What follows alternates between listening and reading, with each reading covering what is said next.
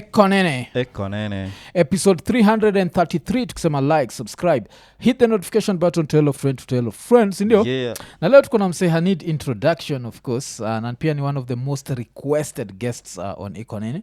Tuko na mzee mwenyewe Obinna. Ni aje buda? God, the top is in the building. Yeah, unaendelea. IKONINI. Yeah. Buda jo, asante kwa kutokea. Thank you for having me. Unajua after uchukue range tulishindwa like, do we have the range to contact you? No, so you know when you spoke to my people, you know, to my PSPA. Yeah. So buda jo, kazi safi sana. Asante. Tumekumention mara kadhaa, mwambia gase kuna so niambia mwafia so hard working. Naambia jo, kuna msee fulani ufanyaga na I look lazy. Like, I wonder who that is. Yeah. Uko na YouTube channels ngapi? I think about 5 or 6. Na zote zina content. Yeah, I have Obinna TV Extra, My Woman KE, the weekly show, the Obinnas. Then now the new one that we are starting. No, let me not say the name for that one. Kuna ingine na kam? Yeah. So what I discovered is when you optimize a YouTube page to a certain type of content, when you put a different type of content, it doesn't pick. Because kama sawa watu wamezoea hii vibe, so ukiletea familia au unapika, watu haitakuwa na hits kama hii. So fungulia kupika yake. So ni mwaf jikoni. Yeah. So when I discovered that, so that's why the Obinnas, my kids, they have theirs. Okay. The weekly show where I'm with them on Facebook has its own. Yosani, the satirical comedy news type of. Okay. Then Obinna TV Extra was a subsidiary of Obinna TV. Yeah. Obinna TV long interview, the shorter ones are going on Obinna TV Extra. Then nikafanyiwa 1, 2, 3. So nikamove nikarudi Obinna TV Extra. So Obinna TV na iguzanga hivi kidogo niko like, when I'm just about to hit 500,000 subscribers, I'm like, Yeah. But you fall down 5 times, get up 6. It really happened to Obinna, the channel itself. The Obinna TV. Yes, Obinna TV. Watch, I'll tell you off mic. Yeah. But it's around that time when I got the letter from KFCB. Yes. Really? And then, around that time, then I made some wrong decisions. Yeah. And I made a deal with the devil. Yeah. Oh, okay. Because me najua, I remember kuna time ulikuwa nafaa kwenda live, ukaambia wase singeza kwenda live na this channel. That was Babu Wino time. Yes. Tulienda, then wakablock. So when I hosted people like yesterday, I hosted people the whole day. We are live, we are good. Time ya Babu Wino tumeshamaliza, tumekaa chini atuenda na click, it's not doing the thing it does. We restarted the whole computer, Nini, nothing. Restarted the internet, nothing. Went to Obinna TV Extra, nothing. We tried the Obinnas, nothing. We tried on the weekly show, nothing. But when my director tries on his YouTube, it works. We're like, okay. So we recorded it. By around 3 a.m. in the morning, we were posting it now. So tukasema tunaenda kurecord na Babu Wino just before Maandamano. Yes. We record it and then now we upload it as an episode. And we uploaded. And when it premiered at 3:30 a.m., we had about 6,000 people watching it live. At 3:30? At 3 in the morning. Damn. We were like, yo, they didn't know it worked on our side. Yeah. Okay. Yeah. Kuna kuwaga na hii, the story that I always hear is people always say always have a backup channel. Yes, always. Because me, I've been the person who just risks it. Like, CJ work on a backup. So unaniambia, I should. Look for backup. So right now you should open a YouTube page called Mwafrika. Just have a YouTube page called Mwafrika. Yeah, iko. Ama IKONINI, backup, something. Because anything can happen to this channel. And if it happens and you've not started building traffic on the other one, then you start from zero. Ama una give up. Yeah. It's the same thing now happens on TikTok. TikTok is it's normal. Unamuka tu page yako band. Uko like, what did I post? What did I post? So because people are in cahoots, there's some people, they come together to shut other people's TikTok pages down. Like mine inafikanga million kadhaa, inashatiwa. Sasa niko kwa ya 4 TikTok. I'm like, my G. What I post on Instagram is the same thing I share on Facebook and I share it on TikTok. It's the same thing. I don't do no nudes. I don't do no nothing. Do you know there's a time my WhatsApp was banned? What's up? Yeah. What's up with that? Now I wonder. I was like, what the hell? Yeah. I just got up. I'm like, you've been banned from WhatsApp. I'm like, what? I'm like, WhatsApp has been banning people. Yeah. I got rid of that number for a while. I think I didn't use it for about a year or something. But it's like been my official number. Yeah. Then I got to the other one.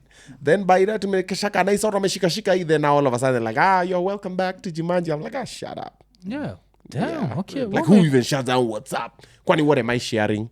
nilisikia hiyo na Karen Nyamu like ni wewe hiyo ni na juzi Karen. miliona juzi yake mimi niko zile za okay welcome home I've been here before. So WhatsApp ikiwa banned, what happens? They You send you a can't message. chat, you can't do ni venye unaendaga hivyo naambiwa this page you cannot access, you've been banned. And so that time I had a lot of it's like there was a demonic thing that was hovering around me. That time I was working at Kiss. Yeah, yeah. And then I had a very big fallout with my baby mama. And it was very public because I kept on defending myself, and a couple of people kept on misunderstanding my cry. You know, when a man cries for help, we don't come out and say, please help me, man.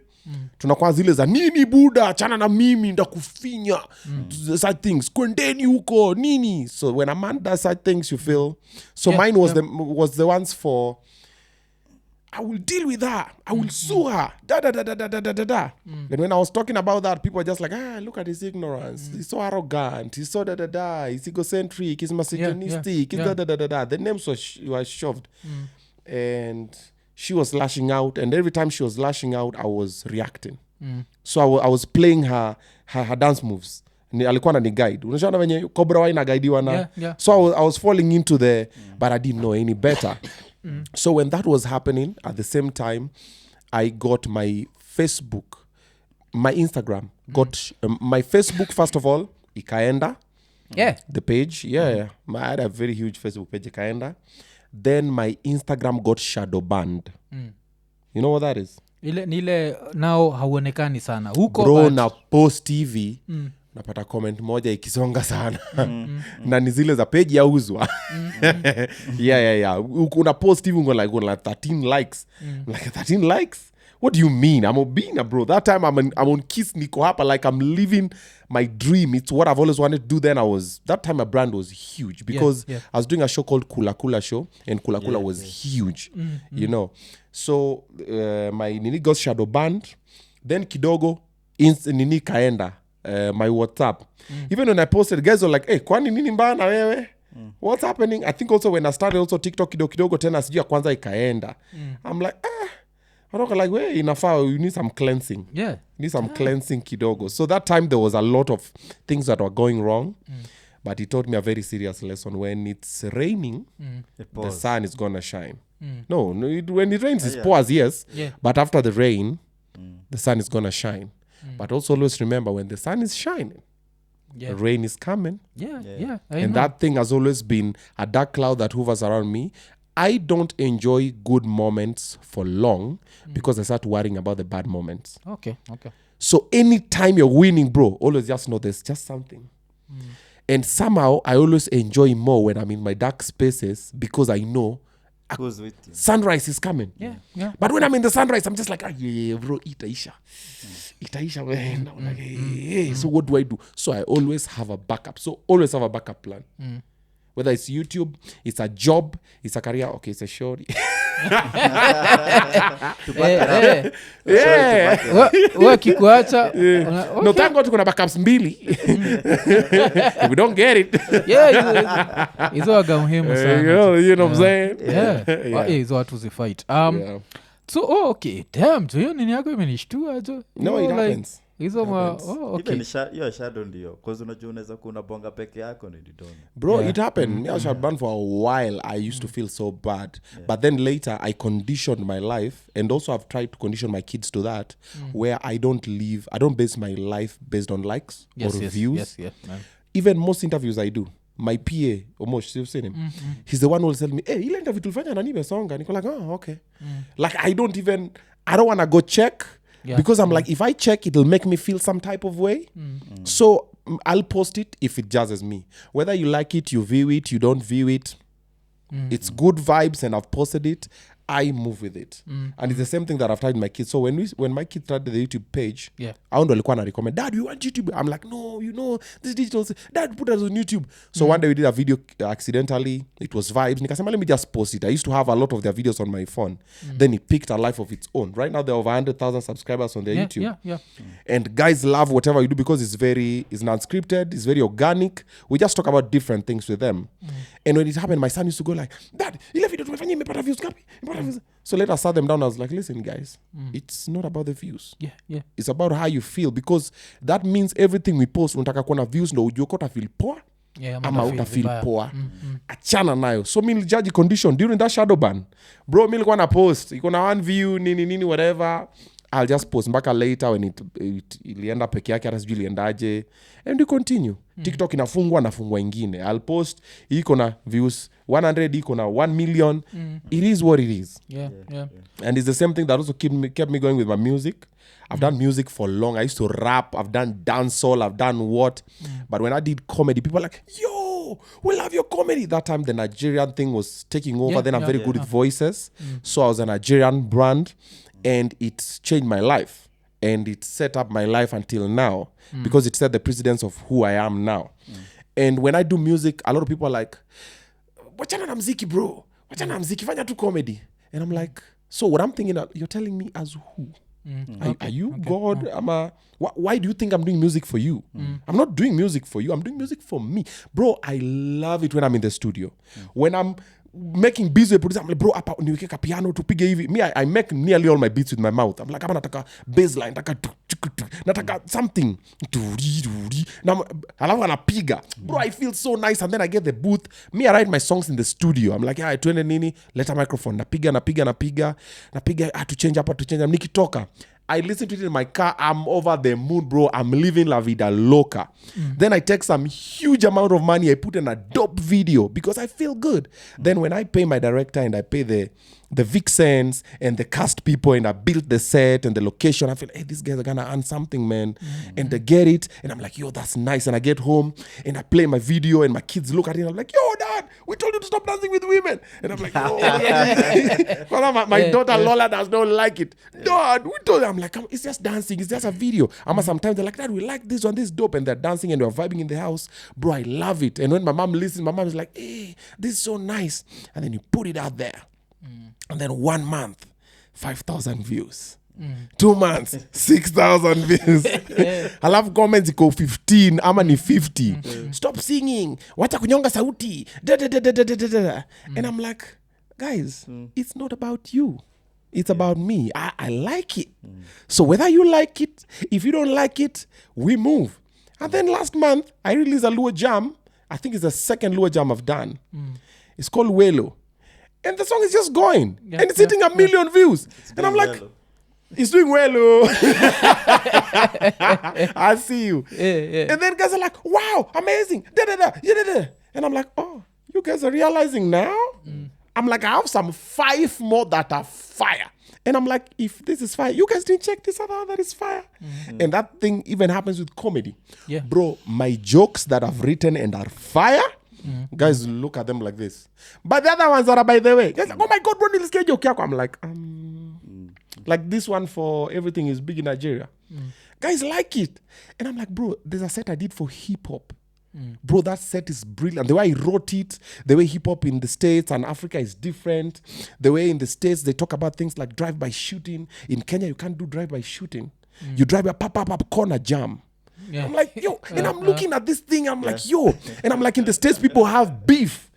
In Kenya, you can't have beef. The hunger. By lunchtime, you've eaten the beef already. And I'm like, yo, guys, listen. And then guys are just like, no, that's not the sexual one. Everything is big in Nigeria. I'm like, most of the time, if I do the things I do, this is what I'm saying. I love doing it. I feel good doing it. Secondary opinion is null and void. Bro, if you like it, good for you. Itakujaz. But if you don't like it, I like it. The same way I like myself, bro. You don't like me, that's fine by me. I like me. I can deal with me. I can live with me. But now the problem is if you talk like that, uko na ego. Watu sama na kiburi. Unajisikia uko na kiburi. Okay, unataka nifanye, unataka nikuwe zile mazee, unajua mimi sijipendi. Bro, mimi najipenda. So it happens in career-wise, in life, in every decision we make and how I decided to live my life and my kids. If we are happy, bro, whatever we do, and it's right, and it's a good thing, I'll do it. I'll not wait for validation from anybody. Because unajua, like one of the things mkujua jazz, of course, it's you and your kids. So how does someone who's not a deadbeat still end up with baby mama drama? How does that work? Because mostly inakuaga kuna kitu nadoige like yeah, hiyo inakuanga hata kama unadu bro, hiyo ukua you can be the most amazing father in the world, but you'll still be painted as deadbeat. It all depends if you have a baby mama who's mature enough to differentiate emotions from reality. Most of the times our emotions cloud the reality of life. For example, nimekupenda alafu tumewachana, niko na hasira na we mazee, umeniwachaje mazee, nini mazee. So instead mimi kusema mazee umeniwacha, so mimi nasema umetuwacha. Okay. Umetuwacha, unani babenyu ametuwacha. najuaga hizo. Sijawawacha, nimekuwacha. Bado niko kwa life ya. And then now what also happens in most baby daddy situations, so I'll talk in general, because if I say my own, itaanza ku revive other stories I don't want to bring attention to. We are in a good place now, so I don't want to. So I'll talk generally, because I've been there 4 times. I know the streets. So what happens most of the time with baby daddies is most baby daddies did not want to be baby daddies. Okay. Most baby daddies didn't even want to have children. They wanted to have sex. Have fun. They Mm. wanted to hit it and hit it good. Hit it good. and hit it good. Mwambiaga iya ni zile za oposorena. Imechoka. They are like, oops. Like, anangalia zile za usiniambie ume. Okay, so nikwambie. Yeah. So most inakwanga, they were just having fun. But now the mistake that most of us men make, including myself, we always ignore the part for every decision has a consequence. And what I came to learn later in life is, as much as I did not want to have that child, I could have protected myself. Could have pulled out. Could have used protection. Could have chopped my epididymis. You see? Like shit. Okay. Didi amekuja. Like Didi, man. Yeah. So or I could have nyongad. You know, there were a couple of options, but you chose to still finish Kumalo and you landed in mass. The minute that you land in mass, whatever the woman tells you, bro, it's secondary. Because she'll tell you, hey, don't worry about it, I'm safe. She might not be. Or she might be planning to trap you. Or she might be safe, yes, but also safe is relative. Sometimes amesahau date zake ama something. Ama anaweza kuwa ndio amechukua hiyo contraceptive, then it backfires. There's normally a lot of things. Ama labda kucheck tu akasema msee aka potential nini. Nikasa misa hizi where I am in life or as a person, I'm not sure if there's any average woman who might find out they're pregnant with my child and they will want to abort it. Ikonini. Ongeza ikonini. Ikonini. When they find it, so some women will look at it like, I would want a father like this for my kids. So it's not even about me. Now it's about her selfish reason with her kids. It's not even selfish. I think inasemekanaga ni human nature. Like the females wananidigio protection. Now protection saizi comes in the form of financial. No. Before the financial part, so hiyo ni second part. The first one, you're selfish ya nataka baba kama huyu kwa watoi wangu. Either it's aesthetics, how you look like, wengine how present you are with the other kids. So they're like, I would want my child to have this. Now the financial part is the third part. I'd want financial stability for my child. Okay? So there's normally that one. So there's a couple of reasons that happen. So labda pia amekupangia tu, hiyo pia amekucheka akasema huyu pia. So as a man, as much as I come from the school of thought of, before a woman gets pregnant, it's only right you tell the guy niaje, mi napanga kushika ball.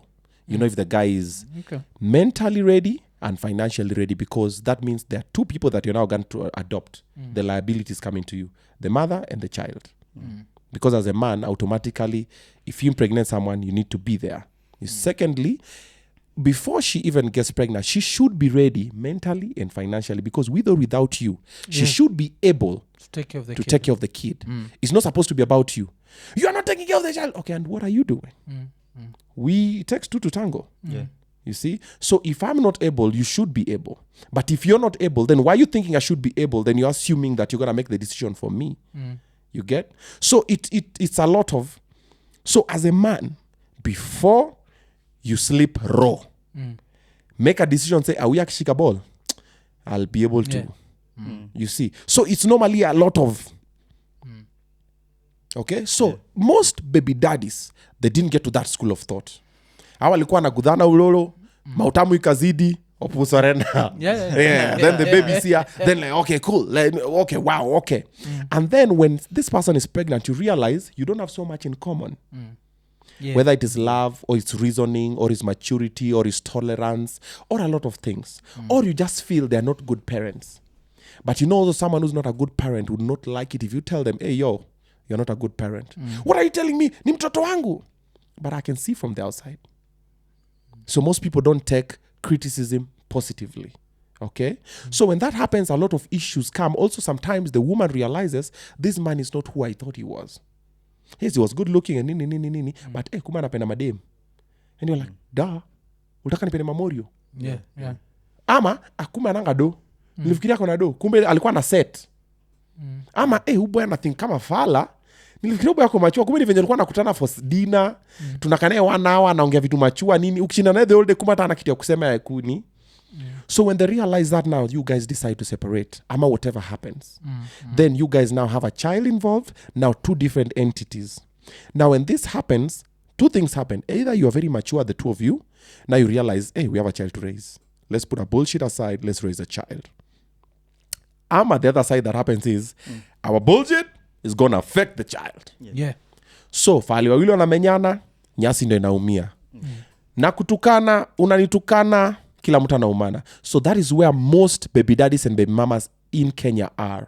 The one for, umenitusi sindio? Aya, stumi do. So as a man, yes, ndio tumi do, yes, you've won. But guess who needs the money?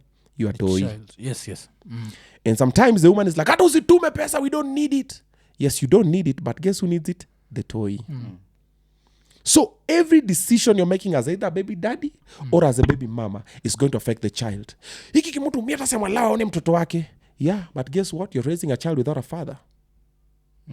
But the father wants to be present. But because of your ego and attitude, you think you're doing the right thing, but it's for you. It's not about the child. And the same thing comes across. Baby daddy. Huyu mama misa mpatia umtoi. But guess what? You're raising a child without a mother. Yeah. So later, unakuna wonder where did the rain start beating you? The child was being raised as a single entity. So mtoi hakukuwa na both sides. Aya, now comes into now the negativity that we put on our children. Nikikuwa na mtoi naongea mbaya juu ya madhake. Unajua mama yangu ni mjinga we. Unajua nini. Mtoi anaziabsorb. Mtoi anagrow kwa ule msee that a resent mother ama a resent father. Because the children, trust me, they always know which parent was the problem. They know. Like me, when I grew up, I look at my kid parents, I remember everything my dad used to do. I remember everything my mom, I'm like, this nigga, I'm like, this woman. I'm like, And kids grew up and they'll not say it because it's not their place. But one time, they'll just mention something, you're just like, kumbe walisikia hiki kitu. So, no matter the side that you've decided to take, it hurts the child the most. Unamwambia vitu mbaya juu ya parent wake, wanabaki wakiziabsorb. Unamwambia hivi, wanabaki wakiziabsorb. Haya, imefika ile point ya sasa watu wapimane misuli. Okay? Unapata msee anatuma do mwanaume but hayuko allowed kuona mtoi. Yeah. So what does a man do? Mimi natuma do wazee, mimi situmi do wazee. Now do you know who has costed the child's better future? The mother. Yeah, that's the mother, yeah. Because the father sent the money, then wants to see the child, but the mother, because of her attitude, nikupatie mtoto upeleke mamalaya wako. So definitely the child is not going to spend time with the father because the mother has decided. Then the father will withdraw. Then now the mother turned online kutokana the dad. Deadbeat dad nini. But do you know when you go online, it's not helping anything. Because online in-laws will not help you do shit. What will they do? Watatukana Obinna, ama tukane mwaf nini, then itaishi hapo. Do you know where you can be helped? Children's court. But why are you not going to the children's court? Because when you go there, they'll drill reality in your head. Watakwambia wacha ujinga. Si ana provide. Si uruhusu huyu aone mtoto wake. then what's the issue? But you can't go there because they're not siding with your side of the story. Unataka watu, you want a pity party. Which is online. Washahidi mtoto nini. So inafikile point msame tukano online. Akafika, menitusi. Haya, what next? Yata amuka hasoli yake, atapiga, atakunya tei zake, atenda kwa mamalaya wake, and life will move on. But now this father is missing to be present in the child's life. And the vice versa is also true. If it happens with the baby daddy and the baby mama, it happens the same way. So it's always just, it's a very tiny space where a lot of people need a lot of awakening. And sad to say, we don't think the same. Like myself, bro, I've made so many mistakes in parenting, even in co-parenting with my baby mamas. And then I've gotten to a place now where, bro, I don't fight. Yeah. Bro, where I'm right now, Just surrender. what you want to do? The good thing is I already spoke with the kids and we sat down and we understood each other. And they all have phones. And I told them, listen, mom, you need anything, call me. Okay. If you don't have food, go to the next shop, ama supermarket, whatever. If you don't have a phone that time, mwambie pigia babangu. If I don't pick, because they know I don't pick numbers, I don't know. Mwambie text dad. Mwambie dad call me ni ABCD. And I'll call immediately. Take whatever you want over there, eat it. I will pay, then go back to the house, chill like nothing has happened. Oh, this is happening, Oh, you're being told, nini. You're being insulted, Mommy, do insults cause any physical harm? No. Don't think it has something to do with you. It's about the person. When someone comes and bullies you or does everything or says anything about it, it has nothing to do with you. See, you are a good person, mommy, baba. Yeah. So you roll like that. Listen, pay attention, don't respect anyone, be kind, nyamaza.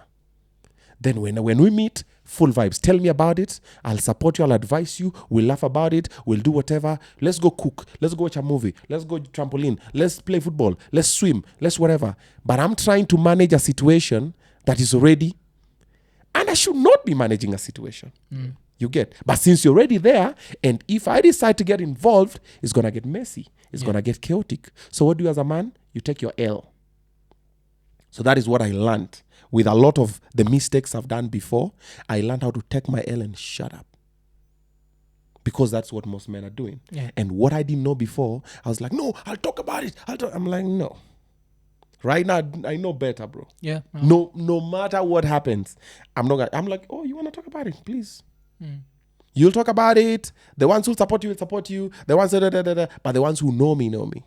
And do you know the ones who know me that I really care about and that I really value their opinion? My kids. They will sit down, and when no other parties are there, they will sit down and go like, Dad is a good guy. My dad is there for me. My dad loves me. My dad will always be there for me no matter what. That's enough. No matter what any other person thinks, like, it's the same way when you look at some of the videos you post with them. If someone watches a video for 10 minutes, they've already deduced a conclusion. Oh, this child is nini. Oh, your parenting style. I'm like, you've watched a 10-minute video, bro. Yeah. I've known my son for 14 years. The other one for 11. The other one for 10. The other one for 7 years. I'm like, and I've been there all through. So you see, a lot of lessons I'm learning, I'm always trying to teach a couple of other men. I don't sit down and tell you, bro, fanya hivi. Naifanya. Then weona venye nimeifanya, copy paste. You see me playing football with my son? Go play football with your son. Because your son wants the dad presence. You see me cooking with my daughters? Go cook with your daughters. You see me playing with a doll with my daughters? Play with a doll with your daughters. You see me driving with my daughters? Drive with your daughters. Why? Because I don't want to tell you, ati niaje buda, fanya hivi. I'm not a professional. Yeah. I'm not an expert. I'm experimenting. And like I've said, I've made so many mistakes, from stealing kids to school, from school. Wanaibwa kwangu, napeleka vita huko, vita inarudi hivi, napelekana kwa children's court, naenda nsaya mtu nasema nipeleke kwa children's court waniite, nakuja nasema, this is where I wanted us to be. That's why I even told the child. Like, I've had so many. But until now, we're just experimenting. But when a baby mama and a baby daddy are involved, bro, there's a lot of variables. And then you can be the best father, but maybe a terrible boyfriend or husband. Yeah. You can be the best mother, but maybe a terrible wife or girlfriend. Same way, you can be the best wife, but be a terrible mother. You can be the best husband, but be a terrible father. You know why? Your wife or your husband, you're not blood related, bro. the way they think is totally different. You- The way they've been But brought an up ID. is different. Yes. kuna kugana ingine ya Nafuliza. kijaka Yeah. Ian ya kijaka ni dhako oken what Yeah, but it's true. your wife is not your relative But it's true. It's very true. Shit, If you look at it pragmatically, it's very true. yes. Their blood, the way they've been brought up, what they've been taught all their childhood is different. But your kids are your blood. Yeah. So struggle so much to be the best parent to your children. You might fail as a husband or as a wife. You can always find another one. But kids, bro, you can never always find another kid. That child you have, that's yours. If you have a different one, that's also that one. And your relationship with them is very different and very personal. So never judge just people. Oh, you know. And then also for every story you see, there's always two sides. Yeah. There's always the predator and the prey. Sometimes the prey will be seen as a predator because of how the prey is packaged. Sometimes the predator people think that's a prey Yeah. because of how the predator is packaged. It depends. Unajua kuna samaki napiganga tu shock. Inaitwa eel. Electric eel. Kandika shock ingine But mjalua kicheki akuko ushago. Mbuta bwana mbuta anaenda kuishika because yeye anaona it looks like a prey. That's a predator. Anashika KPLC. Kama anajoka Kenya Power. Wala Kenya Power kato steam IP. But it's just perception. And also there's so much you don't know. And there's so much that person does not know they don't know about you or about themselves. So let's not conclude based on what we see. Hii yote ni vanity. But kuna kitu umenijaz nayo vile umesema ati dem anafaa kukwambia kaa nataka mtoi. We try kuimagine kuleta imusemaga dem akifanya hivi ileta mkondethe akikwambia nataka mtoto tutalea. Hapo kuna kitu mtu Alafu sasa inaitanga postnat clarity afterwards you go like what did I say? 2 minutes later you're like what? Like But what 2 did I minutes. say? But that thing even happens with ukiwa na kienyeji yako polite. Unaipatanga hivi ni unasikia cover the face fire the base. Bro, the minute you fire the base Yeah. Ndio hiyo sura ina una realize siwezi escort them kwa stage. Siwezi pita naye mbele ya mbogi. Sema bro umeduni. Unageuka hivi unamwangalia unaona tu mwafu. Dude. You're like what? Obese. You're like Obinna. Oh man. I'm like but vegetables like the clubs because nafanya hivi ulikuwa nakakiambare. Unajua kileta hivyo utapatia Ian depression. Ian ashaituambia alichota choko. Hiyo sawa ni best yake. That was a friend. Baada iko best yake. That was a Unajua friend. best yangu alichoko. Alafu Best yake. unajua best kitu ile yake, happen. yeah. At the next day washamalizana na dem umsa kunusa dem ati alikuwa amewaka. The next day alinotice vile dem alienda chini ya bed akatoa glue. No, alikuwa amwambia chukue viatu. The fact that dem hata hakuwa na viatu. Na dem pia kwa na viatu. Ile Alikuwa na kitu viatu alikumbuka na vile glue. aliambiwa viatu akumbuka there's something else aliacha chini ya bed. So alichukua tu glue yake. Akamwambia my bad. Unajua ukipatana dem kwa club ana viatu is a normal occurrence because high huwa nini wanatoa na dance gutupu so akafikiria labda kiatu. But the glue is where I drew the line. Rada golda. Jana Jamali ona dem si kiatu.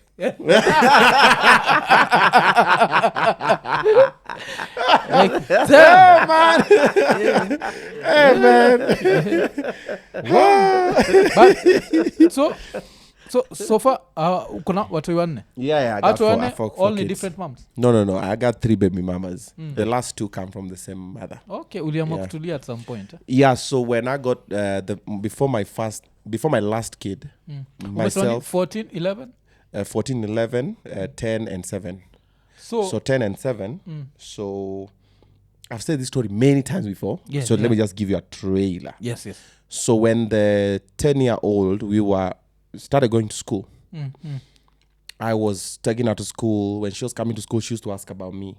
Babangu waka iko, babangu wako amayuko. Yeah, okay. When finds the dad is not there, she'll become dramatic. Atalia nini, napigiwa simu, mama mambo ni nakuja. So I'll go see her, feed her, sometimes wash her, she will sleep, play with her nini. So ikaanza hivi akishalala mimi nachomoka. Then I know in a turn actually alone relax and watch a game. Yeah. Watch a game or two, watch game unapatiwa kachai leo, kesho umekarangiwa fish. Kwa karanga fish zingine steamer bro. Yeah. Yeah, hizo fish hilo. Fish steamer. I like you. That's a dope way of thinking. Brain yako in overheat. Yeah. So I would eat, then kidogo unaona saa ile una chill, so una place amekaa. So kama mamake amekaa ile side, umekaa side, umekula pole then kidogo anatoka pale ana move up kwa mwaf. Yeah, najua guys. So ni process before anakukalia, before you know it, you guys are back to it. You're like, but we thought we were tana. You're like, oh, but I've noticed nikauja move on, nikamisi move on, let's try nini. So before you knew, chidi bang bang, then now the last born, what's up? We're pregnant again. I'm like, what? Oh, yeah. I'm like, come on, bro. We've been here before, man. Yeah. I don't want to know what the baby. It's fine. Let's try and make it work. Yeah. So we're like, okay, cool. So let's move in together. So we moved in together. Was there, took her to the hospital when my daughter was being born. Sikukula nyama for a while after because I was in the theater. Ulingiaga. Pia Yeah. nilingiaga. I would not advise it. Au kiingia angalia roof. Angalia simu. Mshike tu mkono lakini. Wako ilikuwa cesarean ama ilitokea pale tu?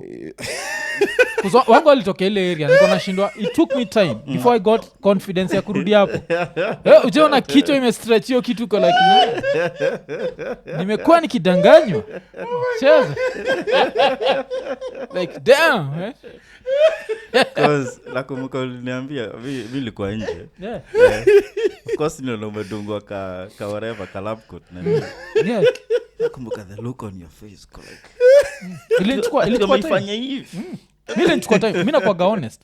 It took me 6 months to go back to. Same story. Ukiona? Yeah. Kusunashindwa amekuwa kudanganya. Sasa kichwa inaweza pitia hapo na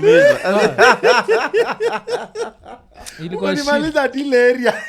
Yeah, John. Area 51. Yes. Hiyo Oh my god. yeah. So yako ilikuwa cesarean ama hiyo? Tusema ndo area 51. Yeah. Was it area 51? It was area 51. I think so. Yeah. Me, I was so shocked because ni one of venye nafinywa hivi alafu you see. Okay, let's not get graphic, okay? Yeah. Na mtu saizi anaosha matumbo. Yeah, so after that I was like, hey yo, so hata kurudi inakuanga a bit tricky. Yeah, inakuwa ile Yeah. compare. So we tried a little bit. I was like, okay, now I want to try and do right. Because remember, by this time I already had my other 2 kids. That was my firstborn and secondborn. I was like, now let's try and consolidate this family. Let's try and see what will work. Oh, okay. So I said, okay, let's try. And we tried for about 5 years. We tried. That's good. But it had its ups and downs and everything. And then at some point it was just, we've really, it's, and I was like, adios amigos. I think I'm a stage yangu ni hapa. So that was the story. So that is how the same baby mama had 2 kids. Okay. So because this was the second try and we really wanted to try. Yeah. Lakini wewe ni jamach kabisa yani. Nikwambia kwa nini? Yeah. Kusika kuna mtu wa 11 different baby mama na wa 10. Unajua ni so raw. Oh baby, I like it raw. So like okay, it depends with how you view it. So my first son who's 14 now. Yeah. I got him when I was 20. Oh, this was my first sexual experience. Yeah. Yeah, the reason is I was raised as a Jehovah's Witness, and for the values that I was taught and the Bible and everything, I viewed premarital sex as a sin. And I was really afraid of doing it because also when I was in primary school, tulionyeshwa this STI video that used to be brought in primary schools that traumatized the hell out of me. I think nile ya Rafael Tuju. I think that's the one. Yeah. Walikuwa Ile nataka mavagina, TV. vagina Zinaanguka. Hizo manini Ilikuwa unaona Tuju. makudni. Hizo unaona makudni manini. Hizo ma whatever. I was like, if this is what sex will get you, I don't want to have this. So I was scared about that. Then also my values from church. So when myself and my dad disagreed and my dad disowned me and akanifukuza kwake, so I came Nairobi kwa Chokosh. Then fast forward and I took myself back to school. That is Isili Educational Center. Then I met my first baby mama through her daughter. with my goddaughter, she's called Immaculate, and me and her, we struck off. We became friends. Oh, okay. So later, she was the one who was teaching me a bunch of things. Because, you know, kuna zile kalongo, zile watu hizo likuwa nimefanyanga, but that's not like sex. So my first sex was the first baby mama, and I was like, yo, nobody told me. Yeah, Miami. I'm like, oh, I'm like, hey. That first feeling inakuwaga like, damn. Yeah, I'm like, what? Yeah. So you see now, from my school of upbringing, nobody told me about proper protection or knowing about the consequences of early parenthood and everything. Yeah. Hata ungeambiwa bado ungefanya tu. No, but it depends with a person. No, there are some people who, when they're told, like myself, I'm having these conversations with my son. Yeah. Because I'm trying to explain. I'm not telling my son, I'm telling my son, now imagine when you are 19 or 20, then you bring here a lady who has your child. What happens next? Okay, you do realize okay, all the okay. plans I have for you. Yeah. Like I see you traveling the world, doing these amazing things. Now you can't do them because now you have to be a father to this child. So think about that before you make this decision. There's a way to say it. Okay. You don't tell me, well, ndakuchapa. You know, unachapa but then forbidden fruit is normally sweeter. Yeah. Okay. So there's a nicer way to tell somebody. Like if someone told me, hey, do you know now the minute this person is? But now from ushago, inakwanga zile the minute you land your first check, Yeah. bibi atakusaidia kuweka together your finances. So that was my school of thought. So even when I met her, when I was doing my KCSE and she would give me 10, 20 bob, I would eat chapati chafu hapo, kinyago hapo, biafrayo slamiko hapo, I would go back to school. So when I got my first job as an office messenger in Westlands, Kipro Plaza, 5th floor, it's called Greenwald International. I moved to Landimawe in a Mabati house. I was paying 4,000 rent. I have all my properties. Niko na kitanda kangu hapa, niko na TV au Aukma. Niko na Ampex home theater. 4,000 nyuma Mabati, bro. Yeah. I was balling. Kadogo ilikuwa inafika penye hii, I think this is a speaker ama this is a power bank. Ama ni internet. This one inakam hivi, inapita hivi. So I had my small bed, I had my TV, then ka plastic chair, then my Ampex home theater, then kale ka TV stand kalikuwa kanauzwa Nakumat, kalikuwa ka black. I bought it, I think it's 900 or something. Hiyo then sapa ndo na manguo zangu, niko na kale ka stove kakuzima na puff, na maji unaizimia nje. Ukizima ndani utadedi. Yeah, ukizima ndani hiyo ni tear gas maandamano. Yeah, that one. Unakamaliza gana nini jo? Kana jazaru. Yeah. So I was balling. So you know when I have that and I'm being paid 10,000, bro, I'm rich. Mimi nikamwambia mrembo ni aje? Pull over. So she came in. So we tried to make it work, but this was the time when she got pregnant with my firstborn son now. Because me, I was like, mi shawa bwana. Me, I'm rich bwana. Mi ni office messenger, niko na pikipiki. Unalipwa 10,000 per month, niko kwa nyumba 4,000, bro. I have 6,000 to play with. You guy. From Ushago, unalimia wase, nauza nyasi, nafanya mjengo, then nikakama hapa nikapiga inda, unalipwa 130 per day, kuoffload ma containers za 90 kgs, nimepiga hapa hoteli, hizo zote. So unakaa chini, this is big money. So me, I was settled. So that's why I was like, we can have a toy. So I was not even careful for whatever. And she had Emma, and Emma was adorable. And Emma loved me. She still does. And I love kids. So I was like, let's add one more so we just have 2 children. No, us rich people, you know, I had 10,000 bob. I'm a rich guy. You know, us rich people, we don't have too many children. Yeah. Wawili. Tuongeze moja alafu tufunge. So when it happened and my job ended, went back to Shago. My son was delivered in Russia, in Kisumu. Okay. And my dad had to leave for us his one room in because this time now we've started making amends because I'm a rich guy. Yeah, just putting it out there. Got 10 G's, bro. Yeah. Na pia nilikuwa na tu savings tu kidogo hapo.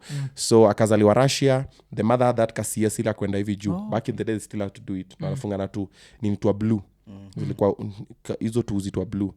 So akatuachia hao yake Kisumu because after a few days ilifani mrudisha tolewe yako kanini. Then Ushago ilikuwa bit far. Then kitambo matatu za kitambo they were bit rackety. So yo kutingiza iuzi no nyalo. Yeah. So tukastay hapo. My son was small like this. I used to look at this nigga. I used to sleep the whole day. So I used to go and try and wake up. Hey. Moka wewe. He would just sleep and I'm like, So when we went back to the hospital, like a couple of days, nikamwambia Manasseh, mtoto ni mgonjwa. Analala sana. Mbona lika watu wengine Manasseh waliraruka. Then after I think 8 days, I did his circumcision. Then we went now Shago. Yeah. So Shago took I think a month. but this shorty was not used to shago because yeye alilelewa Nairobi. Okay. So I remember the mama, her mama calling me, telling me, unanitesia mtoto, nini, nataka rudi Nairobi. Then akatumiwanga fare akarudi Nairobi akaniacha ushago. So she came back with my son. Now that is how our relationship ended. And I always say, if she never came back, probably we'll still be together. Because me, if you're with me, I will ride with you. As long as respect to continue, I'll stay kwacha kwa mata. Even with my friends and even family members. If you're true to me, I'll always come through for you. So she came back and was like, and the mother was like, atutaki story yako, nyinyi amuna whatever, and ushago was bad. Because bro, unakunywa uji na mahindi, you know it's the same thing. Najua. Yeah, uji na mahindi is the same thing. Because uji ni supu ya mahindi. Ama ni juice ya mahindi. Kwanza ni ile nini ya white. Nini? Unapiga mahindi hivyo ndelo, unapiga na uji. Hiyo ndio na uji na skari. Sometimes that's the only meal the whole day. Mkipata mboga ni matawi za beans. Matawi za beans kidogo umepata nini ya bell, ila brown. This shorty has not been used to this life. Afuje vile umesema nini ni kuonyesha the cycle of life. Vile umesema ati unakunywa uji bila sukari. Right now kuna msee a very rich person anachukua uji bila sukari kwa sukari ita mess body. Okay. So she came back to Nairobi, and so that is how I got my first born son. Then now later when I came back to Nairobi, I remember maybe 4 months later, there was a time when she realized I'm back. I think I did an interview for K24 kwa street too. Akaniona kwa TV akole boys amemoka. She dumped the toy in Congo. That time naishi waseka 7 hapo T4. Bora alidump toy Congo, bada mimi sasa niko deep west, tumeenda kuperform, nimeenda kutafuta chance huko ya kurap nini. Napigiwa simu saa 4 usiku, naambia bro, mtoi ametupwa hapa, kuja. Wanaume wametoka Inda mpata mtoi. Nimerudi teke maze, nimefika mtoi yako kituka 4 months. 4 months? Yes. Hukuishi ocha? No, single stay to home. Me, bro, I'm destined for greatness. Nakaa ucha nifanya nini? Shacho manga kutoka, mimi narudi Nairobi. Sinilichanga vea. Ilikuwa 3-4 months later mimi nikakam. So akaniona nimefanya ka interview. Kitambo unajua ulikuwa ukiona kamera unatokelezea. Niaje mnataka watu wa interview? Nini. So that's what I really wanted to do. I still have that picture by then until now, the year K24. So when aliona hivyo akafikiria msama moka. So akakamzile, mimi nateseka na mtoi kama kadam mtoi. Then akaishia. Bro, hiyo usiku tu kulala. My son mimi mwambia kitu yo hapendi story. My son alinyonya hii lip the whole night because analia bro. Unamwambia hapa ametulia. Nikaenda nikabuy milk. Sasa mama next ndo ndiye alituchanua wezi patia mto hiyo milk venye iko hivyo, it's too heavy. So you have to dilute it with the water.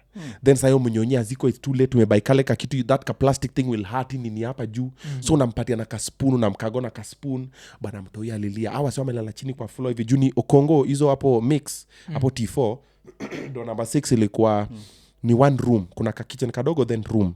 So kuna wasio amelala kwa bed, kuna wasio amelala hapa chini. So mimi nimekaa hapo na mtoi hivi maze. Pia sipigia wakelejo asubuhi wanaenda Inda. Hiyo ndo ilikuwa hustle. So niko hapo na mtoi. Nini akilia? Kaongea na madhangu. Mata akasema leta mtoi home. Wewe endelee na hustle. Kaambia saa. So the following evening ilikuwa nafanya nipeleke mtoi Machakos, niende na ushago, nimwache na mam nirudi niendelee na hustle. So si mother ameenda. The following day wacha sasa matiti muume. Maziwa. Bro ilifika saa 8 hivi, mimi unajua sasa nimerelax, sasa sijaenda mahali kuna mtoi nini, mtoi amenisumbua whatever, sijui, I don't know anything. Nasikia tok nafungua hivi. Nataka mtoto wangu. I'm like what? Mimi nijapanga everything bwana, niko hapo napeleka mtoi home, mtoto mgani? Nataka mtoto wangu. It was not a nice scene. I was very angry and I was like, man. But later we sorted it and that happened. So you see, that was my first baby mama. Then now fast forward to the second baby mama. We used to do shows in town. Myself, Fred Omondi, Owago Nyiro, Otuol, Mr. Nags, Raina's called King Diama Jamal. We used to do shows in town, club shows. So I used to do comedy, then I do music, then I dance. So there's a club called Roast House. Apo nini Koja. So we used to be there every Sunday. Okay, it's called, I think, Kicheko Sunday. Okay. So that's where I met my second baby mama. She used to be a fan. She used to come na nachafua meza. She tells their daughter, Brianna tells me, mama ngona niambia alikuwa anachafua meza kwa show yenu. Naambia yep, that's right. Yeah. Nilikuwa kama anachafua meza man. Si tuko hapo mazee tuna perform. So we put a hit list. So it was me, Owago, Otuol, I think and Fred. I think even Jamal was part of it. So unajua tukiwa kwa club mkiona mashauri wa kama unajua as we are members here every Sunday we know who are the usual faces. So ule sasa kila msesa tumi mstari. Somehow I won. Yeah. So later she told me she's allowed me to talk about this. She cool peoples now. She told me there's a song I used to do, it's called Shake Them. Yeah. It was a dancehall song. Shake them, make me feel nice. Shake them, make me feel cool. Shake them, come to the light. Shake them, and show them what you got. So I used to drop this song and it used to make her. So that is how my other kid came into the program. So when she used to look at me, she's like, who that guy? I'm like, they shake them. So mi ndo nikawin kwa imbogi. So tukaanza ma vibe nini. So because wasi walikuwa narudio Kongo nini usiku ya alikuwa naishi Ngara. So we would just walk napita hapo Kirinyaga na panda hapo. She used to live somewhere there. So I would go sleep over at her place. It was like a small mabati crib. She used to karanga githeri beautifully. She's Kikuyu, so it's in kama si fish ni githeri. Okay.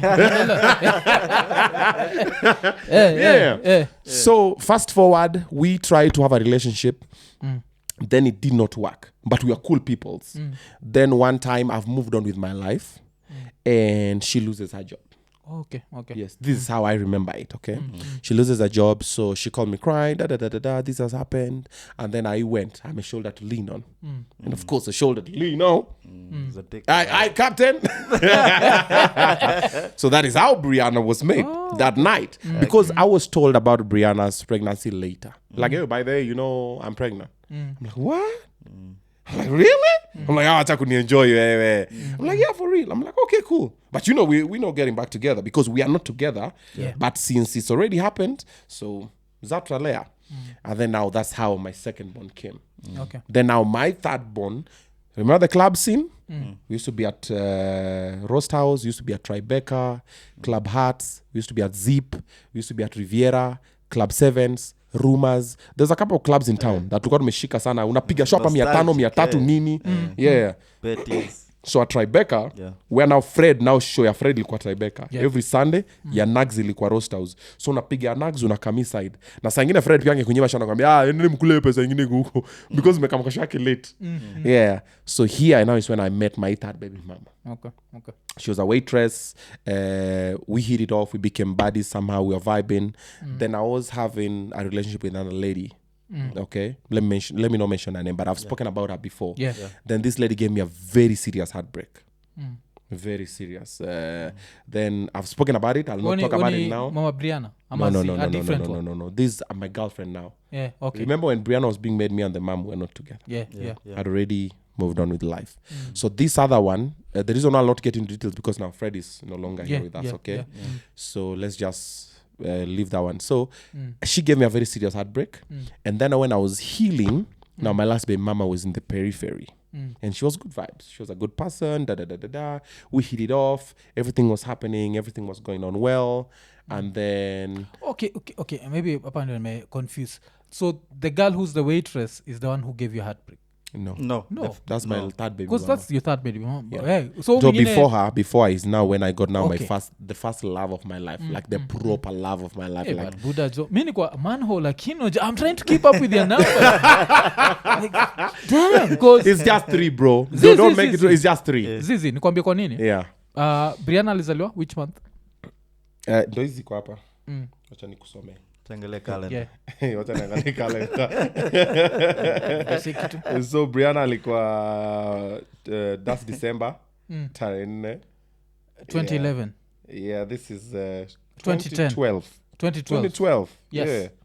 2012. Alafu mwingine alikuwa amezaliwa ngoja kwani wamerearrange May 2011. Ati May 2011. Yeah, huyu ako hapa May 2011. Okay. Yes. Or at least it's more than a year. I was like, damn. It's more than a year. It's more than a year. It's more than a year. Yeah. At least you waited a few months. Tunanibamba ni. I used to frequent Roast House sana. So maybe vile umesema hizo posters naona Fred somewhere. Yeah. Maybe nishaienda hapo ukiperform. Yeah. Yeah. Fred was the highest paid because he was a superstar, and Eric was big, and Fred was big because na Eric wanakuwa confused all the time. Yeah, then most of the time nilikuwa mtu wake wa mkono. So tulikuwa tukipatiwa thao hata thao iko inafika thao 500, 400, 300. Fred alikuwa anakula 10k. Akikam roast house. Atakama pige nini, then arudi Tribeca kuchukua ile 30k yake, that pia si narudi huko tena kuchukua 200 300 yetu, tuna combine. So it was team effort. It was team effort. We put together a couple of coins here and there. So there was that. So this is now my third baby mama. So you see, so if you look at the way the things were unfolding, most of the time people, hey, you really like, I'm like, okay, one, who doesn't? Number one. Secondly, the fact that I have evidence does not mean y'all are not engaging in protected sex. Just because amuku patikana, ama some of you are deadbeats. Does not mean that, bro, I know people in the industry. I know someone who has 11 toys. But watu wanajua wawili. But watu wanajua wawili. And I'm like, man, gee. And I know another person who has 6 kids. I know another one who has 5. I know another one who has 7. And we sit with them like this.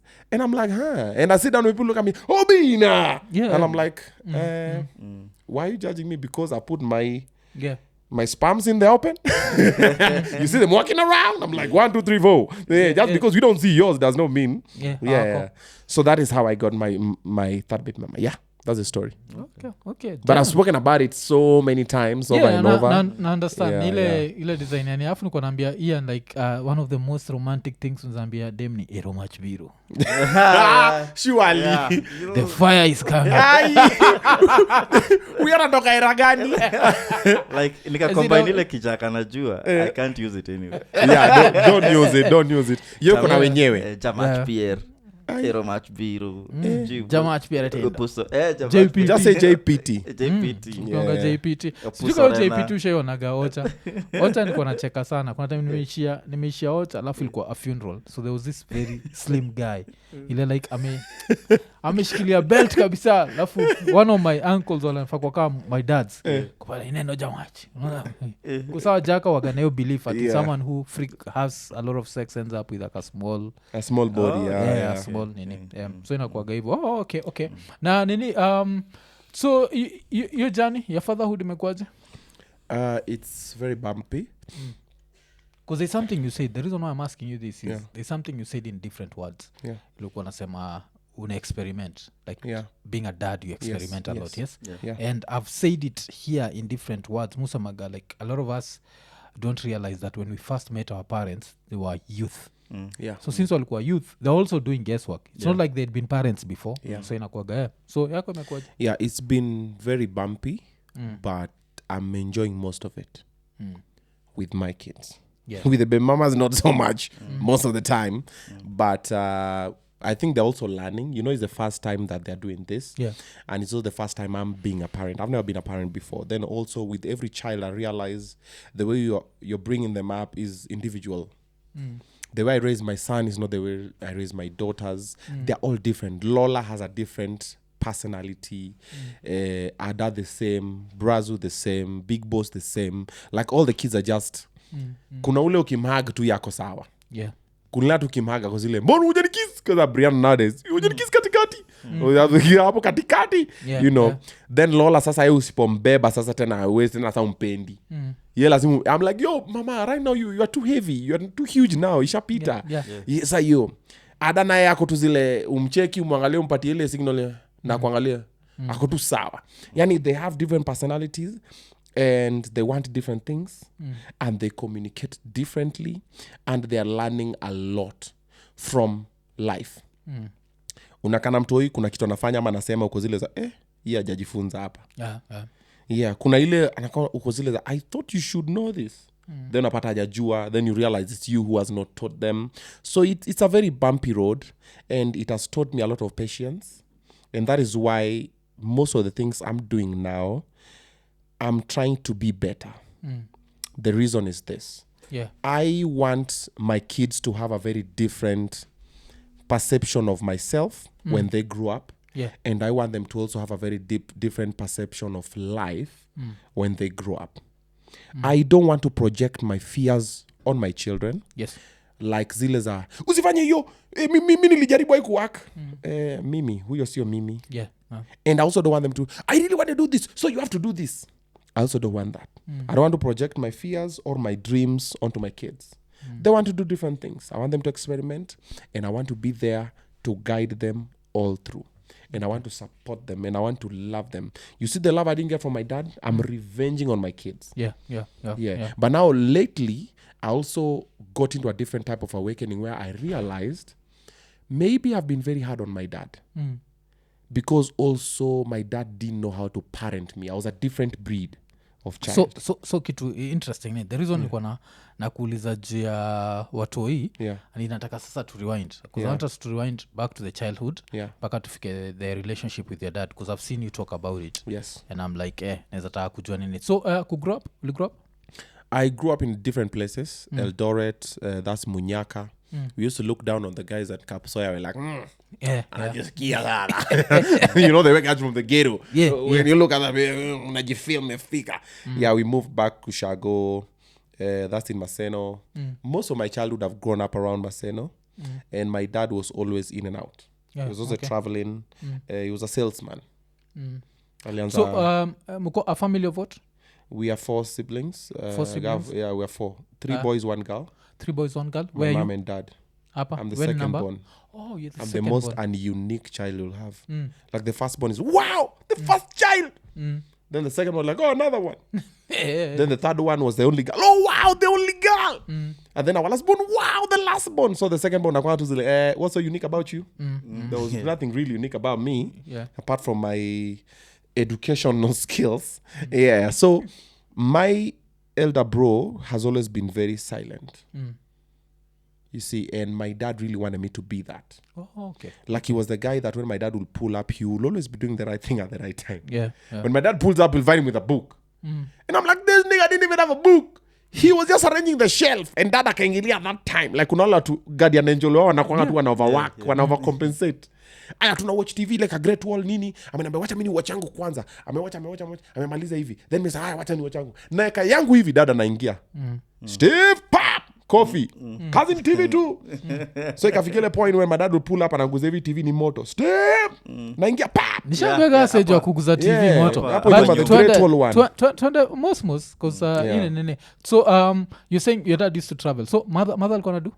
Housewife, and sometimes she would sell plastics. My dad was obsessed with this theory for selling, always having a side hustle.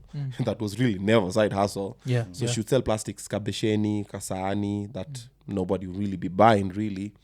The time we had a kasimu ya jamii that I used to run, muna kamna 2 bobs, 5 bob, unamwekea unamfinyia, unakata. That one, we had a CASHAPP. These 2 small things. But my mom was most of the time a housewife. But when we were in Eldoret, she was a nursery school teacher. That's what she went to school for, and tailoring. And she was a very good teacher because she taught me nursery. And she loves kids until now. I think I got that thing from her. I just love kids. Mi hata tukiwa hapa na kuna mtoi hapa, mtu hata kuja tu hapa somehow hata kasi jaongelesha. And pets. I also have that with pets. I'll show up, you'll have a cat, puppy, whatever. The pet will just come and chill next to me. Somehow. I don't know why that happens. But so my mom was doing that. So when we went to Shago, there were no schools taking. So nini reason ya kutoka LD ilikuwa what happened? Transfer. My dad was transferred to Kisumu. And because Kisumu is close to Shago. Used to do sales for? Alifanya sales za wao. Hizi ringos, the round ones. Then akakama kaza kufanya express automation. Walikuwa nauza sijui macalculator, masimu, zile Motorola za kwanza, 2288 hizo, zile masagem. Then akakama akiingia National Printing Press. Then kuna time alikuwa anafanya Anvi Emporium, they sell books in schools. So he used to go to different schools kuambia, we sell textbooks, nini, stuff. But before, akiuza wao alikuwa na baiskeli. Nakumbuka alikuwa na baiskeli, zilikuwa mbele kuna kataya kadogo, then kuna kuna kitu hivi so zinaingizwa hapo ndani hizo mawao mingi then unakanyaga. So he did that. He's done a couple of sales. He's a very good salesman. So that's what he was doing. So when he was moved to Kisumu, we came to Kisumu, but it was like amwezi kana mimi Kisumu. Unajua old people mentality watu kitambo, bibi akae nyumbani. So ushago sini hapa tunyika, yani ushago mimi nikae Kisumu. So he would come sometimes. Then he also went to Kisii. He worked in some petrol station in Kisii. The time we were in Sondu with him, karibu tuliwe huko na Maasere. Tulifinywa kwa ceiling board. Ocha kwetu ni Sondu. Bwana huko karibu tuliwe na Maasere bwana. Zile watu ni wakala huko. Yes, naambia niko naambia hata Ian like sisi wagana close to Wakale so much that a lot of people wameshindwa kulea ng'ombe. Because Wakale ni kama Wamasai, they believe that's their ancestral animal. So they'll come for that shit at night. Na so hata kuna grandmother alichapagwa sere. Hiyo arrow. Hiyo kitu ni normal. Kwa side ya mother. Yes, kwa side ya mother like she spent her last maybe 10 years on earth akiwa like paralyzed there. Because hiyo shit. Because they came for her cows. Sometimes they even lace it. They lace it sometimes. And sometimes also if it just hits the wrong artery, the wrong nini. Yeah, nerves and whatever. So sisi wali come because my dad in Sondu hiyo time alikuwa na wakashop ya Mwindi I think. Then so alikuwa mpati wakakeja kadogo hapo nyuma. So I think we are going to visit. I don't remember. It's a bit blurry. It was a long time ago. I was young. Then I remember the guys came to raid the whatever. Akatuficha kwa ceiling board. Yes, akatuficha kwa ceiling board. Tukapanda kwa meza, keka kiti, tukapanda then akasukuma meza then so tuka kwa beams. Unajua kwa ceiling board kuna the beams. So akatuka beams because walikama wakachapilia manini zingine juu. So kwa melalama nyenza kudunga. Then wakavunja vitu wakaenda nazo. So we've been in a couple of places with him and he was just a salesman. He's always been a salesman. Either anawa kwa shop ama nauzia Mwindi, but amewakia Waindi for long. Okay. Yeah. Okay, so hii ni so Sondu mlika for how long? I don't remember, man. But it was not a long time. It was I think my dad was the guy for most of the time. You'd just go visit him kidogo, then rudini kwenyu. Yeah. So Buddha alikuwa Jakanye. Kisumu Karateng. Oh, okay. Yeah, na Maseno, mamis Nyakano. Oh, Nyakano. Yeah. Ahero. Chiga. No, Chiga. Chiga si kuzimika no naijuaga na Ahero juu the floods and the rice and no, this is Chiga, is the other side. Yes, kuna rice huko pia mazi? Not so much. Kuna kugana rice. Yo rice yani inakuwaga like it's soggy but it has this very distinct taste. Sisikia venye anaongea mbaya juu venye mamangu anatoka. It's soggy. I'm like, yeah, you have your shine. Yeah. No, sisi, I really like your rice. Inakuwaga nini but it's very ukikula utajua ini ya kutoka Masai za Ahero. Okay. So Primo chuo? So when you moved that side I went to Elhobe Primary School. Ilikuwa huko Shago.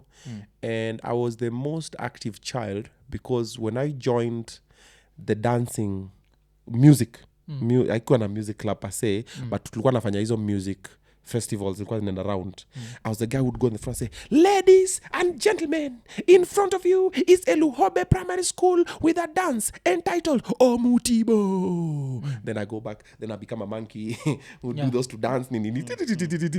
So I used to do that in primary. Then what a place na try kuona hapa ni at what point do you, because as a child I don't think you can have a messed up relationship with your dad. It reaches a certain level of age. That's when I realize like me and my dad are not cool. So at what age do you ulianza kurealize me na Buddha jo hatuko kwa No. Mine I realized from Eldoret. So you how old? I was very young. I was very young because I think was I in Eldoret at around 97? I think I was 7, 6. Oh, damn. 7, 6 apple. Yeah. But one thing that most grown-ups might not know, kids remember, because me I remember a lot of things when I was young. Do you know, I think I've said this before, I remember when I was in nursery school in Eldoret. It was called Alpha Nursery School. My bro I think became number 1 or 2 and he was given a biscuit. Hizo biscuits zilikuwa hizi kama Oreo. Ampatona nani sasa? Si shule. Ni kama award. Yes. So hiyo biscuit ulikuwa 2 ziko hivi then unaitwist hivi then ilikuwa na some pink cream. So watu wana kuilamba. So nikaenda kumuomba. Akaninyima. Then nikaenda kumshtaki kwa dad nikilia. My dad had come for that parents day something. Dad, nimeomba ameninyima. My dad told me next time work hard and get yours. Bro. This time you're like 5 years old. I've forgotten that thing. That's when the cookie crumbled. Yes. And I was like, this nigga is never gonna defeat me on nothing. And since then, I was always number 1, number 2, or number 3. but I remember it from then. Okay. And coming through my life, even primary when I was doing all these things, I remember my dad used to just hit me for the sake of hitting me. Okay. At what age? All this time, bro. Kutoka nikiwa huko ma 7. Because me najua kitu reason why nakuuliza hizi vitu, Yeah. I've always told people like I grew up in the most weird thing. Yeah. A relationship where our dad never hit us. Sisi mtu alikuwa natugonga ni mother, but there's a way a mother hits you that the love never gets lost for very most of us. Yeah. But dads inakuwaga hiyo like the relationship is not that tight. Unajua hujatoka ndani yake ati hivo. Yeah. So he has to work harder for your bond kukua. So nasema alikuwa tu hiyo tu. No, mi yangu ilikuwa tu hivyo. So what happened is this. Nowadays is when everything is falling in place. I was the most active child. Because remember we were just 2, then we became 3. We were 3 for a long time. The only girl, the only firstborn, then now there's me. Then I was the guy for ukisikia kelele nje ni mimi. Okay. No, ni mimi. And then most of the time I would be found at the wrong place at the wrong time. Like that story for TV I've given you. We had a Great Wall TV. That's the only TV we had. So my dad would come in the house because ashanipata twice before watching the TV. So even if I was not watching the TV, atakam na guzevi na ka TV ni moto. Steve! Nikinga hivi coffee. It wasn't me. Okay. But now because ushanipiga, I'll not say anything. Then I grew up fearing my dad. So anytime, and then one thing that also pisses me off even until now, my dad knew I feared him, but somehow used to tell my mom all the time, Pea Steve anilete yo chai. Bro, I'll take to him tea like this. Because I'm so focused, I don't want anything to happen. And when you're focused like that is now when it happens. Yeah, it happens. Glass chini kikombe, pap, viboko. I'm already nervous. Get somebody else. The firstborn is here. The only daughter used to be called Wangedongo. Hey, Wangedongo. Then named my sister after his mother. So like, oh, my mom, da. Then he's the only girl. So clearly. Then our firstborn son used to be very clean. Then he was so put together, he was so quiet, he doesn't talk. So he used to tell me, why can't you be like? So my dad used to tell me that all the time. Okay. All the time. Why can't you be like? And nowadays when I'm realizing I would never be like him. Yeah. I even never wanted to be like him. I just wanted to be me. But he didn't know any better because remember it's the first time he's also doing it. But now he thought beating me would be the best way to teach me to be like him. And now another thing that he didn't know, and I'm sure he doesn't know even until now, is, so there's a show that I'm doing. Should I talk about this? Yeah. No. Let me not give you the details. Ikitoka mtakata hii pata alafu mtaona. Okay. So right now he doesn't know that most of the things that he punished me for, I didn't do them. My big bro did. But I couldn't snitch because you've already beaten me. Yeah. You get? So I developed a mechanism where if my dad will start talking to me and I'm standing next to him and I see his head get small, alafu iende mbali, nimejua ni coffee na kam. And somehow it always happened. Tunakatu hivi anaanza kuniongelesha naona tu kichwa yake na kandogo alafu inasonga hivi mbali nasikia tu pap. Somehow bro, I used to, do you know, in my whole childhood the happy moments I remember of my father are 2. Moja tulikuwa Kimi wa Grand Hotel Kisumu. Alikuwa ameenda kuona madance, wasa alikuwa na dance ni nini, akina Likobe the konywe kobo. My dad laughed that day, machozi katoka. I was looking at him, I'm like, yo, he can so be happy. Yeah. He's so happy. I was so happy because he's so happy. Me, I really wanted to be like my dad. You see, there's a way he used to chill skuma wiki. Then inafanya how? Bro, I really wanted that. Yeah, I used to sit next to him. I'm like, yo, I used to love that. You see, then there's a way his clothes used to smell. Kama ziwa fulani, nilikuwa na nusango zake hivi. I'm like, I want to smell like that. You know, I really wanted to be like him. Then he was so put together. Then he was well informed. He was well spoken. You know, I was like, I want to be this guy. Then when we go preaching, he knows about the Bible and that. And I was like, yo. So I used to admire him. But now, if I look at the happy moments, there's that Kimwa. Then the second one, there's a time alikuwa come home, then tukana mwescot aendelela arudi wherever I was going. I don't remember where I was going. Then tukamwambia it had really rained. Tukamwambia dad tunaweza kushinda kukimbia ni nini? Twende. Akatupanga. Assistant mbele, then mimi, then my bro, then he. Alikimbia akatupita si wote na alikuwa mbeba briefcase.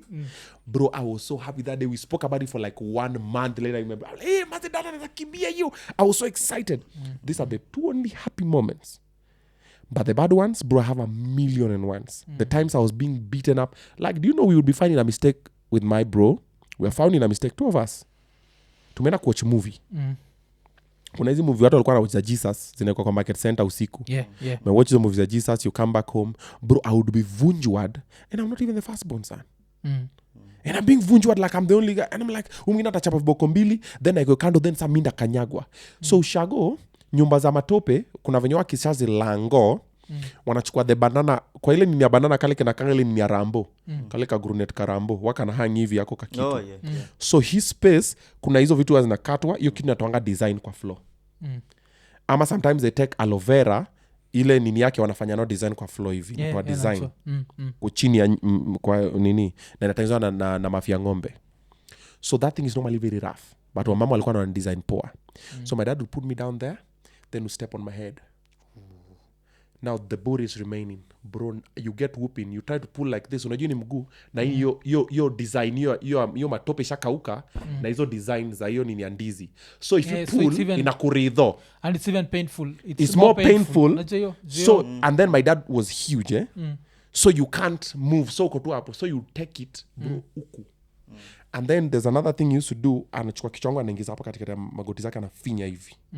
So kisha finya kichwa hapo unajua sana mkono tu imebaki hivi. Then sometimes atashika mkono zako. So my dad loves wrestling. He watches it until now. I don't know why he's all obsessed with it. Alikuwa na zile zile matapes zinakuwa na 5 different whatever. Zile refu zilitokea CD. Na 5 in 1. Hizo. Alikuwa na za Reso, WWE, WWF, you what. So akishaingiza kichwa wangu hapa, atashika mkono zangu. So unajua mkono inashikwa na nyuma hivi. Because now you're like this. Yeah, I so get it. So ameshikilia hapa zote hivi mbili, kichwa amefinya hapo. Then sasa viboko bro hapa. So I would remember all these things and I'm just like my G. So I remember most of the times I didn't make no mistake, bro. Like I'm always like, so if I remember the times that nilichapwa that nimefanya makosa for real, maybe 2 or 3. And Ian, hiki tunaenda kusema kiasi, I don't know, anaweza taka kuznani pia alituambia the same thing, he went through hell with his dad. Anaitwa nani? Mr. Lenny, alafu pia apart from that Bobby Mapesa. Yeah. Like I always think like it's about crushed dreams. Like they had some dreams and I don't know if we remind them about those dreams. But more than that, in your situation, because situation ya Bobby Mapesa, I don't know why I never thought about this. But in your situation, could it be the fact that maybe budako alikuwa na wakmbali alafu anakuja ukatengenezwa kama mtoi wa pili, maybe alikuwa na suspect wesi mtoi wake? Could that have been? Because I'm looking at the level of violence and it's not because ila kina Bobby Mapesa it was Mr. Lenny, it was all of them. Like they used to be beat up baka when they all confronted their dad, like he end up nikame like his heart whatever, he had to be taken to hospital because they all went to him like ile of course Lenny pia alikuwa na feel like yeye mwenyewe like alikuwa naonewa but ile time like when they confronted him it was like so he yako. No, mine was my dad really wanted me to be like my big bro. Yes. But what he didn't know is I can't be like my big bro. Yeah. We are very different. Every child is, and he wondered why I would not be. And the other side of the story is I was a very brilliant kid in school. Bro, I was always number 1 or number 2. And so I was like, my G, like I'm really trying hard to impress you. And in church I'm doing good, bro. I got baptized in 2003 November 16th, bro. I'm preaching door to door. Hey Nyaje, we're here to talk about God, we're here to talk about Jesus, let's talk about this. And I'm doing all these things because I want to impress my dad. But on the other side, I like watching movies. So nena nilimie wase, then nikipata kado ndaenda kwa soko kuwatch movie. But that day nimeenda kuwatch movie is when this nigga decides to show up after 6 months. Steve ako wapi? Ayuko. Then mimi na watch movie na show up nimekama kejani because huko ushagua kuna anything you can do. That movie elastic ya kwa kitu kama 6 inaisha kitu kama 8:39. Because ilikuwa movies za kina Commando ni refu, umetoka giza unafika mtana pata mzito amekaa hapa na ningoja. Kanye. And then akuka na masimu pia mzee kupiga ni aje mzee amefika. Hiyo Kanye. I know movie. That's the only thing I'm thinking about. Nina movie done. Nend pain. And I'm like, but I've done all my duties. Hatuna ng'ombe ya kuchunga. Wacha tumwekea subtitles. Nilipeni nilala chini. Yeah, nacha tukusekeza. And then you go behind the drawer and then you find this vijiti ameweka hapo mazee. And I would get some serious whooping. Then anyimwa chakula. And I'm like, I already did what I needed to do. But now for him, the fact that I went to watch the movie was a mistake. But for me, it was not a mistake. Because when I left, I told mom. But another thing that sometimes I used to be angry towards my mom because she never defended me. However, later in life, I'm understanding her because she couldn't even defend herself. My dad was a lion, bro. If she tried to defend me, pia ibeni riwi kanyo. Join them. Mix on. Oh, we pia kuja pia wewe. So she would just look on the side and everything. The time my dad beat me, she nearly killed me, bro. I went to the hospital. I was staying in the hospital in Maseno. Then I'm laying on the bed. And then my dad comes. Then my mom is sitting next to me. Then my dad enters. Then he touches my forehead. How you feeling? Then touches my neck, Nini. Ibro chango. And then it steps out. Then my mom is sitting there. My mom looked at him with so much disgust. And then my mom went like, I've never forgotten that look in my mom's. He was asking you how you feel, but he wanted to kill you. He's the one who wanted to kill you. Buddha kitu moja. Like one day when you do Shona Bobi Mapesa, I think it's going to be very healing for the two of you. Your experiences are so similar. Yeah. Because Bobby pia alikuwa anasema at some point he felt like he hated his mom. Like it reached that level where alikuwa anasema hakuwa na understand vile budake anaweza mwacha. Because now budake used to do this weird thing. You see, I don't know, it's a Jaluo thing, but there's this thing where they use food to intimidate you. Yeah. And it's fucked up. Nacheki. So yeye alikuwa anasema budake alikuwa anatokea anamwambia lala chini. Alafu anamwambia vua nguo lala chini. Then he starts eating while you're there waiting for him to beat you. Then all this time you're a kid. You can imagine the amount of mental torture you're going through. You're preparing. Yeah. You're like, just beat me and get it. I mean, I've been there, bro. Nipige ishe. Then akupiga kutu hapo. I mean, my dad used to read for you the Bible. So my dad would beat me up. And then I say, leteni Biblia. We do Bible studies. Bro, I'm sitting there. I'm so angry. And then I'm looking at this nigga. I'm like, would Jesus approve of this? But you're a child. Remember, you know nothing. And then we are there. Then he's teaching us. Then he's asking me, Haya, what's the answer? Then I'm looking at this nigga. Then unajua kuna ile kiwaruko iko hapa. You don't want to talk. And then he told his disciples, ongea vizuri. This nikikusikiza, I think comes to mind. Do you know a lot of men in Africa were raised by their mothers, but we don't know we were raised by our mothers. Because if the only relationship between we and a dad yako on discipline, he's not raising you. Because remember, our mothers were the ones who you have a bigger relationship than discipline. It's not just about ntakuchapa. Nini, like mi buda kwa nanichapa, but one of the most powerful rhymes nishaisikia from a rapper ni exhibit usemagati ye na dad yake, the only form of physical contact was a slap. Acheki. Like ile hakuna kitu yote. Now that's my dad. It was either that ama is instilling rules za Biblia. And my mom, our mother sent more threats than actual contact. So with my kids, I think with my last baby mama, so I used to tell her, okay, let me just put this out there. This comes from a good place. Okay, I got no beef. Yeah. I used to tell her, I don't like when you shout at the kids because I've noticed my mom shouting and it never amounted to anything. Yeah. Don't shout. Just talk. And when you need to execute discipline. Yeah. You saw threats that you always shout. Why are you always shouting? I'm like, so my mom was that one. She will shout, but she will never execute. Yeah. My dad will never shout. But the amount of beatings, that physical contact, I agree. Like I don't remember my dad just hugging me hugging me. Now this is what I have to ask. Now you end up as 4 kids. Yeah. This violence is still the second kid peke yake. The rest are being treated. Yeah. It's just me. Damn, okay. And did it affect relationship yako na mabro wako, sister zako? Yeah. So myself, I grew up somehow. I wanted to be better than my big bro. And I succeeded. Because he didn't know I was competing with him. But I was. Why? Because why does dad want me to be like you? What is that to do? Oh, you play football? I'll do it better. Oh, you perform well in school, I'll do it better. Oh, you speak English, I'll do it better. You didn't, I'll do better. Because even KCSE, me and him were in the same class. I performed better. I went to better school. I went to Lembo Boys. He went to Koyo Mixed. He dropped out along the way. I continued. Even when my dad kicked me away from home, I came to Nairobi. I found school. I took myself to school. Even now, I've taken myself to university. Now I'm doing my degree in MKU. Because I'm like, I want to be. So you see, it brings unnecessary competition. And then also with my sister used to look down on me because she was a queen. You know, we were Hamia subjects. She's Wange Dongo. You know, she's my dad's mom, and she'll get what she wants. And she had so many clothes. Me, I had, I think, 4 clothes. You see, and I would look at her, I'm like, but for her, I understood then because I was like, she's the only girl. She was the only girl. Even when our last born came, she's 2 years my junior, so not a kid really.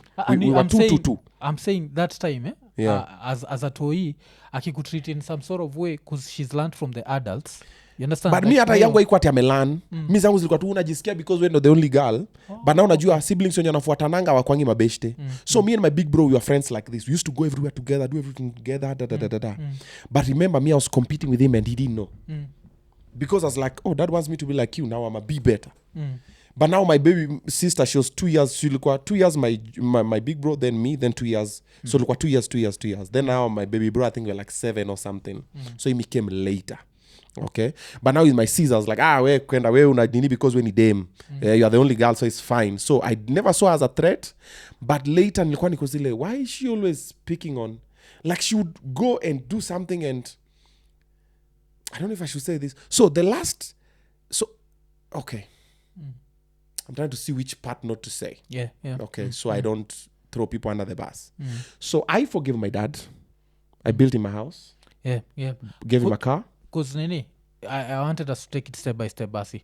No, see, I'm going back. I'm just forwarding. Don't you on his set history sees. Yeah, I love that. Then we go back. Yeah. Okay. So I forgave him everything, but I've not healed. I have a lot of childhood unhealed trauma. You see that I've locked in, but they always come back when I start talking about these moments.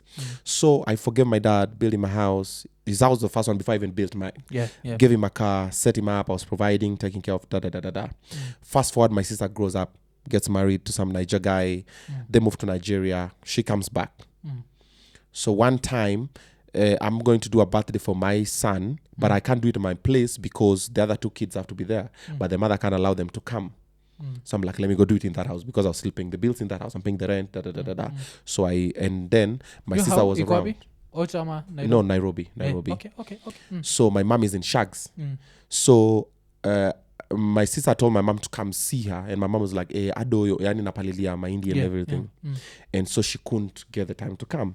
And me, when I called my mom, I'm like, yo, it's Leron's birthday, I want you to come through. My mom's like, adoyo. I'm like, but see, I told you to be telling me, I organize. It's like, I'm like, okay, find people, I send you the money, you didn't tell me, then you come. Then also I want you to come and surprise my sis because she's here. Come and surprise her, then surprise Leron. He'll be so happy the grandma is here because they're also tight. Like, okay, so let's organize a surprise. So I book a flight, Nini. My mom organizes people, and Abaki Uko takes a flight, comes, we surprise my sister, boom, Nini. So it's a birthday party. So we're doing a birthday party, and then when I'm about to leave, my baby mama is not around. She had gone to work. So I've decided to do it during the day to avoid a lot of other unnecessary issues, a lot to talk about. So when I'm about to leave, Lola starts crying. My last born. When I always want to leave, she's always, oh, Dad, where are you going? No. So I sent Leron, call my mom, because my mom and Lola are also tight. So mom comes to manage Lola, then I bail. Leron comes back, I'm like, oh, what's happening? So mom is in the other room. So I pull up in the other room, I'm like, yo, mom, see, I'm calling you so you manage for me, Lola, because I need to go. I think I had an event or something that evening. So when I enter the door like this, I'm like, yo. So I see mommy sit down. Mom is crying. I'm like, what's happening? My sister is throwing missiles towards mom. Oh, you don't care about me. One day I'll also have money. I'll be calling you and then you come. So I may call you, didn't come. Oh, okay. And I'm like, yo, that's not how it happened. What happened was mom was here to surprise you and Leron. I organized it for the 2 of you. I called mom. Mom told me she's paliliang the mahindi. She can't come. And I told her, no, you should be telling me because that's what we agreed. But you know, mom always feels akinyomado and any inconvenience. Yeah. So me, no, just tell me, I'll organize. But also, you know, she's just home. She's not doing anything really. So sometimes people have to kwenda and everything. So when she told me, I told her, no, I'll pay someone to do that. Like I always do. I'll book a flight for you. Come, we surprise the two of you. So it's actually about you. But remember, me and my sister, we've always had that thing since. She's the one who, no, what are you telling me? Da, da, da, da, da, da, da. So mama tried to explain to her, but because she's always been the princess of the family and she's always da da da da da. So mom is here, mom is emotional. She's not seen her daughter for a long while. She was in Nigeria. She's married. Yeah. And she's back now. She's come with her toi. And the party has gone well. I'm about to leave. Yeah. So ameitwa kwa kona meko kwa kiama. So when I tried to do this, so my sister Wakisha's with me as well. And I'm like, yo. So I call my baby bro. I'm like, yo, pull up. Because always have a witness. Yeah. Bro, always have a witness. I'm like, yo, see what's happening here. Ebu explain what's up. Because him had briefed him. This is what we're going to do. It's a surprise. So tries to explain. She's still not listening. My baby bro holds my mom's hand and takes out of the room. And I remain with my sis. And I'm like, yo, listen, I'll keep it 100 with you. Okay, so one of the main shortcomings that I have, I'm always very honest, brutally honest, sometimes unnecessarily honest. So I'm like, yo, listen, I'm going to be 100 with you. You're not a child anymore. Okay? You're someone's wife. You're someone's mother. Act like one. Yeah. You'll not be hurting your mother. Now she's crying and she did this for you. I actually paid a flight for her to come and see you. It was for you. Because me, I can go see her and I was with her previously. So this is for you. So what you're doing is uncalled for. Stop acting like that. And she's like, oh, you're not telling me anything. You're not. There's nothing you're providing for me. I'm like, you're in my house. I actually pay the rent in this house, the food I buy, everything, the bed you're seated on, the couch, the TV, everything is my own. Because that time is when I just separated my baby mama and I left her with everything. Because of the kids. I was like, so I started from zero. So everything here is mine. And since you've come back from wherever you come from, you don't have anywhere to go, so you're actually in my house. So yeah. And I was very calm like that. And then I walked out. All right? So I came out, mom, So now I can't leave mom now. Now it's a hot zone. So we live with mom, spoke with Lola, managed that, Nini, so we leave. So I'm driving home. So when I get to my gate, I see my dad calling. And then I pick. And I just hear, what are you fighting with your yeah. What are you fighting Squabbling. for with your sister? with that tone. And I'm like, and I'm like, what do you mean? And then the phone hangs up. I think he didn't have credit. So the gate man opens the gate. My mom is seated next to me here. She's in a different zone. She's disappointed. She's whatever. She's broken. And my mom is a personal person. So me also, I'm like, oh, damn. So I park the car. We get in the lift, get in the house. I sit down like this. I open WhatsApp. I see a voice note in the family group. I click on it. My dad. Missiles. How could you? My mom is seated on the other side of the dining. I'm seated here. Brianna is here. Liron is here. Because now we couldn't leave them. So we left Lola and Dada. But they can't hear? No, they can't hear Luo. Okay. It's Luo. Okay. It's Luo. Okay. So I tap on it. Then I tap on the record voice note and I'm like, hey, yo, dad, you're fighting the wrong person. I'm not the perpetrator. I've not done anything really. What happened is this. I organized for mom to surprise sis. And we did a birthday party. And she's supposed to come back tomorrow because today she was supposed to sleep on the other side with her daughter and everything. And then tomorrow her flight is back home because anapalilia maindi and So what I found is sis was doing this and this. And I just told her, grow up. You're not a child anymore. Nini, we didn't even fight. And I was just helping to cool off the fire between her and mom. And I sent the voice note. Zingine ine, dad is still firing missiles my way. Papa, you've always been this. And I'm like, yo. And mom is seated there. Mom is looking at me like. And my baby bro, he came with him to the house. And he's also there looking at me like. And then it hits me. This issue is not even about what is happening now. This nigga is firing missiles. That I like. So I'm like, this is what has been happening through my childhood. He's always beaten me up for things that are not my own. I'm like, this was not even my bad. I was not even fighting with anybody. But do you know where the problem is coming from? My sister. She called dad crying and told dad something that has not happened. And she's in this group. So I recorded a voice note and I said, yo, sis, you know you can stop this, right? You know I didn't do anything to you. I didn't say anything bad to you. I didn't even quarrel with you. I've not even seen you for a while. This is what I told you. And you can just tell dad, the issue is not even with me. You are having your own issues, and you can cool off this fire. But you've chosen to be quiet. So I'm taking a lot of bullets that are not my own. And do you know what my sister did? She didn't say shit. The way she used to do when we were growing up. And my dad kept on firing. And I was like, Dad, I'll leave you with the respect that I have for you. And I'll not engage, so allow me to leave the WhatsApp group. And I left, and since then I've never been in that WhatsApp group. And I left the WhatsApp group and I blocked dad everywhere. And I said, Dad, if you ever need anything, reach through mom or through my baby bro or any other person. They'll tell me, then I'll actualize. But to me directly, because I've realized you're fighting me and hata sina makosa. So you see, so what I was trying to say is, most of the time, even with my C's, I would get bullets that are not mine.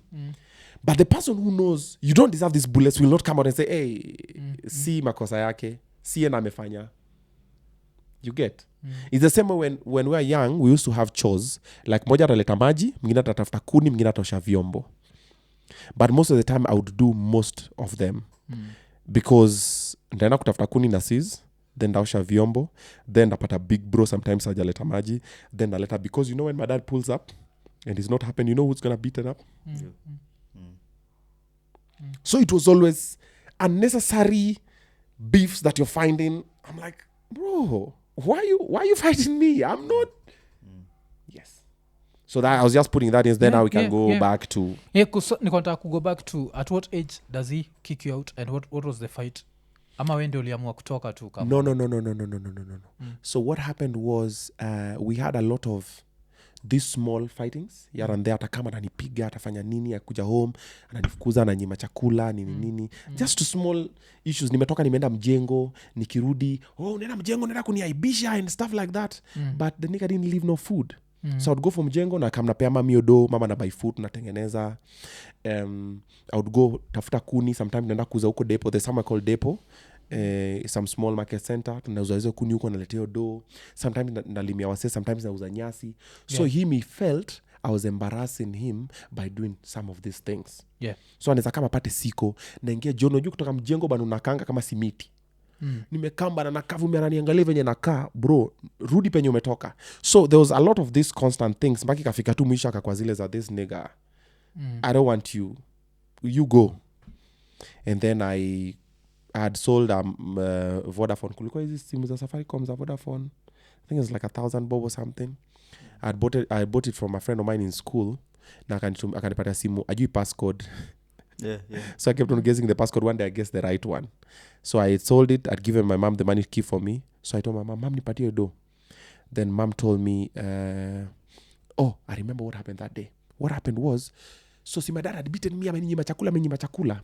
Nika discover kwa nyumba kuna mahindi. Then kuna mse fulani, let me not mention his name, anatafuta mahindi.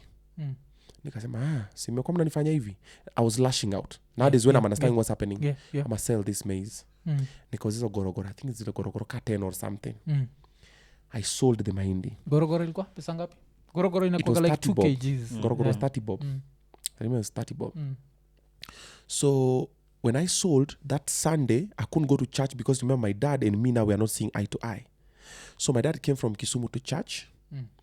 Akamit mom, akamia mom, go home and ushage ile mahindi and then mukule na whatever.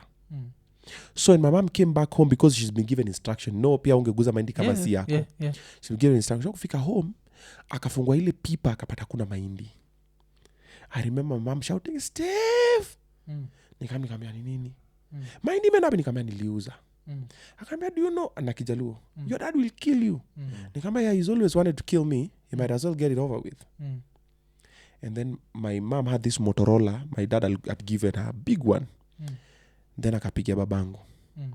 Akamwambia, ile mahindi uliniambia nikuje ni siage ndo to survive now hizi 2 weeks. Nimepata ziko, Steve ameuza. Akaambia mamangu, nisikuja nipate mtoto hapo nitamuua leo. He cancelled even his trip that now is going back to Sumuna, is coming home to kill me. That was the same terms in Luo. Yeah. So my mama hung up the phone and my mom started crying. Hey, baba ubinonegi ya, baba uachono ubinonegi ya, baba uko yunika toti negi, Stefani kurizetie, kari uzenega. Unajeza pia mimi meniua. Baba uachono ubino, baba uko ubino, baba unimaseno uachono ubinonegi ya, man, you can tell a story because I can actually picture it in my head. Yeah, my mom is done, bro. And me, when my mom cries, I'm like, yo. So now it's when it dawns on me, I'm like, yo, what did you do?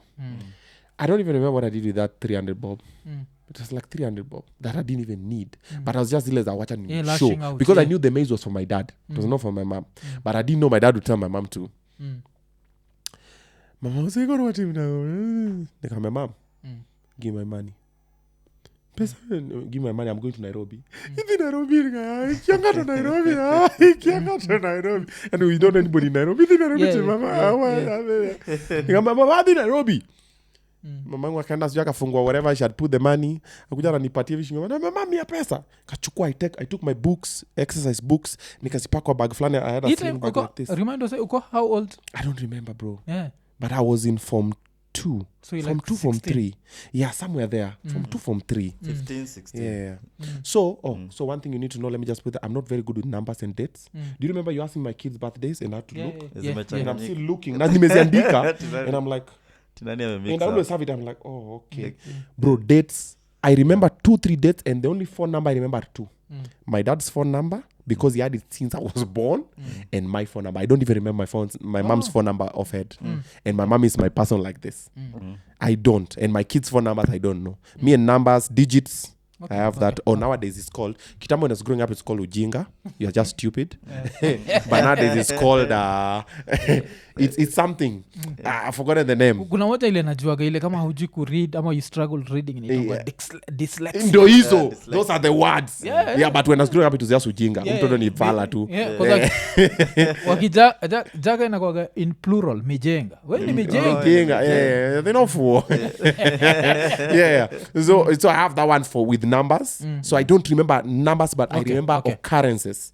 I'll tell you this happened, the way it happened. Date, I'm like, no. So how much money is this that it's handed to you by your mom? I think 500 bob. It was like 500 bob. Transfer Nairobi ni ngapi? No, I came with a train. Oh, okay. So akanipea. So when she gives me, kuna train inapitanga inatoka Nairobi then inaenda mpaka Butere. So inapita hapo nyuma ya kwetu. So nasikia inapita bob ni kitu kama saa 10 hivi. So inarudi. Nasikia bob. Tulikuwa nasikia hivyo sasa ina signal ile nini ya mast ya lela. Niko mia train ndio nakanipatia nikapack nini books zangu. Nikaeka hapo nikatoka mbio. I remember I've never forgotten that day. I left my mom in the compound crying. Teke but nilikimia mpaka lela. Nafika hivi lela napata train ndio ile piga kona mwisho shatoka stage ya lela ishapita. Mimi kwa stage nimepanda mat mazee nakimbia Kisumu. Nimekama gari kakam Nissan mzee nikaruka ndani Kisumu. I think it was like 70 bob or 50 bob. Nafika Kisumu nikalipa bodaboda hiyo time ni nguare zilikuwa za bicycle. Hazikuwa za pikipiki hazikuwa bicycle. Nikapanda nipeleke mazee side train na niwacha. Nikafika nikapata ile train bado hajafika. Kumbe hii train inatoka Kisumu inatokanga saa 4 usiku. Bro, I didn't know. Mimi nimefika saa 10 saa 11 mimi nimefika nimelipa ticket yangu. I don't remember how much it was. Paid nimeingia kwa train na magunia kila mali na makuku na nini na watoto na wamama. Sina hata space bro, nimesimama tu. Bro, I stood in the train up until Nairobi. That is how I came up in Nairobi. Okay. Bro, nilikuwa natoka Nairobi the following day kitu saa 5 na nilikuwa na 45 ama na 40. Somewhere there mchana. Bro, natoka hivi naangalia hivi mazee. Hapo train station naona mabuildings zinazunguka zinaenda hivi basi. Kula bro nasikia njaa because we stopped somewhere. But where we stopped nilitisha think chai. I think niliambiwa 10 ama 20 bob. And I'm like, bro, ushago 10 bob hiyo ni maziwa kikombe full. Kikombe full maziwa ni 10 bob. Mimi ninunue chai 20 bob. Are you mad? Then zile makaimati sijui niliambiwa ni 30 ama something. I'm like, I didn't eat nothing. Bro, nilirelax niko like, bro, ni njaa inanimaliza. Aya. Kume my mom, when this happened, now my mom told the brother, who later came to be not a very good person towards me, told the brother, Steve anakuja Nairobi. amekuja na train. Mtafute kesho mtafadhali. So mimi niko hapa nimechanganyikiwa, lakini nasikia mtu anachikia hivi, Steve, kuangalia hivi, my uncle, my mom's bro, tuende hivi. Akanipeleka huko Kamukunji, alikuwa anafuta ID yake, sijui nifanyikia ID yake. Tukazunga Kamukunji, tukazirudi hivi tao, tukaenda tukacross barabara huko Machakos bus stop, tukapanda mama tukaenda Makongeni. That's how I ended up in Makongeni. Okay. Congo. So nikapata hapo Congo. So that's how my life and journey towards Nairobi happened. Okay. Have I left any detail out? Yeah, okay. So now Okongo, so now what are you doing? Because you can't go back to school, Ama? No. So Congo, I'm more like a housewife. So my uncle is living with a friend of his called Bido. And they're living with another friend from home called Badi. And they're living with his cousin called Festo. And I'm sure it's a very small house. How in a Congo Ogoro. Small. Goro. Watu wa Congo mnazijua. Yeah, na choo ziko nje, choo za Congo ziko. Sijui kama uzitengeneza but hope step jump. Yeah. So we are here. So Festo alikuwa anafanya lifeguard Splash Water World. Analipa 500. Bido pia sometimes used to do the same. Badi alikuwa na Nini. But I think was learning to be a mechanic or something. Then now my uncle, this one, let me not mention his name. Yeah, pia alikuwa hizo tu job hapa na pale. But now his brother was now alikuwa polisi, then akakuwa AP, then akaingia military. He was very good to me until now. He's a very good guy. Ananga mambo mingi. So awa kitoka akienda, mimi nabaki naosha vyombo, napika, nafua manguo zao, na clean keja. I'm being helped. Ikoni. Yeah. So at night wakilala, mimi naenda kutega maji yuko mix na wamama. Tumekaa na mamitungi mazi wamama, tunapiga mastori, mekaa na wamadhe hapo. Wanachora maji na tumekaa tunatega hii kija, huyu anamovisha next. So nikutua hapo kitu saa 8 usiku nimerudisha mamaji huku, nimezisombo, stuff like that. During the day I don't have much to do. So now that is how I found myself to school. Why? Naona mandege zina land Isili. Ukao Kongo naona mandege nikola. Hizi ndege naonanga zinakaa ni kazi na land. Hizi mandege juu. Wacha nini mandege zina land wapi? So nikatoka nje Kongo hapo Rikana kwa roundabout, nikashikio barabara nikapita Baha nikienda Isili. So I'm like, I'm just going straight, then I'll come back home so nisipotee. Juu na Nairobi pia mtu anaweza potea. So nikafika hapo Isili, hapo kwa airbase. Bro, naona bwana mandege zinakambwa na zina land, zingine zina take off. I'm looking at this, wamama wengine walikuwa na manyanya hapo. I'm like, how is it mandege? I'm like, you guys. Ndege yawa. Ndege mia pesa. You don't have the village. I'm like, you guys. Isn't it mandege? These guys are not even amazed. Wanaza tu manyanya. Ndege. I'm looking at so nikasimama hapo kwa fence, bro. I looked at those ndeges nearly the whole day. I'm looking at these ndeges. So ulikuwa na angalia juu kwa mezi na ndege ama juu nawishi kwa pilot? Like what's no, ni kwa mezi na ndege. Okay. Kuishi kwa pilot wapi? Kuna kuishi kwa pilot. Me I'm amazed with the ndeges, bro. Yeah, I'm like, isn't ndege? Oh, now I remember where the 300 went. So when I sold the maize and so the 300 is what I used more of the fare. The 500 mom gave me, nilikuwa nimeficha ndani ya wallet. Hata kawale nilikuwa nimeficha pale na ndio pesa yangu mama alinirudishia. Hii 300 I think is what I used to navigate kukam Nairobi and everything. So kaka 500 kangu bado kako hapa ndani. So nikimaliza kuona hizi mandege nikaanza kutembea nikirudi. Niko na wasiwa, "Ini pesa, hizi pesa, ini pesa, hizi pesa, ini pesa." Nikapenda nikaangalia la. What's happening over there? I wonder what is happening over there. Shit. I know how this ends. I'm like, come on, man. I'm like, what? This is easy. This is easy, man. I'm like, Then I'm like, idiot. Then when I'm moving step moja karibu, unaangalia step ingine karibu.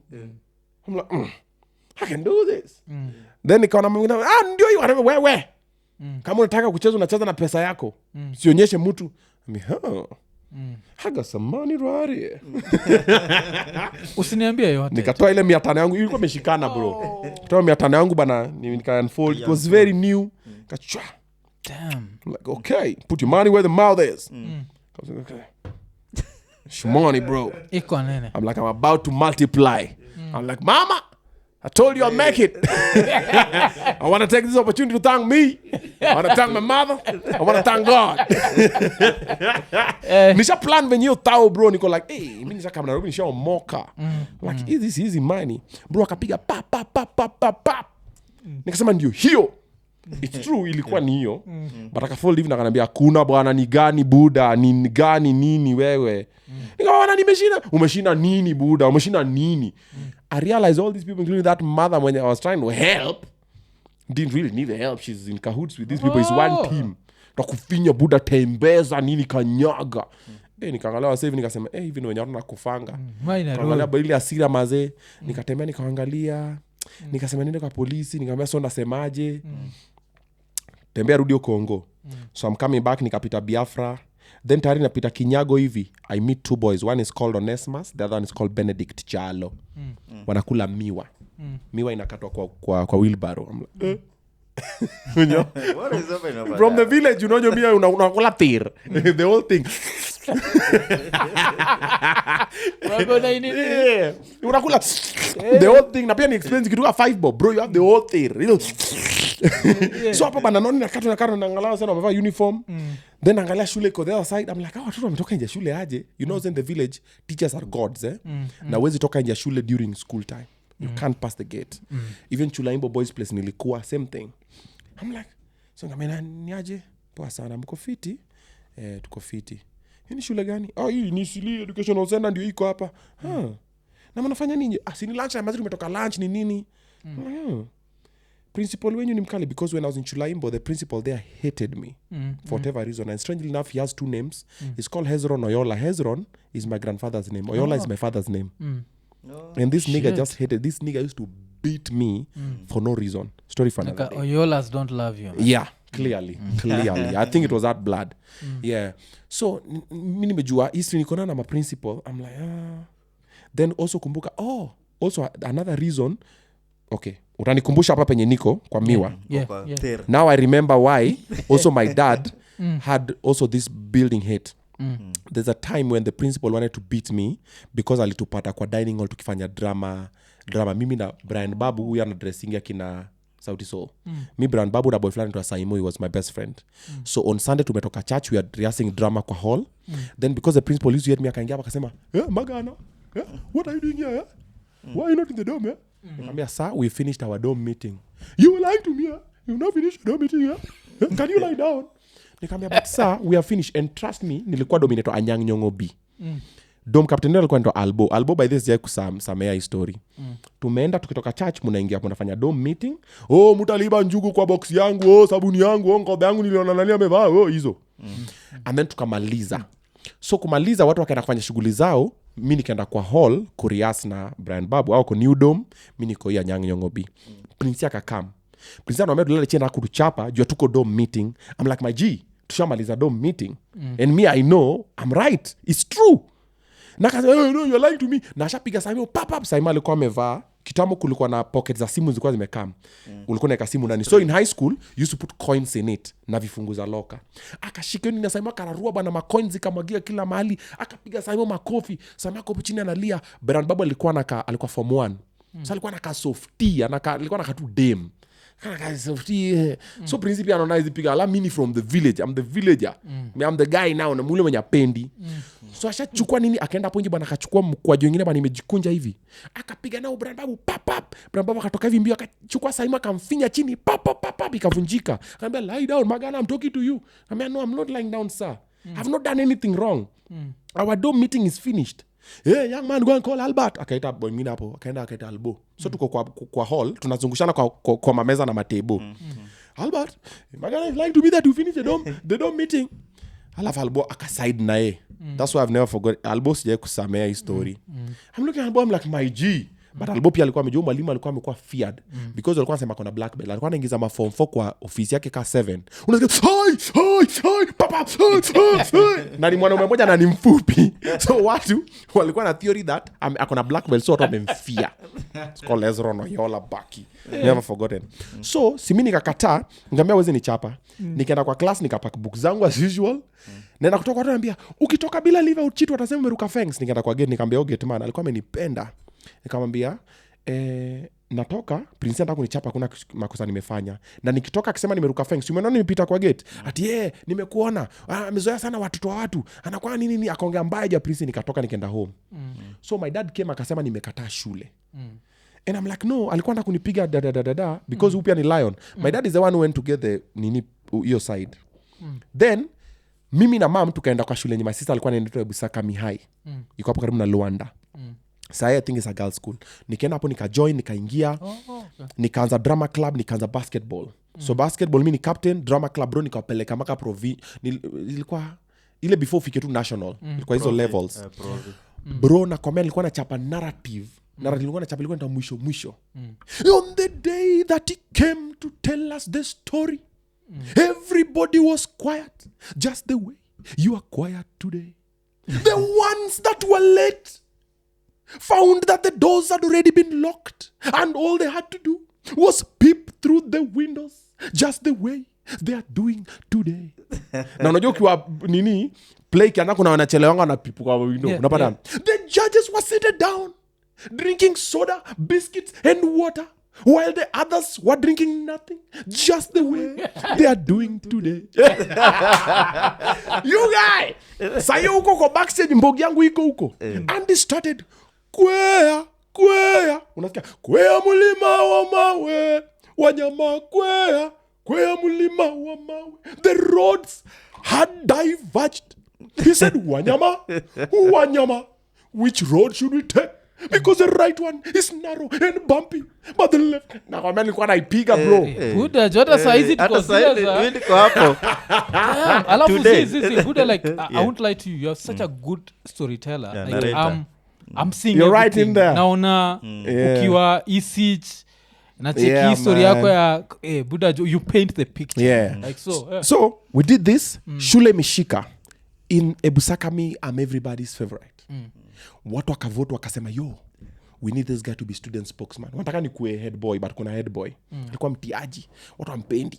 Wakasema this guy has to be a spokesman. Some I don't know where it started. Ikafika kwa Prince akaniita, they want you to be the spokesman. Nini alikuwa na mapengo mani, they want you to be the spokesman. I guess akafanya that is so alikuwa mfura hivi tumbo. Magana, some students have told me they want you to be a spokesman. Nikamwambia, yeah, okay, it's okay. Because remember, Mimi, the truth. And my dad is the one who taught us this. Tukifanya Bible lessons, and I picked it. Always say the truth and stand by the truth. And that's what he taught us. So, nilikuwa naingia hivi kwa nina principal. Dirisha za hii side jua ikifika jioni na choma watoto because the window panes huyu mwalimu anafanya nini hizi toilets so apparently I became a threat okay. to the teachers that I could cause a revolution in the school. I did not know. So what happened is this. One time we are next to tumepelekwa kwa staff room noise makers. Tumesimama hapo nje. Then kuna Mr. Menda pia wewe sijai kusamea. Kuna Mr. Menda amekuja. Ameingia kwa staff, unajua leo alimwanaingia kwa ngorisi zao. Ameingia kwa staff room hata hajui nini nafanyika. Ameshachukua kiboko na shata kuchapa tu. Ha. Na kukuja kwangu hivi, nikashikele kiboko hivi na nikavuta na nikang'uano Mr. Menda nikamleta close. Because tulikuwa tushawekana naye for long. Alikuwa senior master. Then alikuwa some frail looking dude. Nikamng'uano nikamleta close. Nilikuwa nenda kumchapa jab. There was a lady, I've forgotten the name of this lady, but she was kissy. Somebody Mora. Yeah. Akamba, Steve, no. Akashike mkono wangu, Steve, no. Steve, no, don't do it. Nikawacha, nikasukumanisha Mr. Menda hivi, tukarudi class. Si nikaitwa baadaye, nikapigwa suspension. 2 weeks. After 2 weeks, so niko home, mama analiza, what happened? Nika-explain to mom everything that happened. So 2 weeks, I'm coming back with my mom to meet the deputy headmaster, headmistress, who's called Madam Maonga. You know yourself. Alikuwa ameokoka. Tunaingia hivi, tunampata ameka kwa staff room na some other teacher there. Alafu anasema, Mama Steve is very bad. Haki alipiga mwalimu vibaya. Steve, you are bad. Alimupiga. Do you know mwalimu alipeleka hospitali akalala siku 3. Mama wangu ananiangalia zile because me and my mom, remember we are boys. Yeah. I don't lie to her. Anamwambia vile kama nilimpiga na my mom nilimpiga. But nilimwambia I was intending to, but moral nishika mkono sikuachilia. Steve, so you told me haukupiga mwalimu. Naambia mom, sikupiga mwalimu. Steve, you are lying. I've never forgotten that the way she was looking at me, she's sitting on the desk. Steve, you are lying. Anadanganya. Alimupiga vibaya. Just like, In my head I'm like, you're supposed to be born again. Then ikanyama, Mr. Omenda did not say anything. Hata kusema enyewe akunipiga whatever. Haya. So I'm given another suspension. Yeah, shit. Okay. Indefinite. Then now we come later to now meet with the principal. Mapengo. Tumekuja, tumeingia kwa boardroom. So amekaa huko. I think I was this side with my mom. I'm not sure. This side with my mom. Then, anasema, you know, this boy, he's very loved in this school and he's a very big threat because alikuwa anaongea mate kitoka hivi. Because he has a crew that is working with crew yangu Manu, that's Emmanuel Nzalu, Olukoe, Kolo, Yombogi. He has a crew that is working with and they were planning to ban the school. Yeah. I'm standing like, bro, ushaika hivi chini unaangalia magays uko like. So in my whole crew, Olukoe was very short but also chap Manu, Kolo alikuwa anashona. Kolo alinifundisha kushona madem. Time babangu alikuwa ananipiga akinifukuza home, nilikuwa nalala kwa tailoring shop ya kina Kolo. Katika usiku tulikuwa nafinya madem maskat. Mimi na Kolo tukisikia Nation FM. Okay? Yeah. So tulikuwa nafinya madem maskat nini, baba Kolo kama asubuhi tunachomoka naenda shule. Okay? So Kolo was my best friend. Then Olukoy was also a good friend of us because pia alikuwa anatoka kwa nakamkula nasi hapo nenda shule asubuhi. Nzalu was coming from a good family, a single mother. Hizo side za Bunyore girls. I think it's Bunyore girls. Then alikuwa anapenda kana mbogi yetu because I think he used to hang around by himself. So tulikuanga hiyo mbogi yetu hivyo. Then tunacheza bake, tunafanya nini. So somehow we were a threat to them. Then Moha pia alitujoin. Moha alikuwa tumlo hapo Luanda, but he was very sharp. Physics, Moha alikuwa sharp mbaya. So in this whole crew, I was the only one, me and Kolo, never smoking weed, never doing any drugs, no alcohol, no nothing. The others, maybe they might have. Yeah. But we were never talking about it. Still want to pick stories of madam, stories of ball, stories of nini, normal. So apparently, me and my crew were planning to ban the school. And we also, we found petrol poured inside the toilet. And it is said from very reliable source, it is him and his team, his culprits. Culprits. I'm standing, my mom is seated, the principal is seated there, some other teachers are there. I'm looking at my mom, nikajua tu, this one is a lost battle. We've lost this one, and it's a wrap. And in my head, I'm thinking, if we wanted to ban the school, toilet? Nigga, we want to ban them shit? And I'm looking at him like, okay, now why would I ban the school? Bro, in my whole crew, even my friends, I'm normally the guy who always think of peace first. Yeah. I'm always, guys, no, there's a better way that. Even in Chulaimbo, when the boys are like, I'm the one who's like, guys, no, tusifanye hivi, no. Why would we? Let's just talk it out. I'm normally the most non-violent person in my whole crew. Then I'm like, why would we ban the school? So mama ko disappointed. So when mom told dad is like, mimi nimechoka na huyo mtoto. So now I was just going back to set up now why the Mahindi part came. Yeah. So dad also alikamingi hiyo time akanivunja. Unaweza kanivunja and I'm like, dad, sijafanya makosa. Unadanganya wewe. Nini unavuta bangi? Unauza bangi? I'm like, I've never even tasted weed. And because you told me weed will stay in someone's head for 7 years, I never tasted. You made me scared of weed. Yeah. So I've never, but you don't trust my word. My dad really vunjed me. So that time when I was using the Mahindi, now I've remembered, it was that one. I was the one for. Okay. So that is how I ended up having my books at home because my dad was like, mimi nimechoka na huyu basi acha fanye mambo yake. Then si akaenda place anaishia. Then now your wiki is now when I sold the mezile. So akakam weekend kukutana mom church kumwambia ende uze mahindi, enda mushage mahindi musurvive nayo. Then mom kukama napata nimeuza na akasema this boy again. So he was coming out to finish Kumalo. Then mimi Nairobi. So nimaliza hiyo trailer. Yeah. So we go back to Miwa. Miwa sasa. Yeah, Benedict Chalo na Ones. So kuuliza nikamwambia principal wenyu because you remember now I have trauma with principals as well. Yeah. Akaniambia no ni poa ni boys ni 20 to introduce. Wakaniingiza kwa gate. Hiyo hapa kando ni car wash. Hapa kando napimisha machuma. Sijui juu tulikuwa na kanisa. And then chini ni hardware. And then juu ni unfinished building. And then sijui 2 floors hapo katika ni ma classrooms. Then hapa chini kando hardware ndio kuna ofisi ya walimu. Tuingia, teacher, Prince.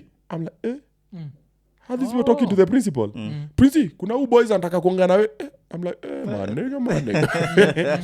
So nikampata, he was a very cool guy. By the way, you guys, thank you very much. The principal, what is the name? Baraza, Principal Baraza. He was called Baraza. He had a brother. I've forgotten the name of your bro. Teacher Nick. Then, mwalimu baya alikuwa anaitwa nani? Hata juzi alikuwa anani text. So nikapata this group of young teachers who are very vibrant with life and they are easy. Nini ati so niambie ulikuwa unasoma wapi? Ulikuwa unasoma huko nyumbani? Nini nimekuja hapa mini orphan. Nikamwambia mini orphan. Nini tafuta mtu kuje naye at least mwenye atakusimamia nini.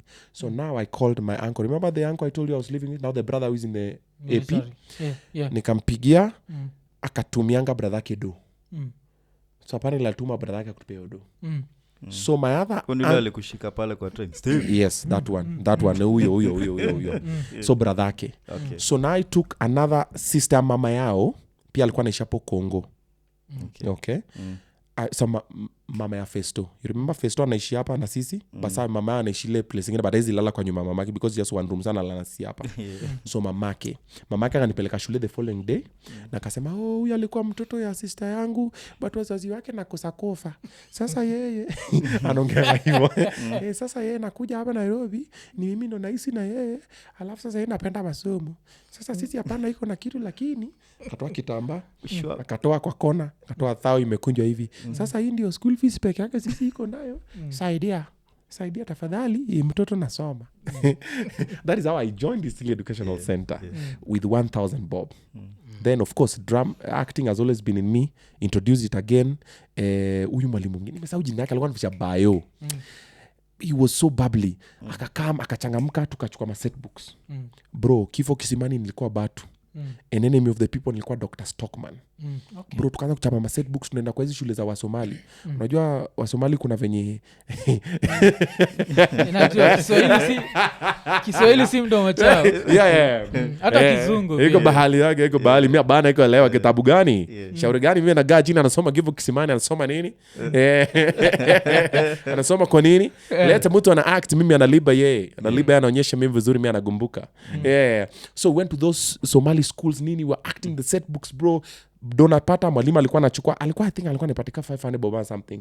But when wanalipao ma actor some of the students and some other external parties came. So Johnny watoke na shule alikuwa anabaki tukirias. Tuna active do anaweka kwa school fees. Then huyu brothangu mwenye alinichukua, brother mwingine anaitwa Uncle Nick alikuwa anauza curtain. Hizi so nyumba za kitambo za mabati kuna wall to wall curtain inakaa kama kichungi zile za white. Alikuwa anauza kanipatia mazeni nikaanza kuuzia walimu nikauzia teacher Nick nikauzia mwingine nikauzia bonus ni yangu napiga kwa school fees. Ikifika weekend Uncle Nick anaenda anakomboa mkoko ya kuuza maji. Anakomboa mkoko sasa mimi na huyu uncle wangu mwingine na badi tunaenda kuuza maji maze tuko baha. Navuta hiyo mkoko maze navuta mkoko na gonga mlango. Hodi. Habari zenu mnaweza taka maji? Tunataka maji mitungi ngapi? 2. Mnauzaje? Sijui ilikuwa 10 bob or something. Anatoa maji. Bro, hakuna kitu ngumu kama kubalance maji isimwagike chini, we transfer from your kibuyu to kibuyu ya client. Because you have to turn it the other way. Unashika, I think that's when I started loving gym. Unashika mazi unamwaga shimaka iende ishe. Then the other one again unaniwekea hapa unamwekea anakupatia pesa coins zako nini unarudishia unapatia huyo uncle yetu alikuwa accountant. Jioni nakaa chini sana tumechoka tumemaliza shughuli mazetu tunapigiwa. Sasa tulikomboa mkokoteni na hii. Mimi ndo nilikam na idea kwa mkokoteni. Wewe ndio mkubwa kwa mbogi. Badi shika 50 yako ama whatever was remaining Then during the weekdays niko shule hivyo. Yeah. Okay. So during this time when I was in school and acting the set books, now the curtains, now maji na nani in the evening. Now that is the time when I fell out with my uncle. So what happened was this. My big bro was already in Nairobi when I was in the village. Remember him, he dropped out in Koyo. Then akakam akenda Kericho doing something. Then somehow he was a rapper. He was a fire rapper. But then there's a jam that's coming out later this month. I've featured him. Okay. I've given him another chance. I'm like, I've always believed, bro, that guy is fire. Then he has a very dope voice. Kuna msa kirap ama kimbo kote like, I had that voice. So I always put him, because hata wapi alikuwa na come. Alikuwa na rap na kina Point Blank and everything. So I've always put him na calligraphy hivi. If he continued That guy was fire. Msa alikuwa na rap na kina Nini na win my battle. Akina Point Blank, akina Morocco. He was fire. But he got money. Then aka lose focus ya rap. Aka focus on other things. Yeah. Unajua ile so kishapata mado, mimi rappingi maze, unajua nini. So in this song is coming out later this month, it's called Nampost. So that guy will be rapping there. That's my big bro. You skin your flow. Even though I wrote it, but it's fine. It's fine. Anyway, so this guy was in Nairobi. And remember I'd asked him if I can come to Nairobi, and he told me, no, you can't come, He didn't want to stay with me. So that's how I ended up on Congo and everything. But I would meet him once in a while. Because also he was in the music spaces. Nikenda National Theatre, unaweza mpata. So he came. Sijui penye alikuwa naishi nini ilifanyika. Akasema mazene za kama hapo kwenyu nini. So mimi nikaongea na huyu uncle wangu nikamwambia ni aje? Wacha kama hapa for a few days. But my big bro ni wale wenye usivae nguo yangu. Usiguze anything of mine. So he came. So one time mimi na sijui nilikuwa na kurap wapi ama hizo za muziki. Coming back tunapata uncle wetu amevaa t-shirt yake. Oh shit. Okay. Mimi nikaona TV nikasema it's about to go down. Toa t-shirt yangu. Mbona umevaa t-shirt yangu? Nitoe aje? Si nimevaa tu nimeenda hivi narudi because mimi nilikuwa nimejua hata mimi yangu alikuwa anavaa mimi. I don't mind. Si just come and wash and wear nini. Ikaanza toa t-shirt yangu then it just spiral into another thing and another thing and another thing. Ikakuwa physical. Wewe toa t-shirt yangu nini? Kama natoa t-shirt yako, wewe toka kwangu. And I'm like, yo, no, haizi toka kwako wewe nini? Pia mimi nikaekwa hapo ndani. Bro, that's how it happened. Tokeni nyinyi wote. I'm like, my G. So when that happened, ikakuwa physical kidogo. Of course, I had to run and call my other uncle, ule wa kuuza curtains, because Opia anastay hapo Kongo, alikuwa anastay hapo Kongo. Ni aje come through nini akakam. Kusikia kesi. Of course, uni brother yake. Na mimi uni brother yangu. Akasikia akaniambia, sasa koro dogura dogadala. Ukon Salin is my mom. Kono Salin ni Nairobi koni odagi matin. It's hard in Nairobi. Yeah, it's hard in Nairobi. Yani basically anasema just go back home. Yeah. Him is normally very soft spoken. Okay? Mimi nikaangalia nikasema mimi siwezi rudi mazee. Bro wangu sema nika kwa Ingori. Yaka bail akaishia, akaniacha hapo Kongo, mimi sina mahali pa kwenda. So nikaenda kwa beshte yangu fulani, I forgotten his name but he was a plumber. Anaishi single room akona bibi. Bro, walikuwa na kiti moja. So kulikuwa na viti kama hii, si recliner per se, but ni kama hii alafu mkono ilikuwa inaenda hivi. Hizo maviti zilikuwa vibe sana. Alikuwa na hiyo peke yake kwa sitting room. Bro, nilala kwa hiyo kiti 1 week. Na nilikuwa naweka mguu hivi juu. Hivi najikunja. Na doze. Asubuhi unasikia kitu 5. Ukisikia tu wamemove kwa bed kidogo unashuka because pia lazima upatie nafasi yao whatever. Then pia kukamkwa hao nilikuwa na ngoja wanaenda kulala then ndio nakam baadaye. Okay? And remember, okay, let me go back to the story nyuma kidogo. When actually si nyuma ni hapa. Yeah, this is the time. Yeah. So when this was happening, na huyu jamaa bibi yake akaboeka. Ni nani maze? Tujui mse nini, of course akampiga ki. Msa akaniambia maze bro ni kunoma, mama ni nini. Kama anaelewa. Nikatoka hapa sina mahali pa kwenda. Karudi shule. So I used to sleep in school in the evening. Nalala kwa shule jioni nini, watu wakitoka hivi na baki shule. During this time nilikuwa na school girlfriend. Alikuwa anaitwa Stacy, big up. So Stacy, she was from a single mother and she already had a child. So she had a very bad experience before when she was young, then it ended up in a child. Okay? And she was so good to me, akanambia, tuende kwetu lunch. So tukaanza kwenda kwa lunch during this time because it was a long time. Nenda kwa lunch kidogo. And then, bro, this is now where I first discovered Kambas. Remember Benedict Chalo was Kamba? Na kanionyesha hii shughuli.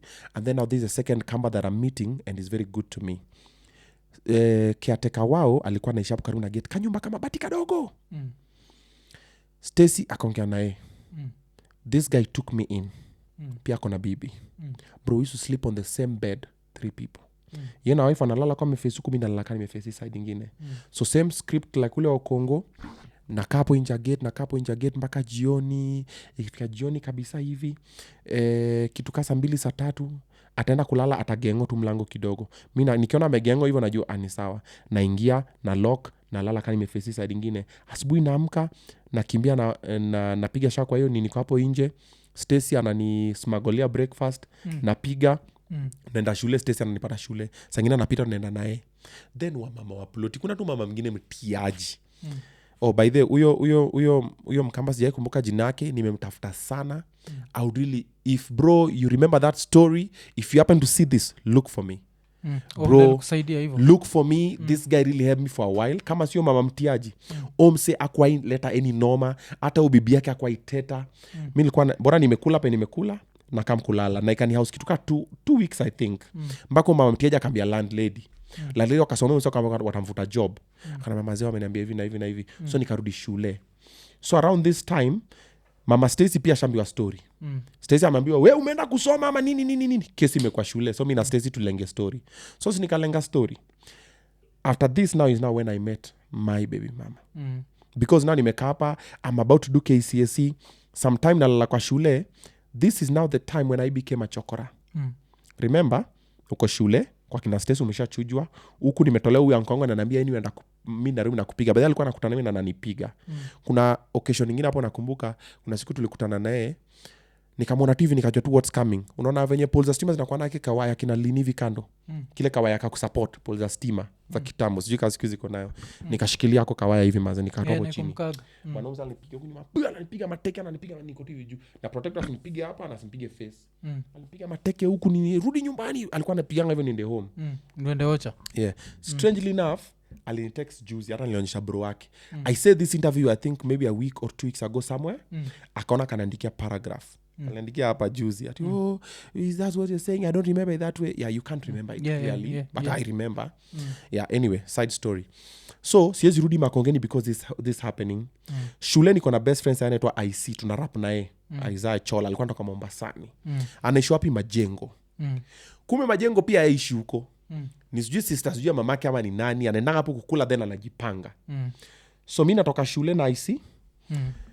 Tunaenda Majengo. Hakuna mahali pa kukaa, mnaingia kwa salon. Kulikuwa na salon nyingine hapo unfinished.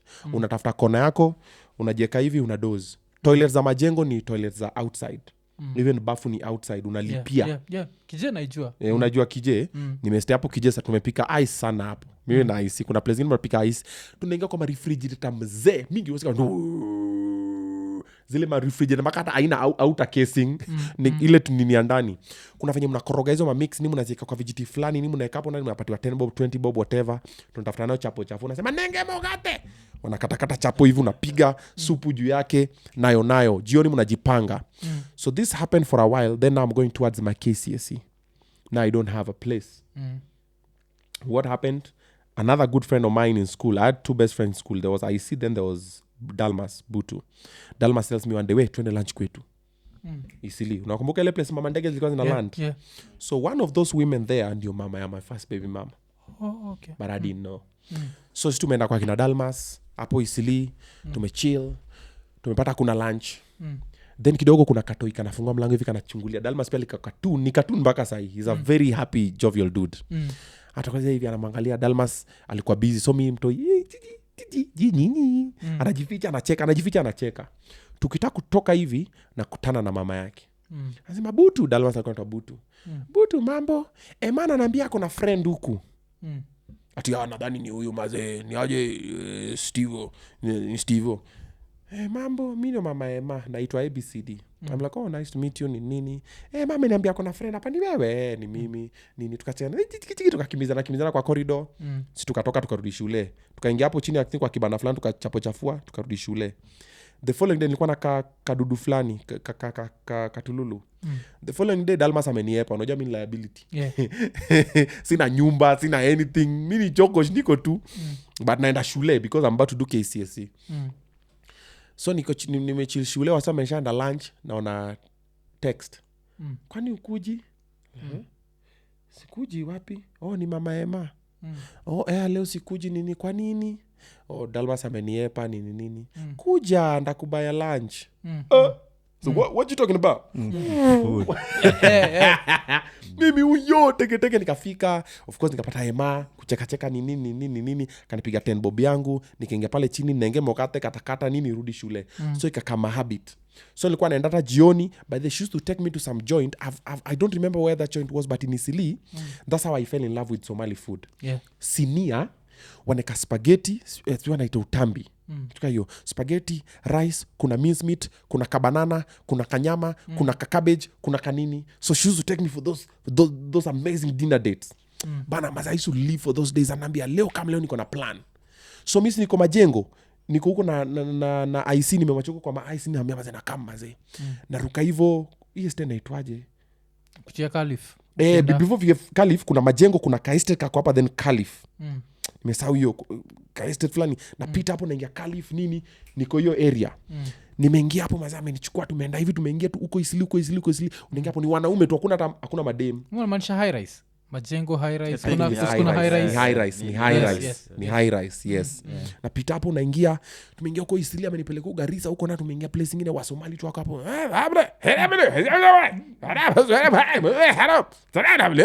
niko la kudema ameleta wapi jo anakaa hapo ni anaoda mazee wanaleta sinia bana ananiambia kula alikuwa anapenda sana kuniona nikidish mimi upenda food since then bro mazee na dish mazee niko like oh this lady man I'm like I will revenge so now that's where another thing started so later when I did my KCSE then nikaenda matanga Kongo usiku so KCSE uliweza kufanya tu vizuri nilifanya si vizuri but nilifanya you know what I mean nilifanya because I really wanted to have the certificate because my mom used to tell me if you have a KCSE certificate you'll get employed so I was like let me just get it because ni hard but I'm doing it so one night nimesikia kuna matanga fulani yo Kongo si I'm from Kongo nimerudi tukapo katikati tukapo mazee tunapiga tukapo matanga tuko disco matanga mazee ile nimesimamisha ngoma na 10 bob nimesimamisha ngoma 10 bob weka na 20 mimi nataka katika demu yako na 30 bob alafu sasa una 30 sio umekata kuna chiki demu yako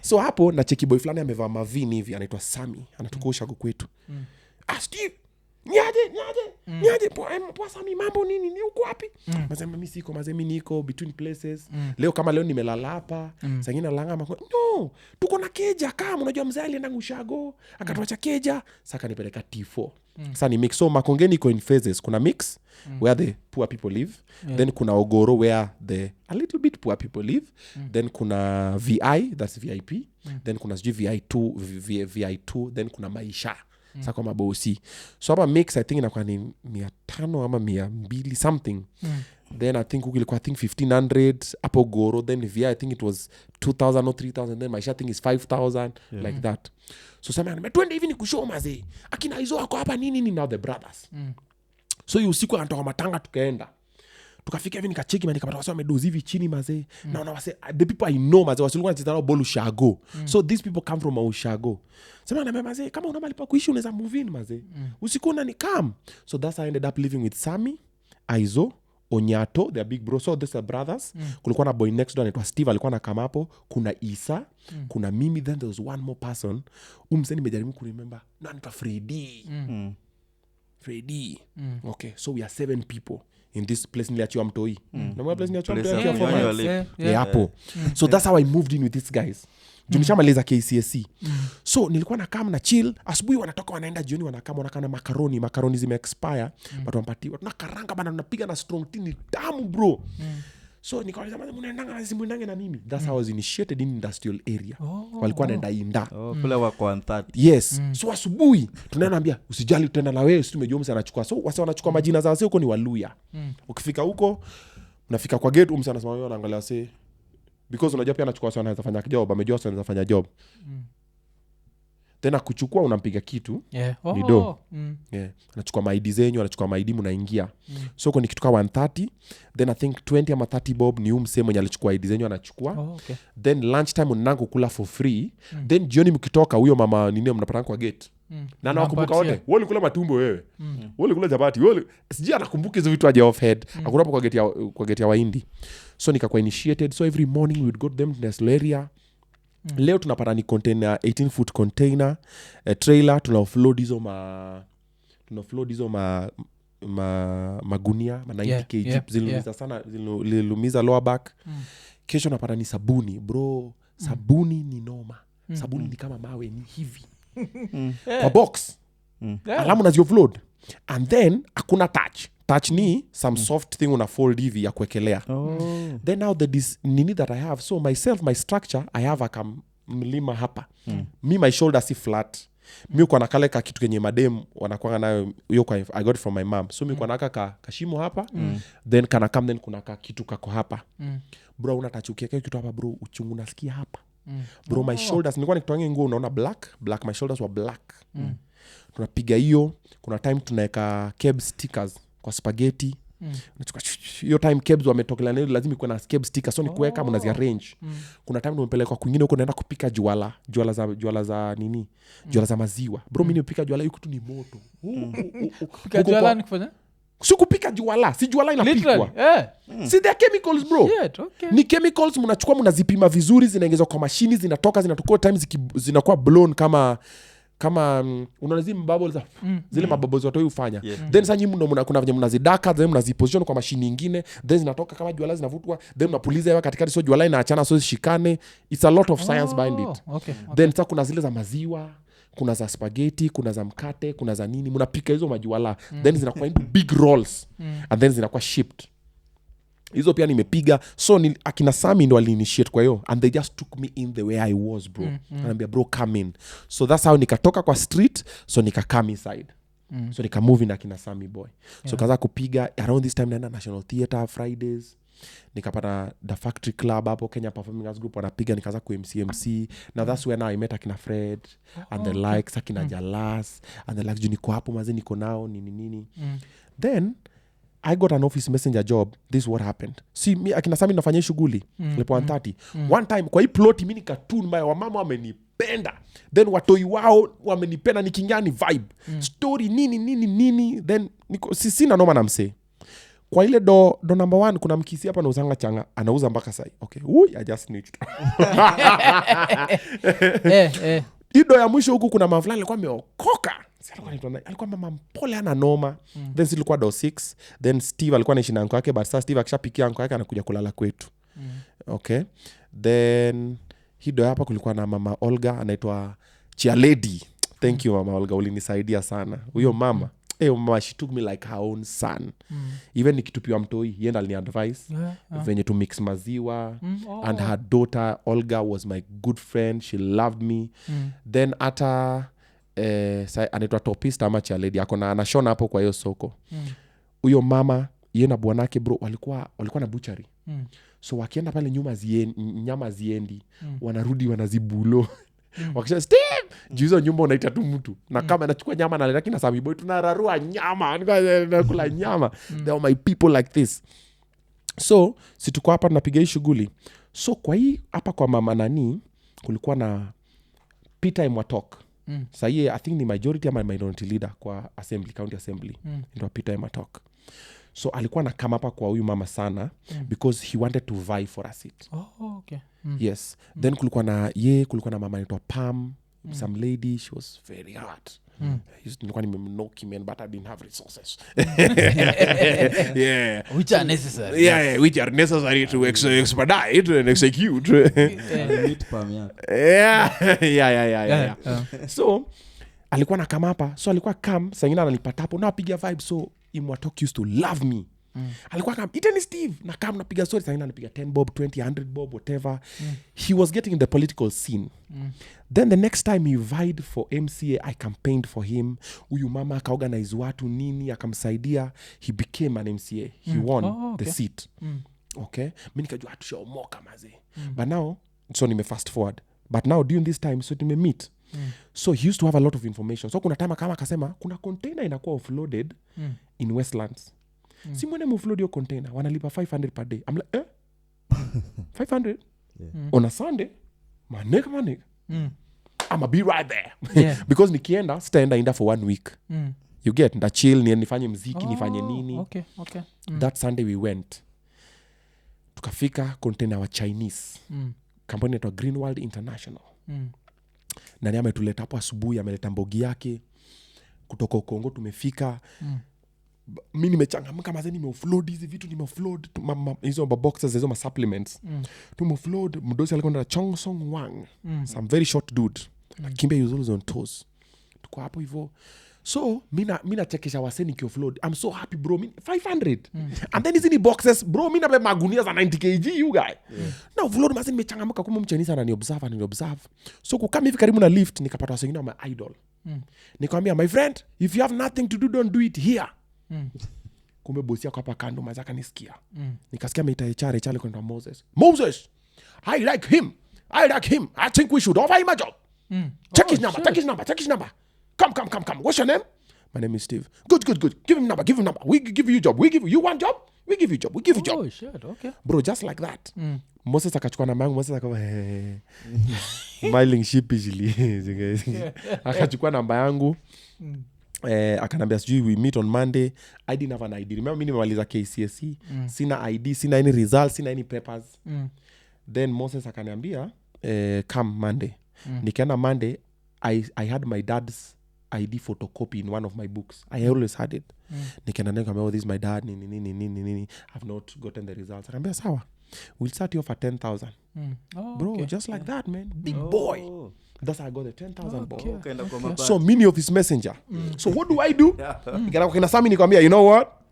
I'm not talking to people below me. I'm now so nasimama kama Superman. I'm now 10,000 shillings richer. I think I'm a move out. I want a mansion. Ike jani nilikuwa pesa ngapi? Ya Kongo. Sikumbuki but inakwanga between less than hata 1k because ni nyumba za reru. Na pia nyumba pia ukilipa ni stress. But sana watu wanachukuanga then wanakodesha wase wengine. But ilikuwa hiyo watu wanapiga extension nini. So mimi nikatoka nikaingia Ololo, nikabuy furniture zangu nini nikamwambia kina Sami adios.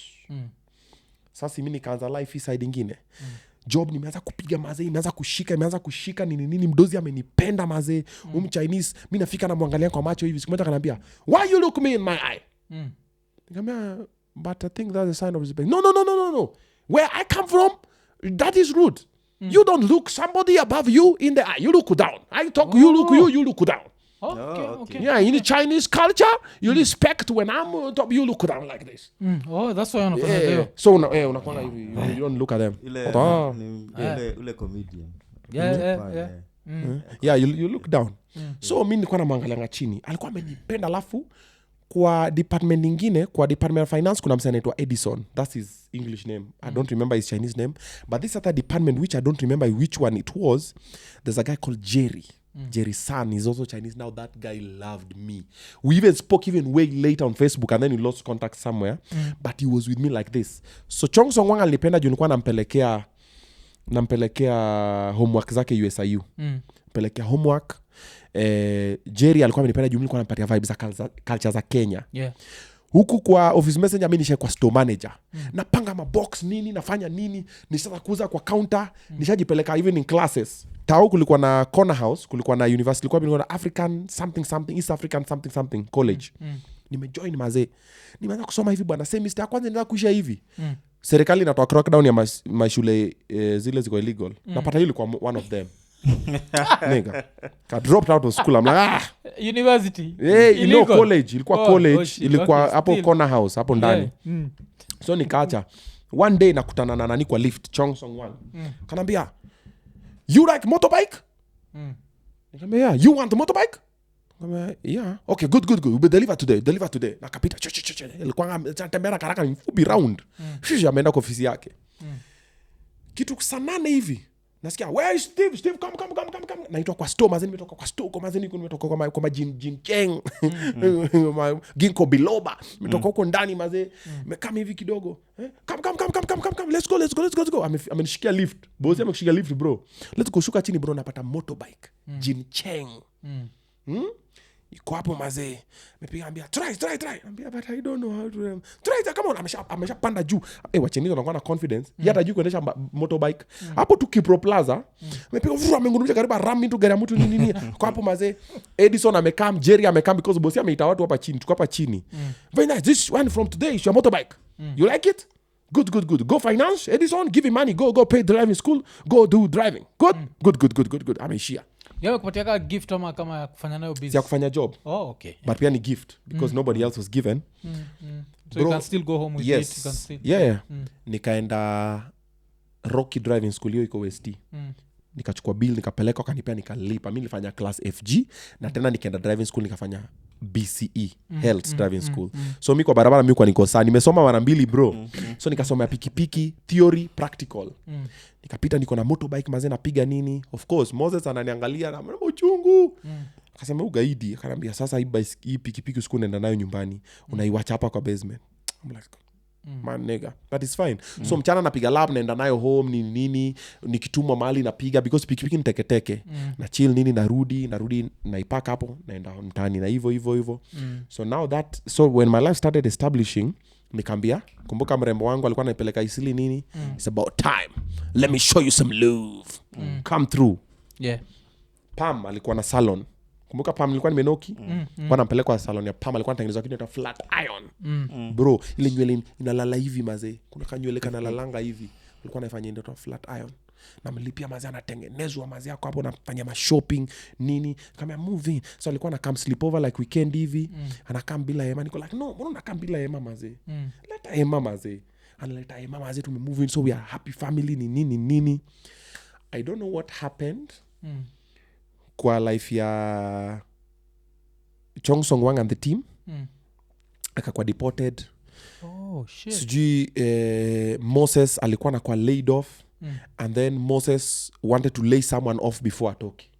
Moses akanita kanipiga kalamu akanifire. So life imeanza kwenda mrama. Nikatoka Landimawe nikaingia Ololo kwa nyumba mabati. Bro, sijai kuwa na siku refu kama hiyo time. Landlords wangu walikuwa mademu 3. So basically babao na mama wako na hii nyumba then wametenga ma extension hapa nyuma za mabati. But mama mekalia baba so much na madotas wake mpaka baba ongeangi. Ni wale anamkanga tu anatoka anafanya aongei. Mama ndo wametake charge na daughters wako na watoi. Walienda wakaolewa nini wakarudi wako hapo some huge ladies. Bro alikuwa anatolewa na pangwa hivi kwa ploti na kesi asubuhi. Kuna mtu ametupa pad kwa choo. Mlango zinagongwa bwana tumetoka nje bwana. Nani ametupa pad kwa choo? Mama nani anakaa kujiheshimu yeye hawezi tupa. Mama nani wewe rudi ndani ya nyumba. Nani yako na mimba sasa yeye of course haendi kwa mwezi. Wewe rudi kwa nyumba. Tumebaki na nyinyi. Kuna bachelor mwingine alikuwa hapo bwana na mimi bwana. Na tunasomewa bwana na baby. Anasimama hapo bwana. Mimi namwangalia baza mimi nimejua maze hayuko maze because sasa mimi nilipiga jana. Clearly hayuko kwa mwezi bwana. Maze. But kwa nyinyi hatutaishi hivi. Bwana hao wa mama walikuwa natusomea bwana. Tukapo wale msema amekaa maze. Kwa hivi maze mimi pia nasomewa bwana. Walikuwa natugombanisha. So I stayed here for a while kidogo when I was trying to find my footing. Nothing was working out then now I had to go back to Ushago. Sana wangu akaenda kuzaliwa Russia. So all my furniture nikachukua nikapiga Sami niaje na leta mkoko nini kwa kina Sami. Zile 2-3 furnitures walikuwa nao akachukua kazifunga juu. Nikafanya overhaul ya keja. Unaona everything that I had ikakam kiti kitanda nini stove nini I gave them everything. Mimi can do Shago because I knew if I come back this is what I'll start life with. But weirdly enough I never took it back again. And I think it was also a blessing somehow because kwa nyumba kina Sami they had a picture of me on the wall. A yellow one, nilikuwa nimeshika microphone, a yellow t-shirt. That picture was there for a while. They used to love me and we are still good with Akina Sami until now. So I went to Shago. My son was born. Ile story ya Russia, CS, mi kutake care of madhake kwenda Shago. Then madhake kurudi. Then so mi kurudi nikarudi Akina nyumba Akina Sami. Ndio sana nikadampiwa mtoi. Nakumbuka hiyo alafu mimi nikapanga then akakuja kuchukua mtoi then fast forward the rest happened. Bro my story is long, my story is a movie. But I like vile unaenda alafu naturudisha yes, characters ulikuwa to introduce sasa mimi naona dema kiumia matiti akisema nakuja mtoto wangu nataka mtoto wangu nataka mtoto wangu. But history yako inanikumbusha kuna majuzi nilikuwa vile nikitravel back nilikuwa naambia kina Ian like sometimes it takes you to be alone, you listen to a song and the song hits you in a different way. So kuna ngoma fulani unafaa kwenda kusikiza inaitwa Keeper of the Flame, ni Stephen Marley na nani na Wyclef Jean and hii ngoma na feel ina fit situation yako kabisa kwa kuna place usemaga a foolish builder leaves out the cornerstone but every dog feels like a lion in his home, my destiny is in my own hands because the child is the father of the man. So I'm going to try to explain. I don't know. What does that phrase mean to you? The child is the father of the man. ukisikia a child is the father of the man. See, the child morphs into the man. Yes. Yeah, you have to. So you have to try and see in your situation, my destiny is in my own hands. After kupitia hiyo shit yote, for you to turn out the way you are, unacheki. The only thing is like in this situation, the foolish builder ends up being like the fact that watu wako wanaona yo like where you are going. Yeah. Bro, me everybody was fucked me up. I've always come back to help them. Like my uncle used to beat me up, ula kintafuta alikaba akapata accident na motorbike akekwa chuma. I used to carry him with my car nikimpeleka OC. Yeah. Later I gave him my computer na nini ya kuban my movie because I had a movie shop. Ile nini 5 change ile unaeka tutu unafungua mlango zote unaeka ilimpea hiyo na a couple of things. I've helped him a couple of places. You see my dad and many other people. Yeah. That somehow walinifanyanga dati wanarudingi tu baadaye niko tu zile za wezi hold nini. Yeah. Alafu nini so unajipataje kwa media kwa history yote? Okay. Sija nini vile how you end up now in the media. Yeah. So I'm doing the office messenger job and then on Fridays I go to National Theatre. Remember? I've met a couple of people washaanza kuniambia ni aje kuna maclub tao wanafanyanga mashow. So mimi naenda kwa chance ya kurap na kuimba. Okay? The first club nilikuwa naenda sana nilikuwa ni Tacos. MC Jose shetani akulambe uso. MC Jose nilikuwa naingia Tacos.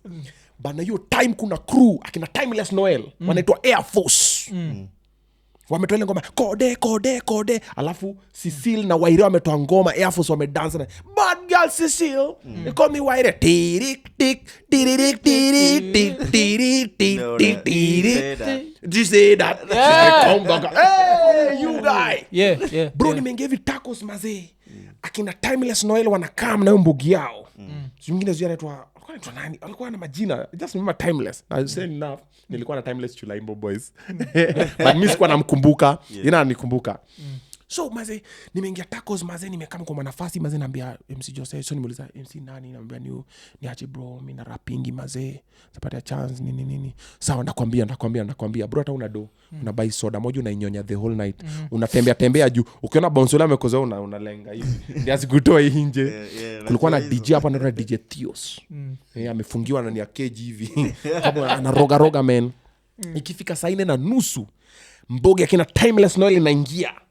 bro amevaa kuna hizi majacket atiko kwa video akina Cecile na Waire leathers are black ni kama leather but ni black okay later I came to buy it just to prove a point nijo walikuwa na feel aje bro wamevaa hizo yeah bro wanaingia na hizo mademo oh my god Timeless I'm looking at them I'm like yo wanaingia mazo mpata wako reserved table wanakama zao wanakama fine shows mimi rasina meza maze mimi niko tu I'm just hovering around wasanii wanakama wana perform 1 2 3 nini alafu inafika sijui saa 7 huko akina Timeless wanapanda stage bwana mademo wana oh my god ya Teresa bro I'm just looking at them I'm like yo yeah maze I'm looking at them I'm like yo bana wana perform and they were so coordinated they were singing and they were dancing and they were so brilliant and at that time there was this move for dance crews walikuwa wana represent alafu MC Jose ndio MC maza ana represent alafu inafika kitu saa 8 saa 9 nasikia tu reggae imeanza kupigwa kidogo unaona Timeless hayuko nani hayuko na kuna dem fulani alikuwa nimeona pia yuko nani hayuko MC Jose nini reggae inaanza kupigwa maza nenda kwa DJ maza bro sina nimekwambia nataka kuperform bro maza ka reggae imeanza kupigwa maza hawezi perform maza hatuwezi stopisha reggae buda we kuja next Wednesday nobody can stop reggae clearly bro so maza niko maza so naishia home natembea na divu kwa stage na ngoja asubuhi hivyo so that's what happened during your time nikiwa na kina Sami then nikiwa office messenger then nikaanza kwenda National Theatre pia then National Theatre so nikalan there are other clubs as well National Theatre si meet Fred whatever these guys like the way I was MCing kwa hiyo kuna every Friday kulikuwa na show inaitwa The Factory Club so hapa Arrowboy alikuwa na come na crew yake wanaitwa Cubic Crew wanauza samaki hapo City Market wanakuja wananuka mambuda wanaingia hivi lakini wampiga look wanajirai wametoka Uganda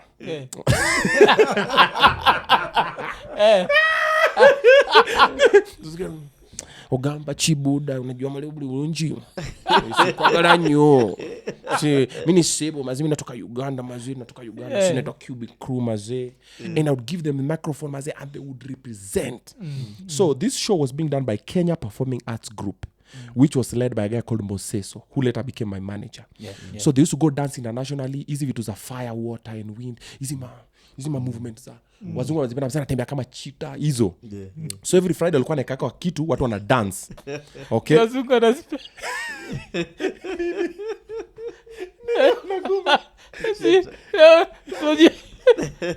Soja kuna dance zetu. Kuna hizo wazungu wanapenda hizi za. Wazungu wanapenda hizo vitu. So when this was happening around this time, also Willy Paul used to come. Willy Paul alikuwa ametoka anavaa, kuna top alikuwa anavaa hivi, inakami kuna button na slide hivi.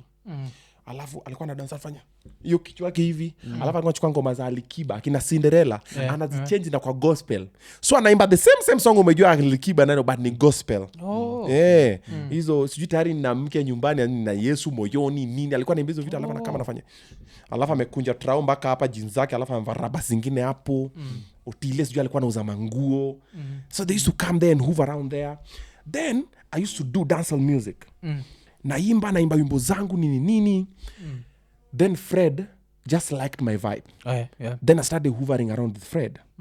So club shows naenda napiga. So one night tumeambiwa kuna comedy night, Club Hearts iko Moi Avenue, QFM wanafanya comedy night. Wasi wako hapo, Fred Omondi, Eriko Mondi, Ayeya the late, Paul Wakimani, tuko na Chipukizi, Owago, Otuol, Nani, the whole crew, including me. Wasi wanapiga, mimi nikapiga, nikaua. So I was seen that night, I was the best. Ilikuwa mimi na Desagu. Desagu was number 2. Chenye nilishinda nayo Desagu ni mimi niliimba, nika dance, nikafanya comedy. Boss wa QFM programs controller anaitwa Esther Masharia, alikuwa amekaa kwa audience. Akanicheka akasema, so this one I learned later. Tuchukue umse because huyu amedance na kaimba na akafanya comedy, tunaweza mtumia kwa road show. QFM was very big with road shows, mashinani nini. They were making so much money. It was I think the biggest radio that time. So that's how I landed up in radio. Nation Radio. Kanambia we come. Ulizwa na Esther Masharia? Mimi watu kwa club nikipiga comedy bro. Esther ni mtu wa nguvu sana. Cause mimi pia Esther ndiye aliniingizaga QFM. Basa mimi alikuwa ananisikizaga mimi na Rapchat kiwa Geto Radio. That's how she ended up. Okay. Big up to Esther. Big up, mad love man. Ulinis come through. So Esther alikuwa ndio ofisi yake ananiambia, bado mimi sasa bado sina idea. Ananiambia sasa unataka kufanya nini? Naambia mimi nilikuwa nafanya such a boss, like very cool, very unataka kufanya nini? Alafu alikuwa na Madrid, I think alikuwa amezi twist, alafu amezi design kama lines. Mimi sina kitu cha kufanya maze. Maze mimi nataka kufanya radio maze. So najitaje MGze. Nini akwa nani understand. Ingia hapo kwa radio, so nimeingia radio QFM. Asubuhi kuna Rashid Abdalla na Agio Wande. Alafu na Marangi alikuwa anaitwa jina fulani ya Dem. Nimesahau alikuwa mimi bibi yangu bwana yangu amenipiga jana.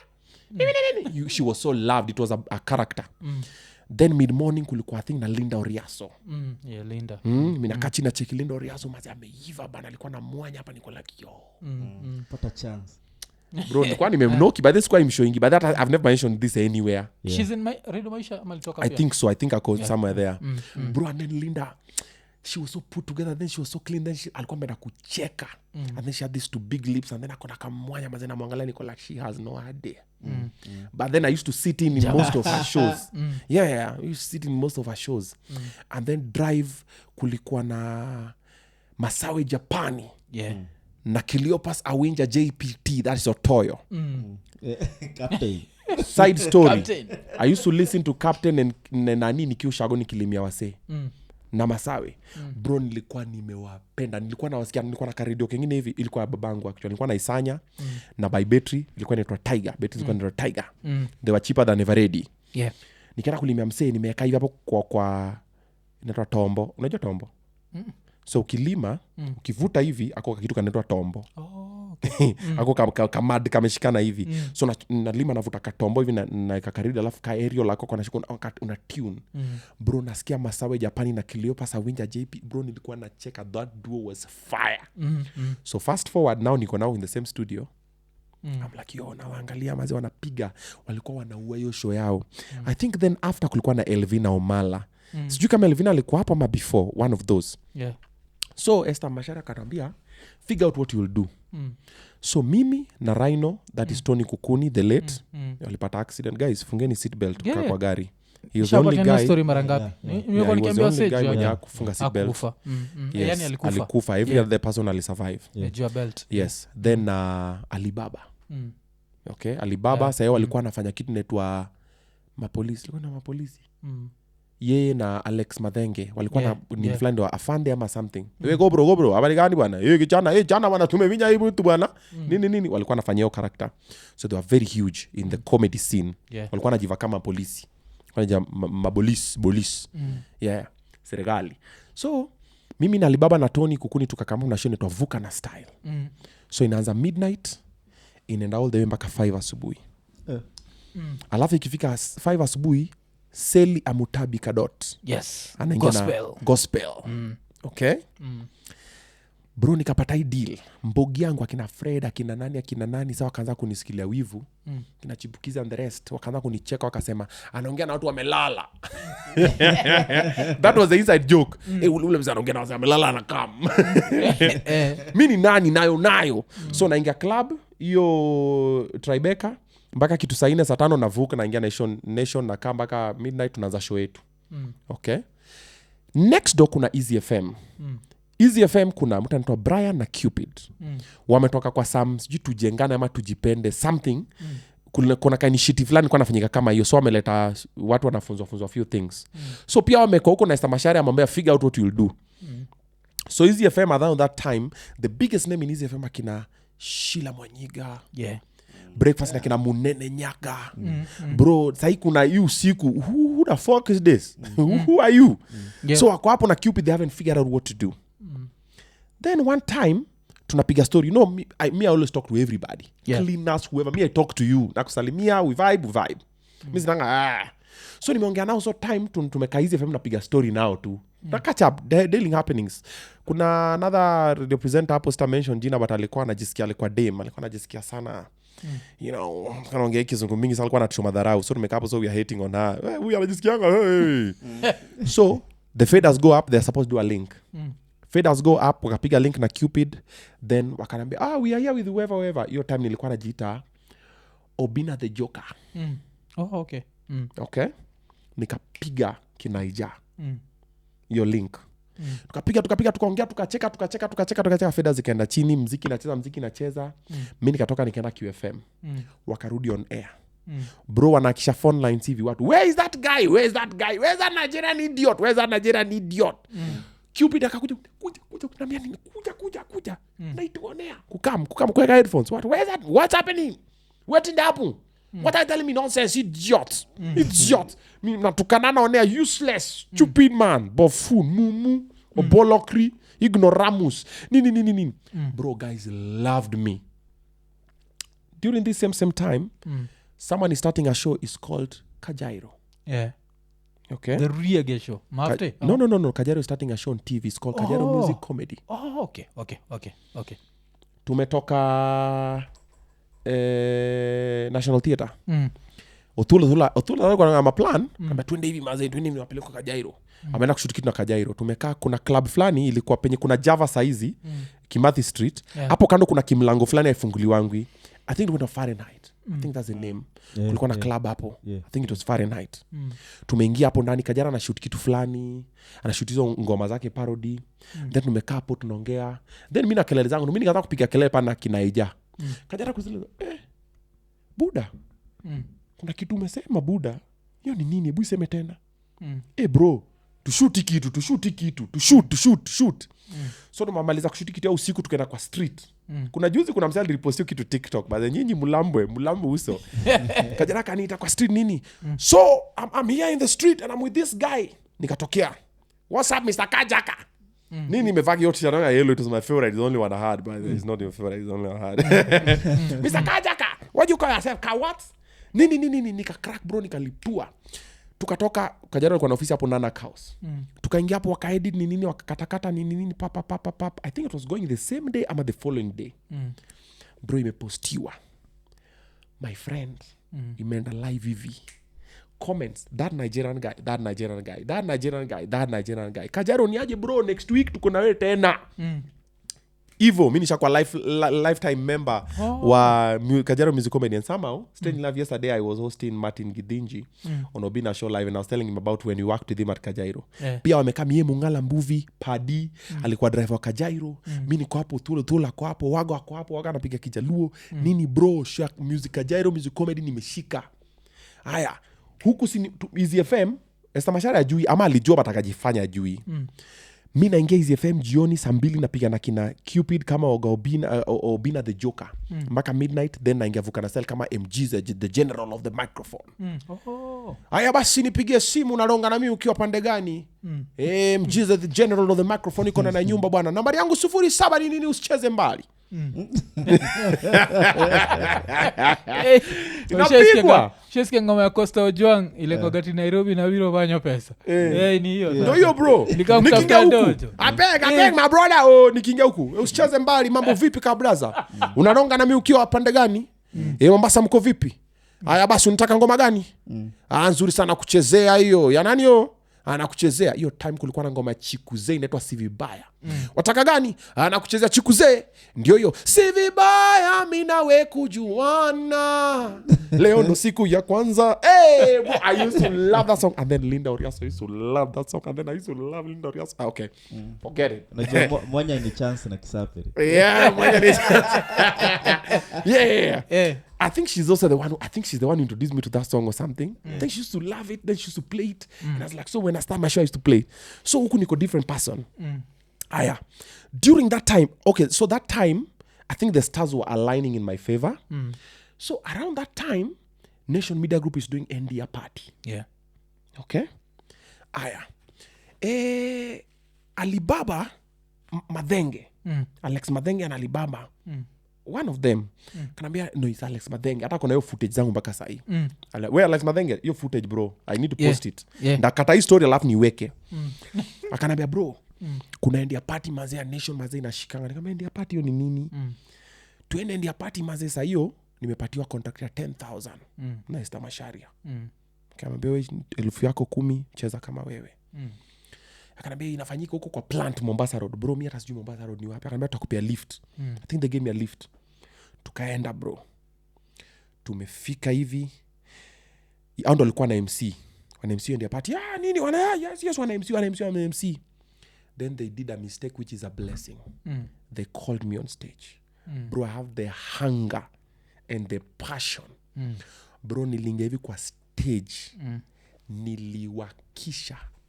Linus Gitai loved me. Is the first time he saw me. And then alikuwa amevaa kama Oga. Igwe, amevaa kama Igwe. Mimi nikakuja papa. Na kwa Linus alikuwa anacheka na dedi. Then Ojasa ndo boss, yendo CEO, yendo sawa Nation Media Group yote. Boss akicheka mnacheka. Bro, jokes zangu zote zilikuwa naenda home. Jokes zangu bro niliua. Kutoka hivi nikaenda nikakaa chini. Time ya kutoa speech yake akasema I'm not even gonna make a speech. Where is that Nigerian guy? Come. Help me give away these awards. Akapeana awards. Akaniuliza, do you work with us? Nikamwambia yeah. Akota how many minutes? Where do you work with us? Nikamwambia I do this nini. From today we are giving you a contract. Permanent contract. Bro, from that time until when he left Nation, I was untouchable.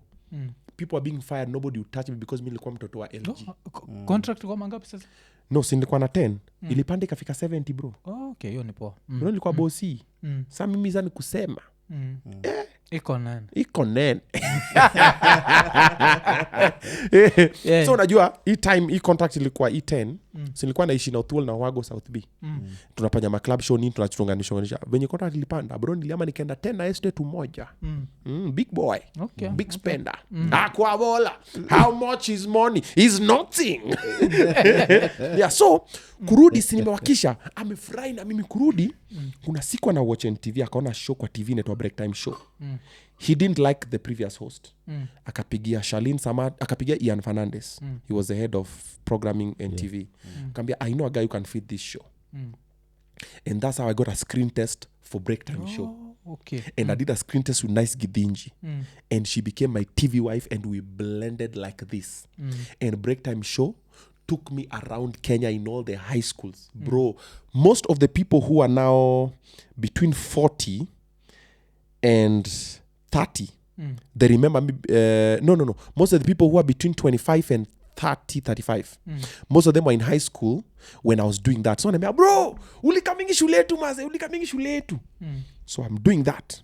When I'm doing that, I'm called to make a special appearance on Comedy Club with Phil Bresson. Bro, I go that episode, comment, that guy, Phil tells me now you are a member. Oh, okay. So sahi napiga break time show na ninapiga Comedy Club. Break time sai iko naingiza ngapi? Break time show, I think it was 80,000. Yeah, na ile 70 ya radio iko masa iko okay, bro, okay, iko. That's good. Yeah, iko. Yeah. Because I think break time show, I think maybe was I being given 20,000 per week? Then now ni 80, ilikuwa 10 per week, then in a build. Okay. It's somewhere there.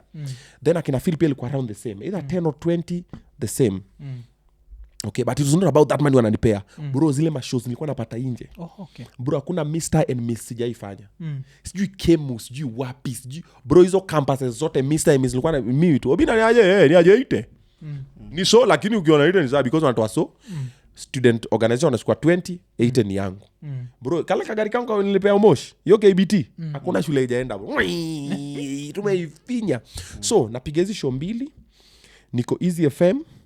Na pia niko QFM. Okay. So when QFM got disbanded, mimi nikabaki Easy FM. So Easy FM have been toast, I've done. QFM ajo kidisbandiwa mimi nilikuwa moja tu tuliambiwa. Any place inaitwa Kajito mbe mtu ngoje huko. I was one of those. During that time mimi nilikuwa Easy. Yeah, ulikuwa Easy. Mimi nikipata ulikuwa Easy kwa toka. Because ile show ilifika points you na Esther pia akaniambia, "Oh, you can't do everything." Nini. Nikamwambia, "Sawa, mimi nitabaki Easy." Akaniambia, "Choose." Nitabaki Easy. Because my brand was going that direction. So Easy nilifanya hiyo late night. Then so the show we did with Brian and Cupid was called The Home Run. Bro, that show was ahead of its time. Ilikuwa drive ama? No, ilikuwa late night. 8 p.m. until midnight. Okay, 8 p.m. Most CEOs that I meet now, when I make a bro, I was in campus, bro. You guys used to make our nights. How is Brian? How is Cupid? You guys were so funny. And me, I remember what we were saying. I'm like, we're just talking about the things we are talking about now. But tulikuwa nasema tu vile iko. Basically, we were NRG radio. For now, we were back then. But now, kinesa walikuwa like, you guys are too much. Because kitambo ilikuwa kina, hey, this is Sheila Mwanyiga. No. You're listening to the Rhythm and Blues. Coming up next is R. Kelly with When a Woman Loves. That was radio. Si tumetoka zile, Brian, we wacha bwana. Nini, bwana jana tumeenda, nini. That one. Then ilikuwa ikifika 10 p.m. Nilikuwa nafanya kitu inaitwa Chronicles of Obinna. Unasikia, tut, turutut. Simi wahala de. Ilikuwa P Square song. Wahala, watu walikuwa wanajuanga wakisikia hiyo kitu watu wanakimbilia radio. Unasikia tut simi wahala de. Oga Cupids, Oga Brian. Story come. Hey, now make I tell you something. Hey, by the way, make I tell you something. Yesterday I went to the club. There's this fine girl I got in the club. Then I carried that to Roy Sambu. Hey, nobody want me. Kenyan guess. Hey, I did not know. It was a man. Yani, nilikuwa hizo stories nilikuwa na twist. Bro, watu walikuwa wanacheka, watu wana call. So around this time this is happening, my sister does the Nigerian accent better than me. So what do? I put my sister on. I say, now, kuna isho imeshika and I want to introduce you as my wife. Kuna time alikuwa amekam Nairobi kwa Kole. So I'm moving. So hii time nishapata do, nimetoka Roysambu, nimemove Muthaiga kwa nyumba Jalas. Jalas ametoka, Jalas ameitwa sijui Standard. So ametoka Kiso ameniacha hao yake, yameshuka kaambia wewe ni brother yangu, mimi nikamove in, so sikulipa depo. So nimeingia kwa hao ilikuwa 30,000 hapo. Ameniacha furniture, ameniacha curtain na aquarium kwa wall. Amekuacha mpaka furniture. Furniture bro. Move in. Mimi naishi vizuri wewe.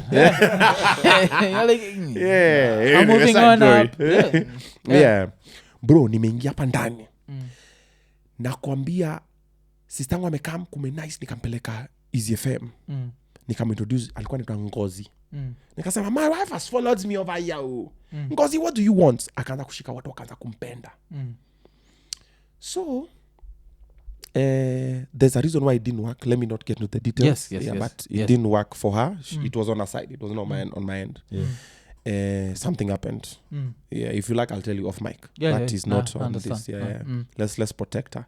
But it didn't work. Her brand as Ngozi. But watu walikuwa wameipenda. But sama aliban, mi nikaendelea. So mi nikaanza kupiga. So when home run couldn't work out, wako na vision ya home run. Okay, I think Brian was let go. I think Cupid. Me, I was taken to mid-morning with Sanaipei. Nikapiga na Sanaipei for a while, bro. Totos. Imagine wale tunaonanga hivi so unaletewa ndi huyu. Bro, I worked with Sanaipei, I think for a while. We became buddies. Like she has good vibes. Hakuna dem ananga noma kama Sanaipei. Yeah. Bro, ule dem rosafi ni Masai tu fulani anataka tu nyama. Sanaipei unajua anaona nyama kwa butchery anaanza kusalivate. Dem mrembo, ana mambo mingi, atakaa mtu tapiga show. Mimi nitatoka between the links nenda na buy juice. Nilimpea masamosa muulize. Nilimkuwa na mfeed masamosa hapo. Napiga ma story, she was my person. You know, we'd worked for a while. Then later I think we were fired. Then I think I was brought back. Then I was put with Antona on drive. Then I did the drive. Now, so nime fast forward. Now let me go back to this time. So when this was happening, break time show tukapiga comedy club na kina JB Masanduku, Kevatin ule takem tani tushanikwa, what's the name of the other guy? Mavo alienda ka Dubai anafanya videography huko.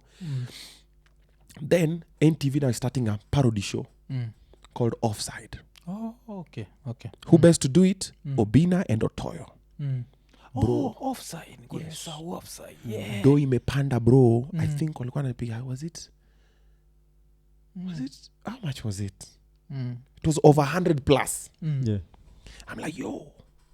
I think it was 200 plus something. Back then. I'm like, hey, now this is the mula. So sina Otoyo bwana tumekam offside, tumescript. Nini. Nikakumbuka Kingori is very funny. Yeah. At a stand-up, I don't know why you guys don't celebrate him as a stand-up. That guy's a genius. And I've said this many times before. Okay? So, kasema tulete Kingori, I'll have to let Kafisho. The Sagu. Yeah. Kunto Kafisho. So, Kafisho akinotoa alimleta from Kenya Corner. Akinotoa alikuwa anafanya show inaitwa Kenya Corner. Kamleta kama scriptwriter. Tukaleta Kingori. Time Kingori anakuwa anisha place fulani tulikuwa anaita tunze punda kutunze. Feather. Before Feather ikuwe Feather. Huko ilikuwa ni mustuni. Watu walikuwa naishi huko lakini na Sleepy Davy na nani. So tukaleta on board. Kwa script writers. Bro, we had a good run. The show was, people loved it. Then Kingori akaanza kufanya karakter fulani inaitwa Kinyanjui Reporter. Kinyanjui. Yeah. Bro, nakwambia ilikuwa inashika show, ilikuwa na ratings bro. Tumependwa nini.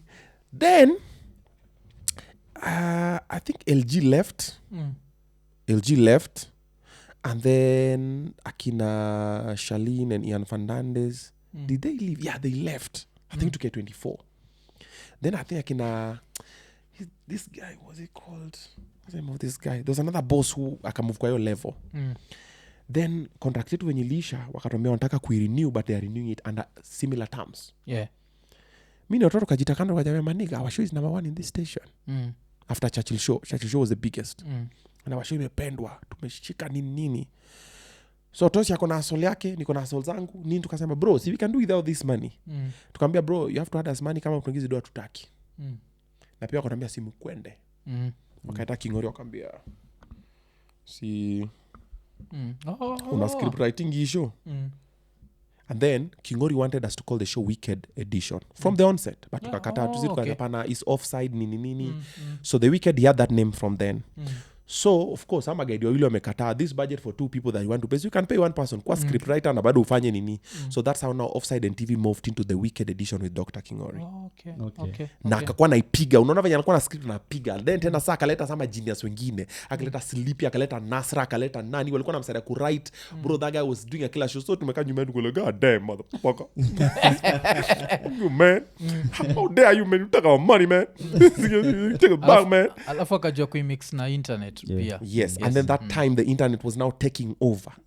So zile vitu alikuwa anafanya, unapata yali negotiate a deal where he owned the brand. So anaipiga kwa TVS but inakam kwa channel yake. you see so yeye alikuwa na double winning so unapata kuna brands aziko advertising kwa TV zina kwa advertise kwa episode yake iko pale ndani like this guy then akaleta live audience bro and then he just took off so now that was a journey and then now in between I was also doing Churchill Show appearances here and there na kama perform kidogo but me I was not from Churchill Show mimi nilikuwa napitia tuko in between you know then now from there now when I was laid off your time ya Sanaipei came back did with Anto took a car for a while then I was told no you know the direction that the company is going we don't see the direction like shut the fuck up I know that talk you know that tone the direction the direction that the session is going we don't I'm like I'm just a radio presenter first of all you guys don't even have a direction which direction are you guys going so we had given them a lot of brilliant ideas myself with Anto that I see NRG executing amazingly but they didn't want to because for Nation what used to happen back in the day I don't know about now radio was an afterthought it was not the main thing the studio was leaking ceiling boards jiko ajes jui nini microphone tunaambia frequency watu wana complain frequency we don't have advertising but our new boss was telling us revenue over ratings I'm like what do you mean revenue over ratings? You can't have revenue if you don't have ratings. For people to advertise, they have to like what you're doing and people have to love it. So let's build on the brand first. Apana, no. Us is revenue. If you're not making money, you're not making sense. You're not making... So I got fired. I was disappointed for a while. And during this time when I was at Nation, before I got fired, I think it's when COVID hit. That's when I started Kula Kula Show.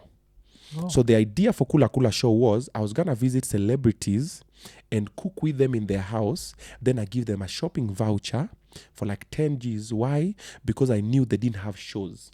But I had salary. Okay? And I was like, I've always wanted to do something on the internet. I always want to do an interview type of thing. So let me just do it. But now I want to eat, tukule food mingi, tucheke, and then nikuache na kavocha, kakukushon kidogo. But now most celebrities, their houses don't look that good. So of course, I want to kukaribisha, just come in, nini. So I spoke to Butita. Butita is the first person I told the idea. Butita was like, that's dope, let's do it. So I was like, well, where do we do it? We do it in the studio. So we did it in SPM. So we did the first one. We invited a couple of people. We did like 5, 6, 7 episodes the first day. We finished late. I was living there just like yesterday, 5 in the morning.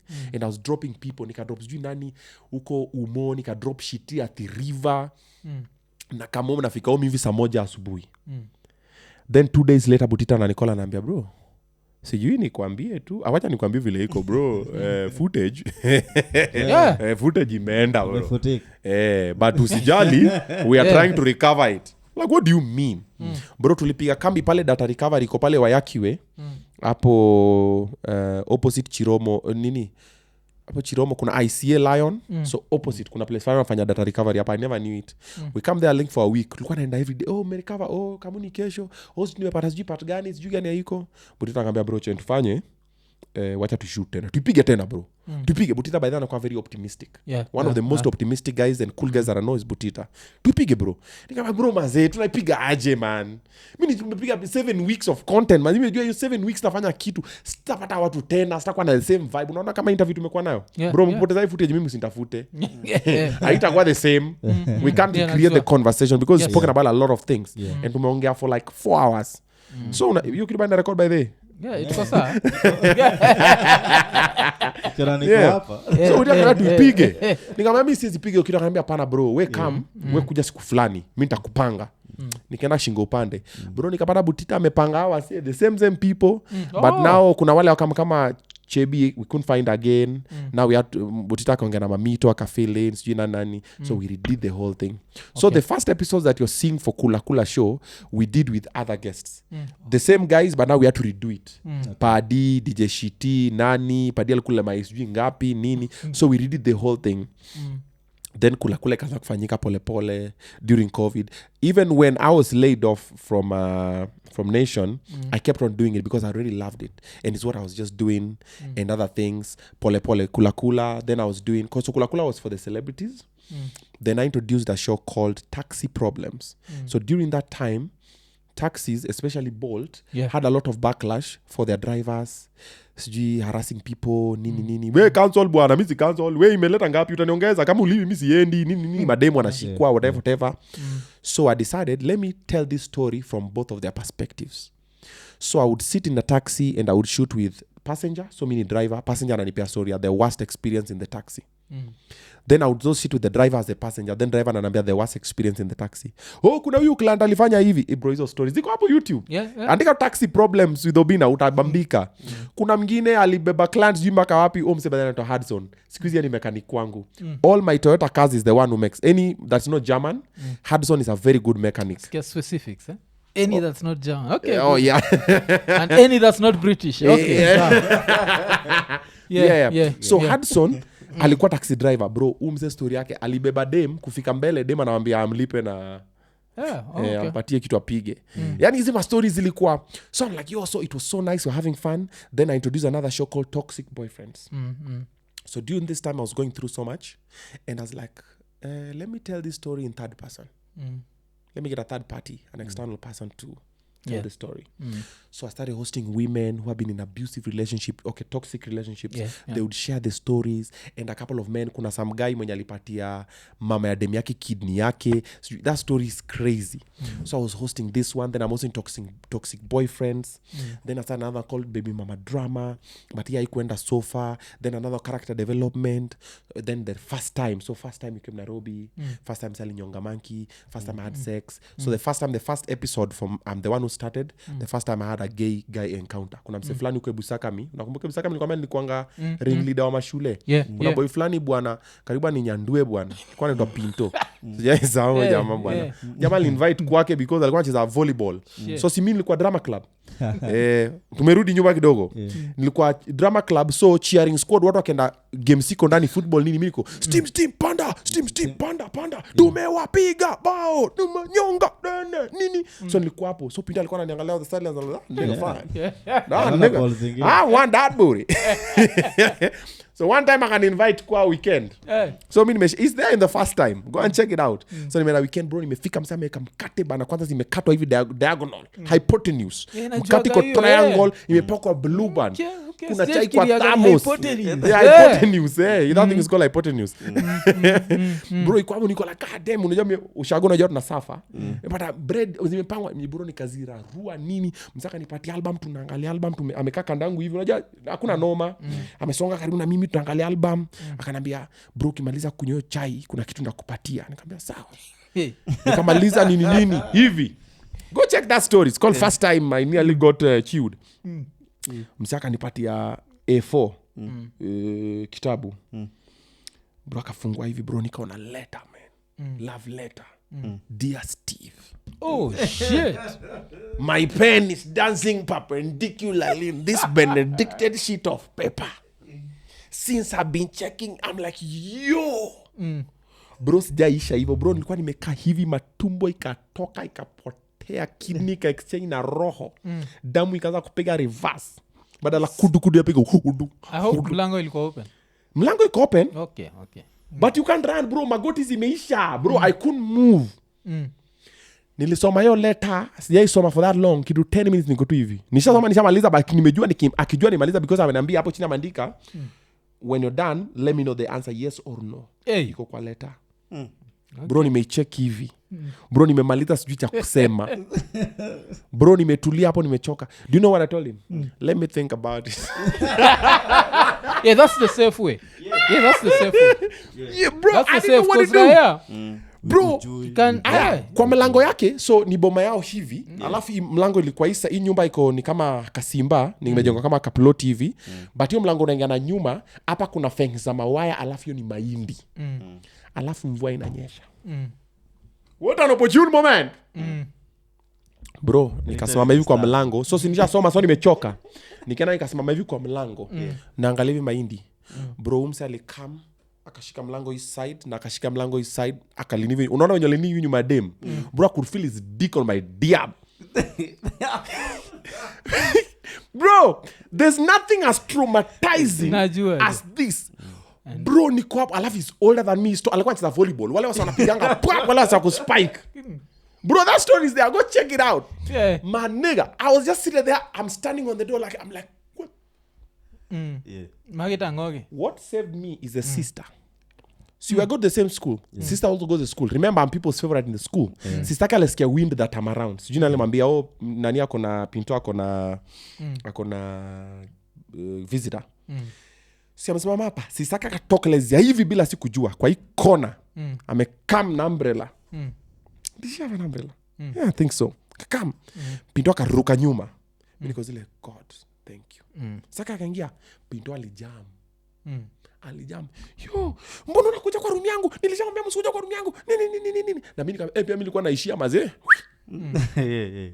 akanifuata hivi mazee Pinto ananifuata akithrow my insults kwa sister akisaka oh mambo nini story and strangely enough I nearly got chewed with men twice so this was the first time. Okay. Kuna later self-made because I told you dude. Okay. Nani kuna best yetu fulani it was self-made. Asha survive. This is hapo. Ako kwa episode zetu. He's really self-made. Yeah. So ya pili so during when I was doing these odd jobs nikiwa home me and my dad of course we were having the back and forth. Kuna hoteli Maseno ilikuwa inaitwa Silver Spoon. Nimeenda kutafuta hapo job nimepatiwa job ya kuleta maji. So nakimbia kwa review huko chini nachota maji na leta then naosha vyombo. So kuna date tumemaliza late. The reason why nilitafuta job hapa walikuwa nalipa I think ilikuwa 50 bob but kuna maragwe walikuwa nayo na chapati. Bro I lived for that. Alafu ulikuwa nakiwa na soup. So nowadays by the even in my house managers they know. Mi tukipika chapo na beans lazima kuwe na nyama iko na stew. Mchukua nyama kama 2 3 4 pieces naeka alafu nayo supu ya stew naeka juu ya beans. Bro that thing slaps. Na nilitoa wapi? Silver Spoon. Okay. So hiyo hivyo ndio walikuwa naiunda. So kuna jamaa kanipea hiyo deal na kuna kakijana mwingine akao pia anashavyo tukosha naye. So hiyo night kulikuwa na clients tukamaliza late. Alafu kwa ushago ni mustuni. Maseno tu ni center alafu kutoka kwetu mbako ni mbali alafu ni mustuni. Nini manyanga. So kwa ngaliba ni giza akanambia usiende tuko na room si ulala hapa na huyu boys mwingine mwenye anafanya hapa unaweza lala alafu kesho ukishafanya job kesho jioni utaenda. So I decided to sleep over. Hapo tu nyuma ya hoteli. Tukalala akanambia wewe utalala kwa bed na ni atalala chini. That boy was very angry. Aliambiwa mimi nitalala kwa bed yatalala chini. He was very angry. I don't know why. So mimi nikafikiria tu amekasirika juu amechujwa kwa bed. So later is when everything added up. Ukisikia story utashikanisha. Okay. Yeah. So jamaa is the first time niliona blanket inadungwa kwa stima. Oh. But haikuwa inafanya but iko na mawaya. Moses Kuria style. Yeah. Yaka kwa blanket well. Yeah. So nikaona mawaya nikaona nini ati hii inadungwa kwa stima basi haifanyi nini whatever. So we slept. Si ndio tumelala. So katika usiku I'm feeling something very odd.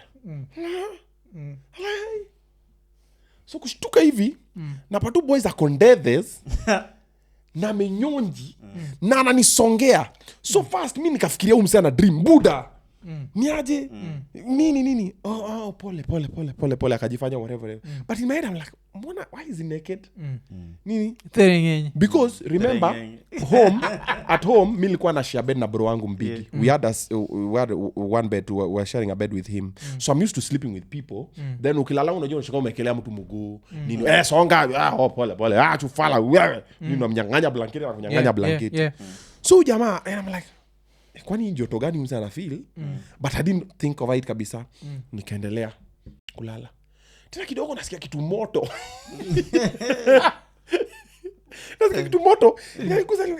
so kushtuka nikapata boy amenishika naambia kwani kuna nini iko nini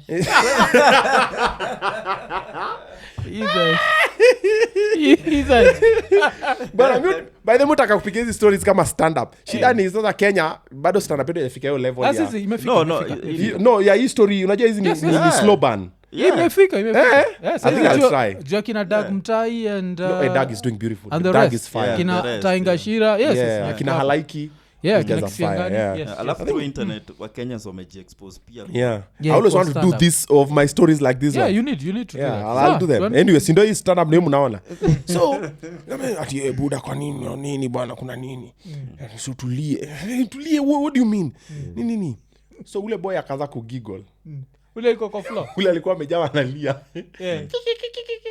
so si amefurahi na nyima chali yake na nyima chali yake Naambia nini maze hapana sutulie kwa nini bana ni wacha nini nikaruka chini. Alafu leo anambia mimi nikuja nilale na wewe. Mwingine the other boy akauliza ati wasikuja basi nini, alafu akapanda kwa bed. Sembole za couldn't sleep that night. Fuck. I could feel movements because ni giza bro. But unajua ukikanga sana kwa giza you start seeing things naweza ona caricature na kuna kitu kanafanyika mahali. Okay. Yeah. So sasa alikwambia the blanket might not be electric but the love is steamer lazima itumwe. Joto lazima ipatikane. Bro, so later is when it fell into place. I'm like kumbe this boy was this man's shorty, but I didn't know. And maybe the boy didn't even know he was being abused. Oh, but how old was he? I hope he was young. He was younger than me. But unaona venye alikuwa analia venye alijam nikiambiwa nilale hapa, but venye baadaye umse akasema nini, so mimi nikakaa hapo down, yakapanda kwa bed. Then you could feel movements whatever. I don't know what happened because I couldn't see, it was dark. But first light bro, I didn't even work that day. Hata pesa yangu sikulipa because ilifanya nipate the following day. Asubuhi mimi kiguna njia mpaka home. I never went back there. Damn. Okay. Damn. Side story, nishamalizia story ya nini, so we go back. Where were we? On the other side. Tukotabonga jia. Unasema how you were in the media. No, after COVID ukaanza. Yeah. You did your fast. My fast. It was for my first. So when I wanted to do my fast, it's called Fast Time. The show is called Fast Time. So that was the inspiration behind. I was like, hey, people can share the first time. They had a few situations so other people can learn. Okay, so what happens with most of the content that I do, I educate a lot. But I'll not tell you Buddha kufanya hivi ni noma, but I'll talk about it in a way, bro, if you're sharp enough you'll get it. Like Kula show, I used to ask questions. Mse anajibu, hey, what is the smallest bone in the body? Mtu atamisa na mimi tutacheka, then namwambia utajua is the ear, but you're learning. Then also it was for cushioning some of my fellow colleagues. Okay. Then taxi problems. Oh, kumbe taxi walifanywa hivi, let me not. Kumbe walifanywa hivi, let me not. Then toxic boyfriends. Oh, this relationship was. So even me, I was in one, but I couldn't get out. Because remember, I just had a new kid. Then I was like, let me just stay here for this child. Let me just stay for this child. So I was like, let me talk about it so that people don't get in the same shit that I'm in. But I will find a way to ease into. Yeah. So I was also teaching people about abusive relationships. If it's physical, leave. I don't support gender-based violence towards the man or the woman. Oh, a lot of men are hurting. Then our first time. Hey, first time I smoked weed. Oh, first time I got drunk. First time I got cheapoed. First time I got molested. First time. So people are talking, so you learn. So you're like, so I'll just be doing them so that people learn. So all of these things that I was doing are the ones that morphed now into Obinna Show Live. But during this time when I was doing is now when we had that Jalas is again leaving Kiss and then politics. So auditions are called. So see nani nikaenda nikapiga nani akapiga then I was best. Nani alikuwa na judge auditions? See the co-presenters and the producer. So you know the person you're going to work with. Yeah, so mnapiga on air. I think it was 2 days or 3 days. I mean it was 1 day. Mtu gani Kiss jina yake anza na A? Kuna mtu alikuwa anatuambia kuna mtu fulani anza na A akisha ku approve ni hivyo. Baada kusema Anza na A. Mtu yote a producer no. Okay. Sawa, tuendelee. Kuna mdozi Kiss mzungu anaitwa Pete Sinclair. Kulikuwa na Pete Sinclair. The black ones. No, the black ones ni Johnny. Joroge, ni James Joroge. James Joroge. That was the Kiss. Kiss side. Kulikuwa na Pete na John Joroge. Okay. Then kulikuwa na PQ the boss. Okay. So me I went, did with Kamene. It was beautiful. Then I got the job. Then I was like, my nigga. Salo ya Kiss ilikuwa wanted, Salwa Kiss ilikuwa donga? Ilikuwa sido kidogo. Sido kidogo, but pia haikuwa mingi. Okay. If I look at it now, but it was better than all these other places that I've been paid before. If I look at it now. But then I was like, gee. But also the Kiss thing, for me, it was not even about the salary. Bro, every other comedian has always wanted to work on radio. Yeah. Then to do breakfast as a comedian, bro, you are at the epitome of your career. Then to do breakfast on Kiss, my nigga, I'm stepping on necks, you know. Then I'm the only comedian in Kenya who has done all the shows. I've done late night, I've done evening, I've done drive, I've done mid-morning, and then I'm doing breakfast. Oh, okay. And I'm doing it in Kiss. And I've always, bro, when I was rapping I wanted my music to be played in Kiss. Ngoma yangu ilikuwa Kiss mara moja umeisha hit. Then there's a time I just wanted an interview in Kiss. Nilikuwa nataka rock na Shafi na kina Del. One interview to come on guys, come on man. Then when Jalas went to Kiss, I was just like, yo, we're just listening. Like, my guy, you listen to Kiss, ukianga ngoma Kiss, bro. And then I'm in Kiss. Yeah. And then that time nikakuwa na Kamene. I'm like, my guy, and double blessings. Salary was secondary. Working na Kamene ilikuwaje? Amazing. Because ulicheketa even afterwards you worked together. Yes. Bado mnafanya hiyo nini? No. It didn't work. So when I worked with Kamene, the first time tulimaliza hivi show, nikamwambia Kamene thank you. Nikamwambia thank you for being kind to me. Bro, I've worked with so many other people on radio. Let me just not mention names, but the people I worked with were very toxic or were very bad to me, and you'd leave the work just stressed. And but nani pia alikuwa mzuri? Sana pia umesema alikuwa Sana mzuri. was fire. Sana was amazing. Okay. Sana and Kamene more or less. Okay. So when I left, when I was working with Kamene, bro, I used to look forward to the show because it was vibes. Unajua Kamene ni baby girl. And then she's so brilliant. Kamene would shikanisha activations. Tunabriefiwa hivi ashaikrami yote tu. Ashashika neno anafeda, oh, now you know you need to da word for word verbatim. I'm like, Madi, where the hell are you coming from? Me ndatafuta words niweke. You know she's studying law, eh? Oh, okay. Then he baby girl. And then me, I'm from the village. So I used to pick at these toros, bro. The show came out all the way to number 3. But when I got in, people are like, will he really feel Jalango's shoes? I'm like, I'm not here to feel his shoes. I'm here with my own shoes, bro. I'm not barefoot. Clearly. Yeah. Then I don't want to be like him. Yes. And to be more of his brand because he taught me a lot of discipline and hard work and consistency. Because me in Jalango's life, I've been there constantly for a while and I've seen him morph into it. So nasikia nilimove in kwa nyumba yake. He's told me, and weirdly enough, the first time I met him at National Theatre, nikaanza kusema niaje Jalas, maze mimi naitwa Mjize nini. Akanipea business card yake hivi ilikuwa ya orange. Imeandikwa Jalango akanipea. Akanipea call me. Goto Nyiso. Alafu akapita hivi akaingia huko Wasanii restaurant pale juu. Hiyo time alikuwa na gari Starlet. Muziki ilikuwa kwa gari ilikuwa expensive kuliko gari. Na alikuwa na driving na kichwa kaiko nje. Anaingia na unaweza come on, just slow down man. Bio ni nini? Yeah. So weirdly enough I met him in that circumstance, but later we became very good friends. Yeah. I also became his KYM the same way I was Fred Omodi's KYM. But when I was there I learned a lot. Zile za we later iPad yangu kwa gari. Nilete mix for me, he likes Black Label sana. Okay. Yeah, Kadayamoko. Nilete Black Label mix for me. I knew the measurements. Me and Owago, we would know that Jalango has Mr. and Miss Mo University. Sio ndo KLD. Yeah. Wanaenda. Prezo is performing CMB. Cannibal. Cannibal was huge. Cannibal and Shara. Cannibal, yeah, okay. Wahoo. Then Jalango ndo MC. Amebukiwa flight. Mi na Wago tuko ndani ya Molo Line. Bwana, tulitoka na Molo Line asubuhi. Jalanga atatoka indi bwana ameshalala tupiga. Wewe umefika wapi? Na mimi tunapita Nakuru. Mimi nishafika bwana. Tunafika Mazetu kuna place fulani ilikuwa inaitwanga Rosewood Cottages. They used to love that place. By the Rosewood Cottages, big up. You guys mulling. Tour zangu zote nilikuwa nafanyia Eldoret, nilikuwa nalala Rosewood Cottages. Later when I could afford it, I'm like, wacha ni film na Cannibal. Bro, tunaingia hivi mazee. Tunafika unapata Cannibal amerelax alafu Prezo amerelax. Prezo ni msafi. Cash Money brother. Gold chain. Rolly. Bro, amevaa t-shirt ingine hapo ya white. Yani boy ni msafi alafu anaongea tunasema, what's up boy? What's up G? You know what I'm saying? You know. Presana kwanga ni kama taki kuongea na pesa imemechokesha alafu Cannibal akopa, alafu Cannibal amefunga zile nini zake hapo mazee. Kaka brother wajua bwana, shojua wewe mambo vipi, mambo shega nini alafu hapo ayo bwana tunataka kuiwakesha, tunataka kuwaka na waka bwana. And then Owago anaangalia tu Jalas hivyo, Owago like, I want to be you. Owago be, ichieni. Hey, mera. Tunaingia Mr. and Miss Moi wako hapo poa place. Bana Jalas anaingia hivi bana, audience inakufa. Jalas. I'm sitting there maze, tumembebea iPad yake maze nini hapo nini. Wewe bana, set. Tumeshachukua ile Black Label, umemixia na Coca-Cola yake vizuri, umemmikia, umemletea chupa ya Coca-Cola ndio sasa kweni kama anapiga kasoda.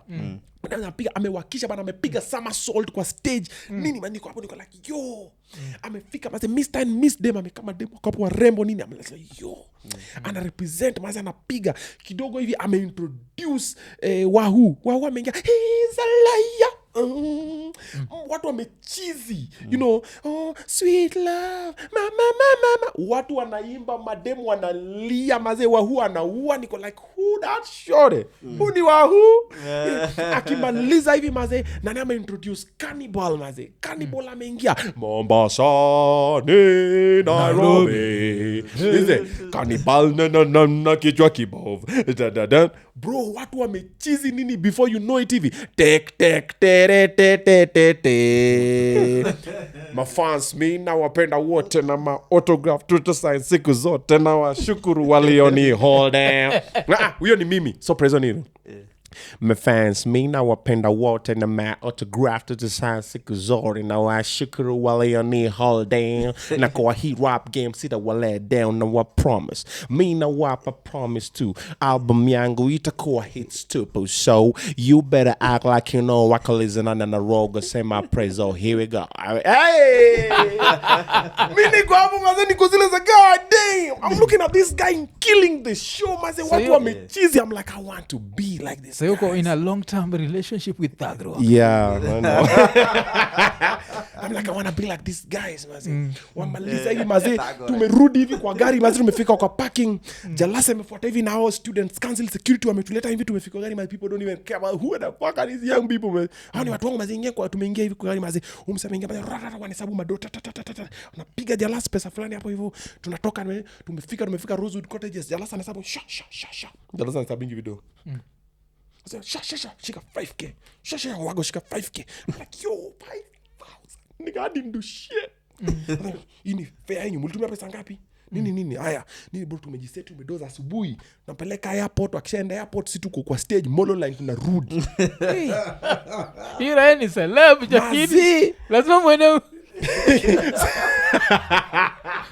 you have to see off the boss bro you gotta see off the boss man shit. Yo bro nani kwapo maze so it was just a lot of things were happening and I was looking at it I'm like yo my guy and then fast forward ikafika point like I started growing na nikaanza kuko MC nikifika Jalasa akipiga napiga naye Jalasa kwa anaita kuja mbele wimbo yako nafika mazee hiyo shake them Jalasa kwa ameipenda anafanya corporate katikati ana introduce this young guy is talented come through naimba shake them na dance napiga madance zangu nini sasa akifanya Mr and Miss anaanza ana MC na mimi ananiwachia so mimi ndo naanza kuintroduce my models. Tag number 17, that is Bianca Nani. She studies journalism. No. Her passions are nini. Anaingia na catwalk nini. Then Jalasa ana crown winner. Hivyo kafika point akaniwachia. Like nakumbuka the first one aliwachia big one was UN. Jalasa ameorganize iko KICC. Savo Ballroom. Na MC mimi na nani Shafi Weru. Okay. Bro, Shafi is huge. I'm a fucking nobody. Tumefika Shafi is like who the fuck is this guy? But Jalasa piga naye ni mnoma. Shafi is like bro, who, you know Shafi anakuwa na kizungu mingi. Who's this guy man? You know, tukapiga bro iliwaka. It was beautiful. It was amazing. Tukapiga hiyo then kuna time Jalasa katuma na Fred Kisumu 1 week hapo Odmika hapo Jomo Kenyatta sports ground. Piga hapo activation fulani for 1 week. Tumerudi hivi Nairobi 80,000 pap the first bro mimi ni nani Luthuli ndani Sony Bravia wewe ni aje iko nene kwanza your flat screen is the one I sold Kingori. I gave Kingori that flat screen and kwa naambia say like cause I always talk about electronics. I think hata tukiwa kwa show yako niko nasema vile weakness yangu ya electronics. So telling people the way Sony's last for so long you have to literally retire it we mwenyewe inaishiki was like come on bro like your Sony Bravia ndio ilikuwa imetokeza bro 32 inch the big one like hey mazi kitu big man nikabuy hivi time napima hivi niko hivi Jalasa ananipigia what the fuck are you Jalasa ungeva kiwa na do ukisema what the fuck ukisema unajua kuna do what the fuck are you can you go to the airport fucking now I'm like enda airport bwana kuna mtu uko na ID enda na ID yako nikapigia wago ni nini nikachukua baby mama akamwambia wewe hii TV mpeleke nini na nikaanza msiguse hiyo TV msiwashe hiyo kitu nakuja ku unbox wago sitani ya kulambe usi aliwakisha zoni alilaunch brother man. Why would you do that bwana? Why would you launch? Narudi bwana naona TV naonyesha bwana. Wakaniambia Obi bwana pia wewe acha bwana unafikiria tujui bwana why would you turn on a TV that anyway, so nimefika airport bro, nimefika my first ever plane na panda bro. Ilikuwa first time? Yeah. Unaishia Costa? No, Kisumu. Tunafanya event ya fresh. Mimi na Avril bro. Avril. Okay. Oh, goddamn toto. Avril saizo bwana sasa ndio. Avril ndio sasa tuko I think it was me, Shafi and Avril. Bro nimepanda ndege bwana. Woi Jalasa alikuwa anataka kuniwa si angeniambia tu. Sasa 80,000 kitu ya kuulia mtu. Like if you don't want me to enjoy the money bro, I'm like hata ingekataa. Tukafika tukachukuliwa tukapelekwa sio hoteli gani. We went to that club. Was it Signature? Think so. We did an amazing show that night. Came back the following day kanipiga tena pake zingine. Nikafika kwa keja hivi bwana napata bwana wangu bwana amewakisha TV bwana. So shameless. Chini. Yeah. So that's just a side story that I'll give for the journey for how things were just happening and I was learning. So polepole kafika mpaka corporate akienda ananiita. Then tukaanza sasa kupiga naye. Then unajua Fred pia alikuwa ananiita huku because pia I was fire. I used to write a lot of jokes but I would give Fred or many other people around me because me nilikuwa napiga Kiswahili. So before even Obinna the Joker. So when Obinna the Joker came, kuna jokes zinakuanga noma kwa Kiswahili. But hawezi piga na what's it called? English. Hawezi piga na English. Kama hii joke, so there's this joke. I don't remember who I wrote it with, but I remember I'm amongst the people who wrote it. It was Waluya. So jana, so this is a very odd thing that happened. Yesterday, when I was shooting weekly show with the demo Facebook, she cracked the joke to me, not knowing I'm among the writers of the joke. So this is how it goes. Waluya, huwa wanahaya our setup, I don't know if it was Waluya, but it was about kuhaya watu kulia kwa matanga. Oh, okay. Yeah. So ulikuwa naipiga sana kwa club. Unahaya watu kulia kwa matanga, alafu unasema, sasa imagine umehaya Waluya kwa matanga, wamekuja. Sasa club sawa watu wamekaa wanatusikia walevi. Umehaya Waluya kwa matanga wamekuja bwana wamefika, wamelia alafu pesa ikaisha. Unajua sasa unalipianga kama token. Unalipa 50 wanalia 50, unalipa 100 wanalia 100. Sasa bwana Waluya wengine walifika bwana huko Butere, sijui wapi Bunyore nini wakalia. Ikaisha wakasema mdozi. Unajua pesa yako ya kulia imeisha. Utaongeza pesa ama tuanze kucheka kwa hii matanga. Bro, that joke we used to build. Yeah, I don't remember who I used to do it with. But we used to build it. Then inafikia utaongeza pesa ama tuanze kucheka kwa hii matanga. We used to do that part. So, I used to build jokes then I'm like, bro, piga hii. Inakapoa hivi because I couldn't do Kiswahili. My brand was Nigerian. Yeah.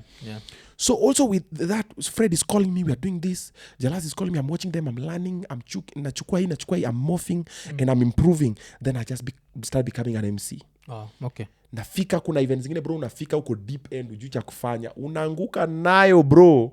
By the time unamaliza uko like, nimelearn, don't do this. Don't do this. Then I started learning from different people. Then kuna time nimeitwa KICC, we're doing, it was something summit, it was huge. We have people from all over Africa. A huge dome tent, bro. I've never seen a dome tent like that ever again. I'm here with Robert Burale. Oh, okay. I'm so nervous, bro. I don't know how I'll start this event.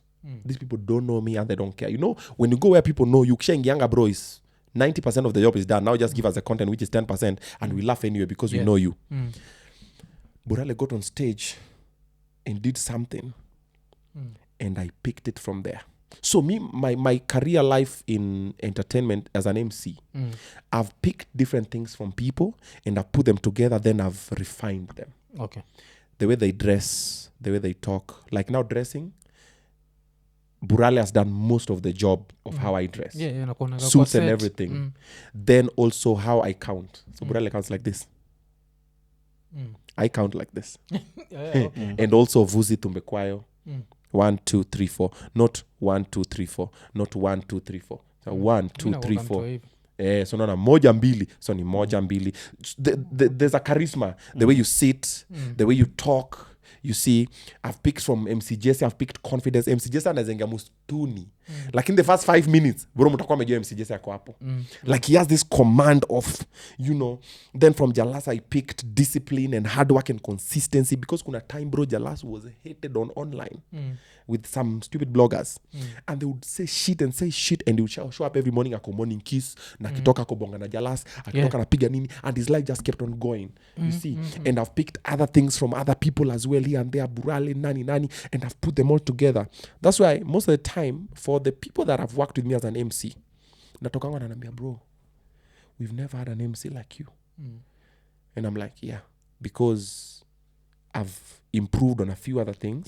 Because when you look at it from outside, you see also other people's weaknesses. And sometimes if the people that you idolize, you can't tell them their weaknesses because you're telling them as who. It's not even in your place.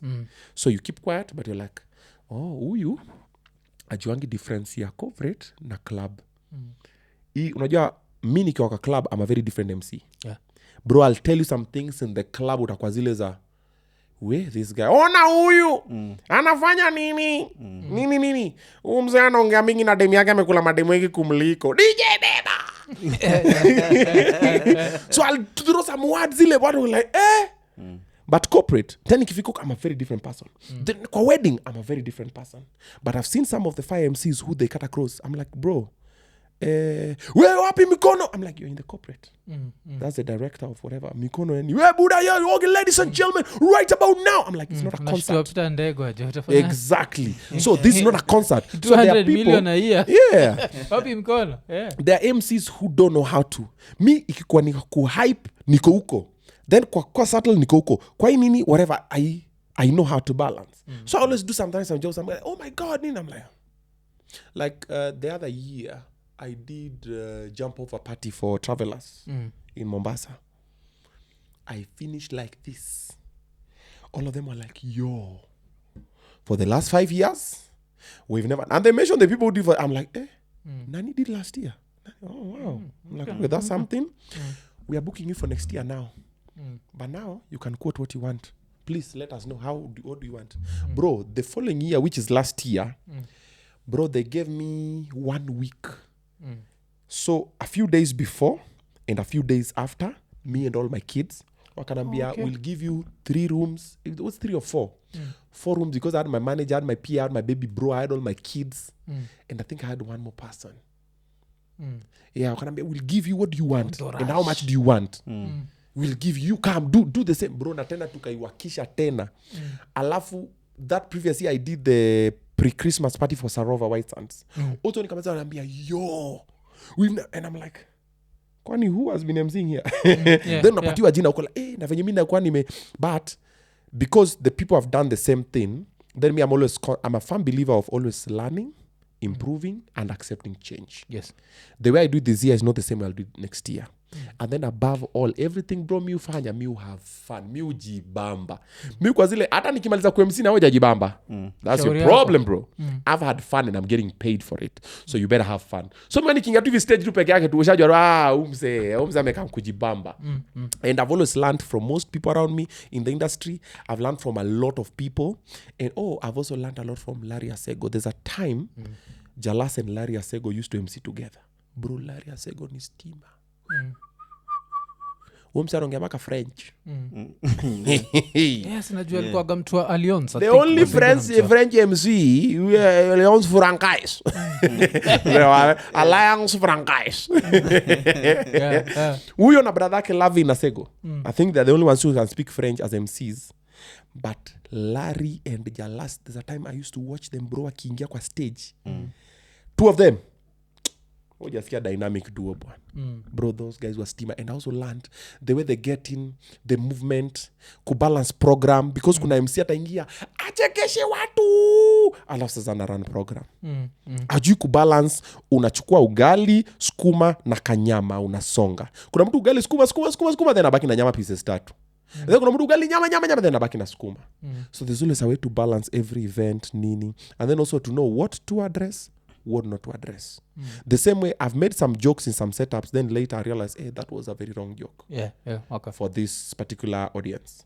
And then also I've realized that also in every event you do, there's just that person who just does not like you. Yeah, unajua.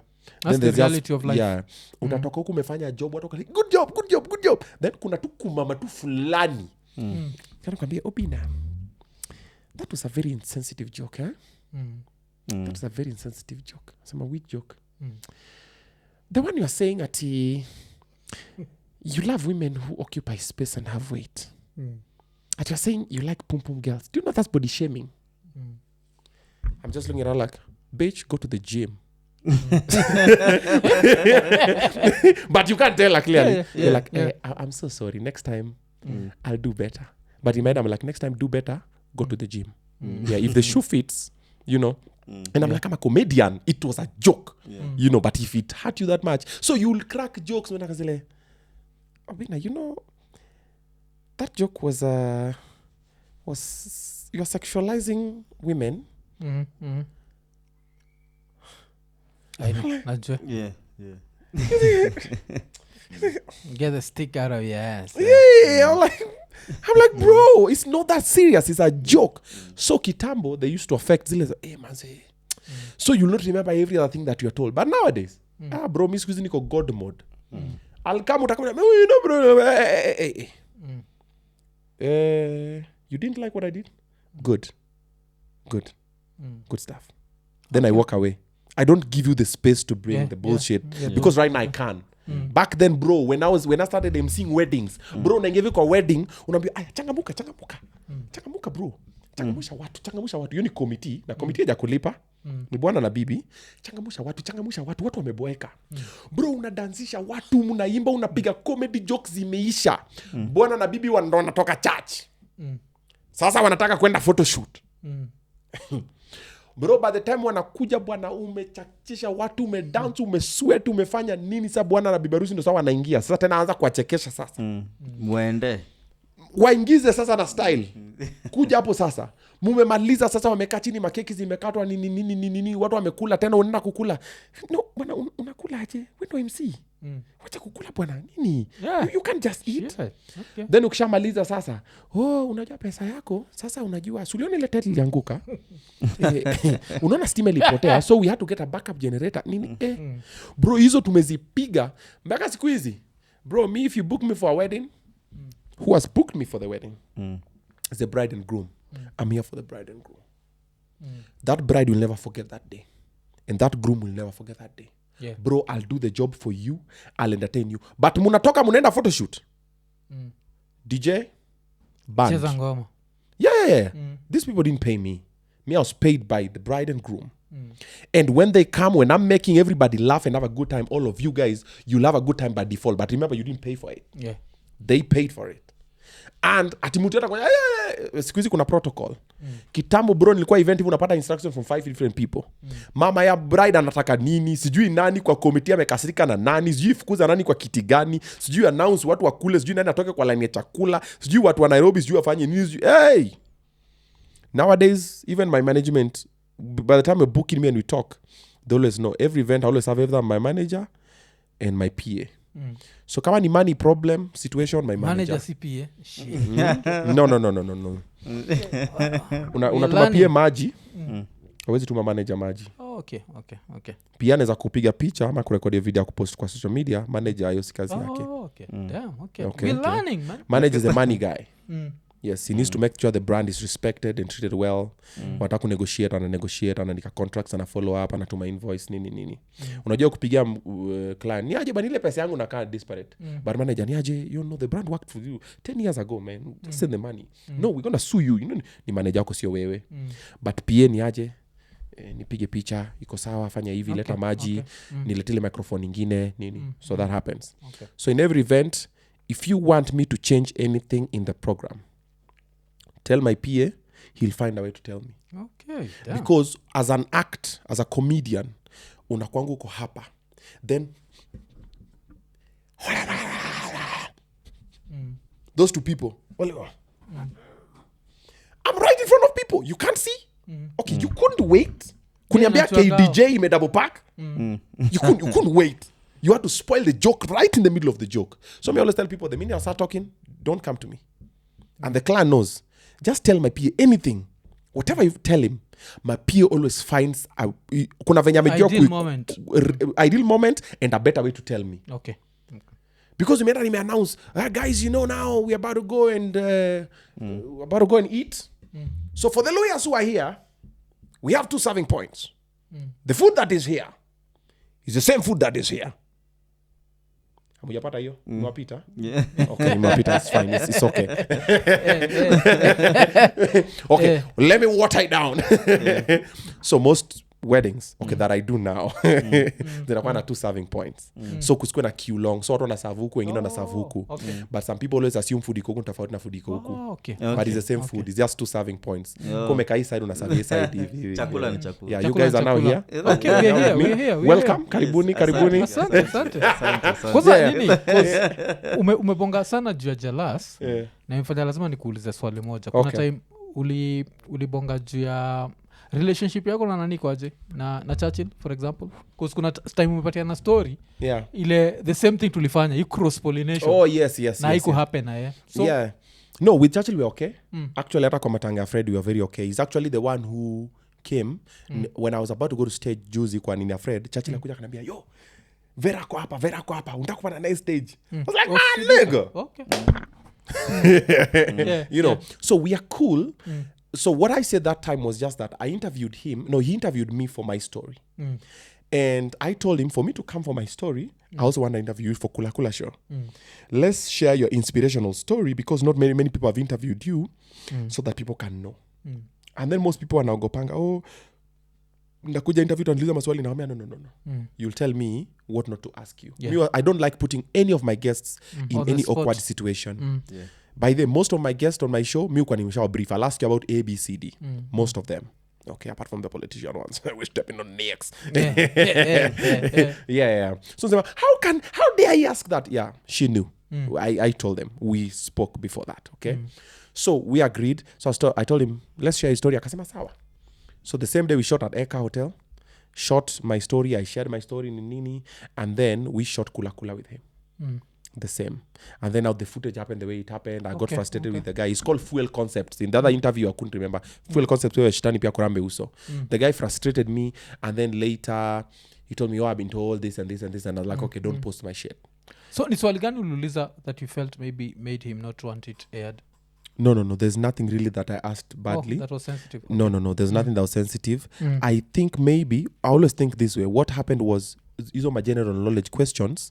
There are some celebrities, when you ask and they don't get them right, they don't want you to air because they don't want people to think they're dumb. Okay. But I'm like, those questions are not for being dumb or smart. They are fun questions. Okay. You know. Like, vitu kama, where are the pyramids? Yeah. You're like, hey, zinakwanga Morocco, zinakwanga Egypt, zinakwanga... It's a fun thing. But some people are very... Watu watu amini mejenga bwana, mimi sitaki bwana, unaniuliza maswali zingine hapo, niulize maswali rahisi. But I have some people like, wewe uliza bwana, wewe niulize. I do 3 types of soil. Hey. Hey, soil. Hey, tuko na simiti. Tunacheka. And that's the fun. Yeah, that's the fun. It's the fun of it. But now, so I thought maybe that was the reason. Okay. But also, human beings, you never know the reason. Maybe they had other reasons that they didn't. And I was just like, okay. Yeah, so that's why it didn't happen. Then me, I was like, don't post mine. But mine was posted. Then I was very angry. Then the following morning, Sifika Mapema. Yeah. When he came, I left Kiss. I was boiling. Bro, we agreed, man. And he called someone like, yo, why did you post this? Bring it down. Nini. And then the guy told me, I'm so sorry. Nini. And story kaishianga hapo. So we've never had like a beef or anything. But I was just angry like, yo, we agreed. You promised. And then he told me, no, I want us to do it again next time when I'm chill, Nini, by the poolside. I'm like, but there's a pool here. And you're chill. Yeah, so... But we don't have any beef. Okay, Buddha. But endelea kuinspire say Buddha, you're doing big things. Alafu I think hiyo kitu pia vile umesema juu ya Jalas, it's when I've realized, like I used to look at Jalas and I was amazed the fact that he'd go to radio Monday to Friday and then alikuwa na do zile like Jalas bonga na Jalas, it was every day. Like it shows you how like it's a lot of hard work. Unacheki na afu pia inakauliget your energy. Mse anajituma, man. That guy, he gave me a lot of drive. Then also another thing that gave me a lot of drive was my anger. I was so angry with a lot of people that I wanted to prove wrong. So that's why, bro, I can't fail. Even right now, bro, I can't fail. I have too many people to prove wrong. Then I also have a lot of people to prove right, like my kids. And many other people look up to me. I take care of a lot of people directly. Only kama kwa setu mwana ni watu ngapi wako pale. Siku tu ya shoot. Na shoot we have maybe past 10 people on the set, and they're all waiting for money and whatever. They employ, they're doing different things. And by extension, directly, the people I pay directly is about 50 people. Okay. Then now by extended, unajua nikulipa unaweza lipa mse fulani nini watuka, so inaenda hivyo. Then kuna wale I'm taking care of, kuna kids are adopted, kuna orphanage, kuna nini. So you look at all these people just like, okay. So I can't fail, because if I do, bro, all of these people are fucked up. You see. And also I can't fail, because if I fail, every other person who wants me to fail will be like, yay, finally. You see.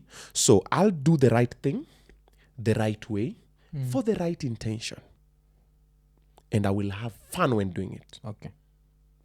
Provided it's fun, it's gonna be inspirational, it's gonna be motivational, I will do it. Learn from me. You bring your BS and I notice, focus, because I'm not losing direction because of your nonsense. Yeah. You bring whatever and akusoma niseme umse kidogo, then the only problem I have is I give people too many chances. And someone fucks me up, then they come, apologize, then I'm like, oh, it's fine. Then they come, then they do the same thing. Then you give them the third chance, because I'm a product of chances. If you see how I came to Nairobi, if you see how my first baby mama blew to take me to the place, aisi kunipeleka majengo, Sami kunichukua kwake, mi kupata office messenger job, mi kuingia QFM, mi kukua Fired Nation, mi kuingia Kiss, mi kufanya nini. I've just been a guy of chances. I've just been given chances with people, and God has always just constantly, bro, mi ufika mwisho mpaka nasema sasa hapa natokaje. Kama venye nikikuwa fired yo office messenger job, nilikuwa zile za man, nikenda Ushago, nikakaa strategize, nikarudi tena. National Theatre ni nini, unaenda unakuwa fired, unarudi tena. Show inaisha, unarudi tena. Like me, I've always been the places I'm fired, the places I'm rejected. I always say from my dad, akinifukuza home anasema kama kuni mada. Mimi nikasema mimi naenda Nairobi, man. Your time nilikuwa nikisema I will succeed so I can prove this man wrong. But later I got a soft heart. I'm like, okay, I've already done it. I have this car. Let me just give him the car. Let me build a house for him. Let me take care of him. Nini. So I've forgiven you, but I'm not forgotten. Yeah. But I've always been a product of chances. So I always give people too many chances. And sometimes it's not good because people take advantage. Yeah. Like, Obinna takusamea tu. Obinna nakwanga. Obinna, yeah. That's why sometimes I see people talk shit about me. Mouths that are fed, bro. And you look at the person, and then mse baadaye anakwambia maze iza maze nilikuwa nasema tu nini. Ama sometimes when I'm being insulted, I'm disrespected, and then you see another person, you're like, bro, why can't you defend me? You know me. Bro, you know me. I'm not. Why can't you? You know me. Just say, hey guys, no. Hapo Obinna kwangi hivo. But now what I learned is when you're being beaten, people don't want to associate with you lest they're also beaten with you. Okay, yeah. Yes. But when you're winning, people want to be associated with you because success is attractive. Yeah. And they want to identify with. Maybe anajua Obinna maze. But leo hata niko na scandal gani? Mwafa anasema IKONINI. Obinna, maze. Petero Kiesu. That's Bob. Buddha, last time ulibonga?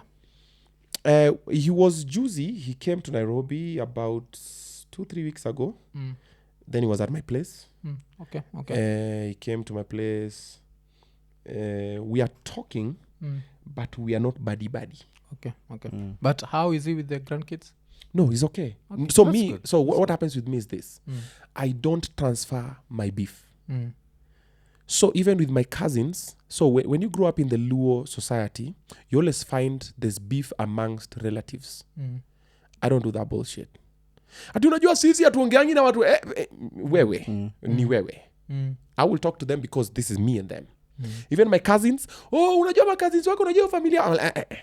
So most of my cousins that I've dealt with have fucked me up individually. Yeah. And the ones I'm not talking to is because they fucked me up individually and I blocked them individually. The last one fucked me up about a week ago, bro.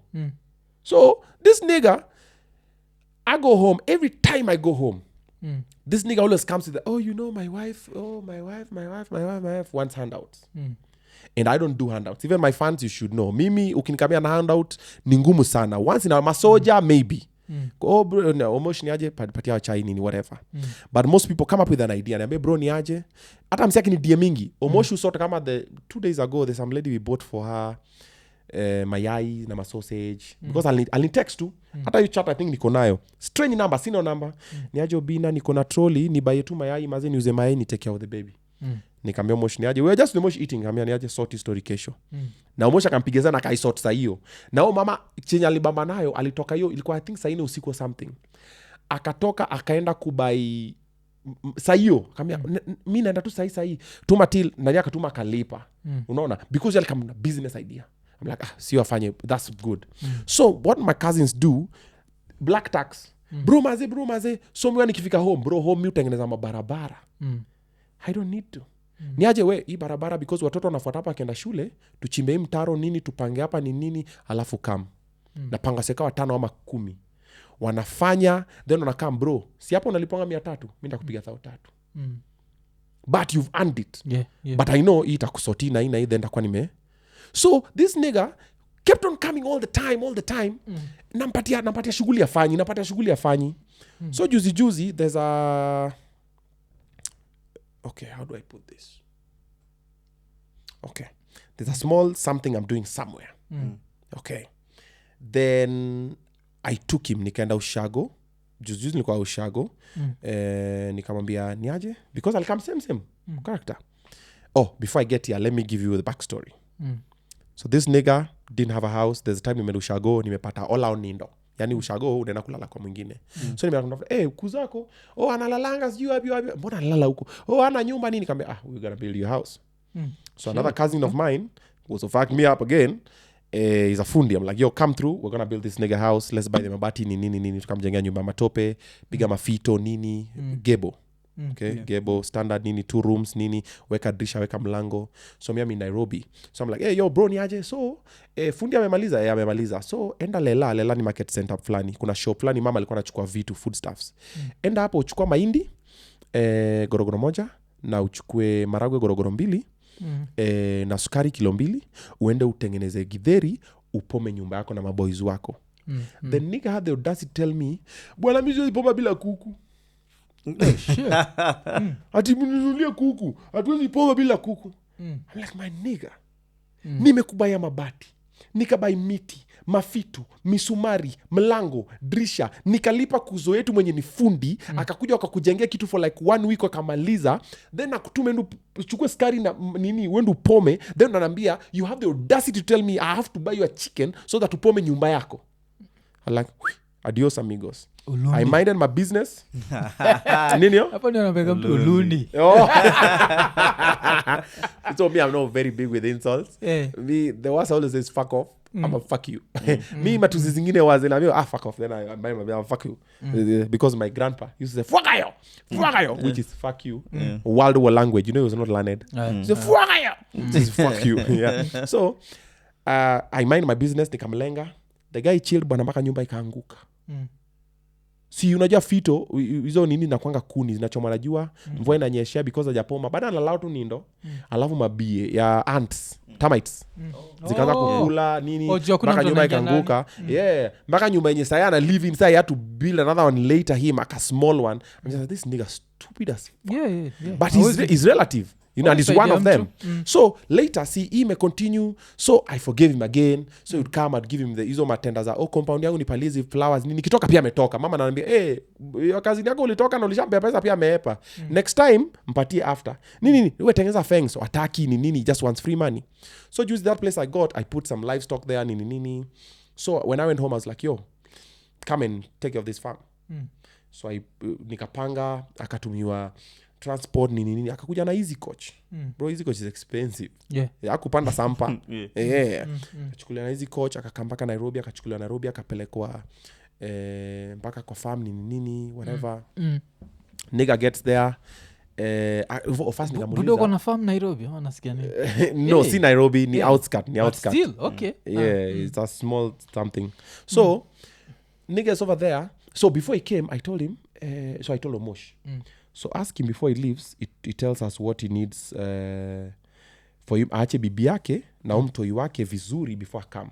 Asitoke tu hivyo, aache na kakitu. Sasa kaongea na Omosh, nikatumia Omosh do, Omosh akamtumia do ya kuachia wife. Then pia kwa hizi coach si amelipiwa na akapigwa thaumbeks ya kudishi kwa road ya kikam. Sijui ni kuzo. Na akafika kwa yadi. Kufika huko kwenda kumcheki, nikaona kuna nguo nyingine uvai nyingine hapo inaka avocado ishivi. Naona na feel kupiuki na kwanga na amependa kuivaa na makladi mpatia ngoma vangi. Sija na say for what. Kama Moshi ni aje? Chukua makladi zako zile zenye uvangi upatie Morio because mimi nakupea zingine. So instead of unajua sneaker kama hii nikipea Moshi itakuwa more value kuliko msemo mwenye ametoka Ushago. Yana understand kala Sahara boots ama something. So I'd rather nipea Moshi then Moshi ampatie that one. So Moshi akachukua na pia I gave him some of mine. Nikamwambia hata hii sijavaa for a while nini hizi pigia luku akapelekewa nini. Remember champatia do ya wife amekam nini ameseti. Nikaanza kumundia za keja iko hapo kwa site. Kita fundi tukajengea makuku nini vizuri. Ikakaa tukaanza kujenga hii keja yake sasa nataka kuweka mlango nyingine and everything. So nataka nilete wife yake na mtoi. Okay. Na pia nataka nisomeshe mtoi wake. Because any public school this side it not be expensive. Kuliko wife ako huko ako hapa but I not told him that idea. Because you don't tell you let people first earn it. So ilikuwa kai 1 month then the second month this second month kisha nilikuwa naenda kuleta wife yake na mtoi basi kwa nimempanga. Aya. So there's another lady who was also taking care of the space. So alikuwa anafocus sana makuku. Yeye anafocus on the livestock. Okay. Aya. Na compound. Maflower nini matree nini. So all the time niki pull up because me I pull up all of a sudden in the weekend. Bro napata vitu hazijafanywa. Then niki pull up ndio kuku zinaanza kufidiwa. So maka the last time I was there nikamwambia how come one ikikam ndo mnaanza kufidizi makuku? Kwani ati hapana zinakula rakaraka nini. Kaangalia like okay. But hizi miti so I had planted like a bunch of trees na nikamshow do that the drip irrigation unachukua chupa unaweka maji unafungua unadunga kwa mguu ya nini mguu ya plant so you don't have to water that plant every day but sio maji itakuwa inanyonywa tu ikisha you refill the bottle again unadungilia. Okay. So niko like hizi vitu nilikwambia ufanye hivi. So I started doing them again with my kids. We are doing them because we were over the weekend with the kids. Tunaweka nini kuna tree ilikatika juu ya mvua imehang hivi. Hiyo kitu imekaa maki imekauka. I'm like nigga, you don't see you need to chop off this thing. Kuna mtu ambao hizi manyumba za kuzitengeneza kama na power saw. Hizi kukata nini hizo masawdust hizo zote.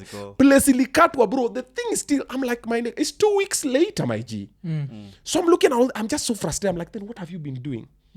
Then he's just complaining. The other lady says he keeps on sulking. Sijui kuna siku aliambiwa aenda chunge to look after the cattle.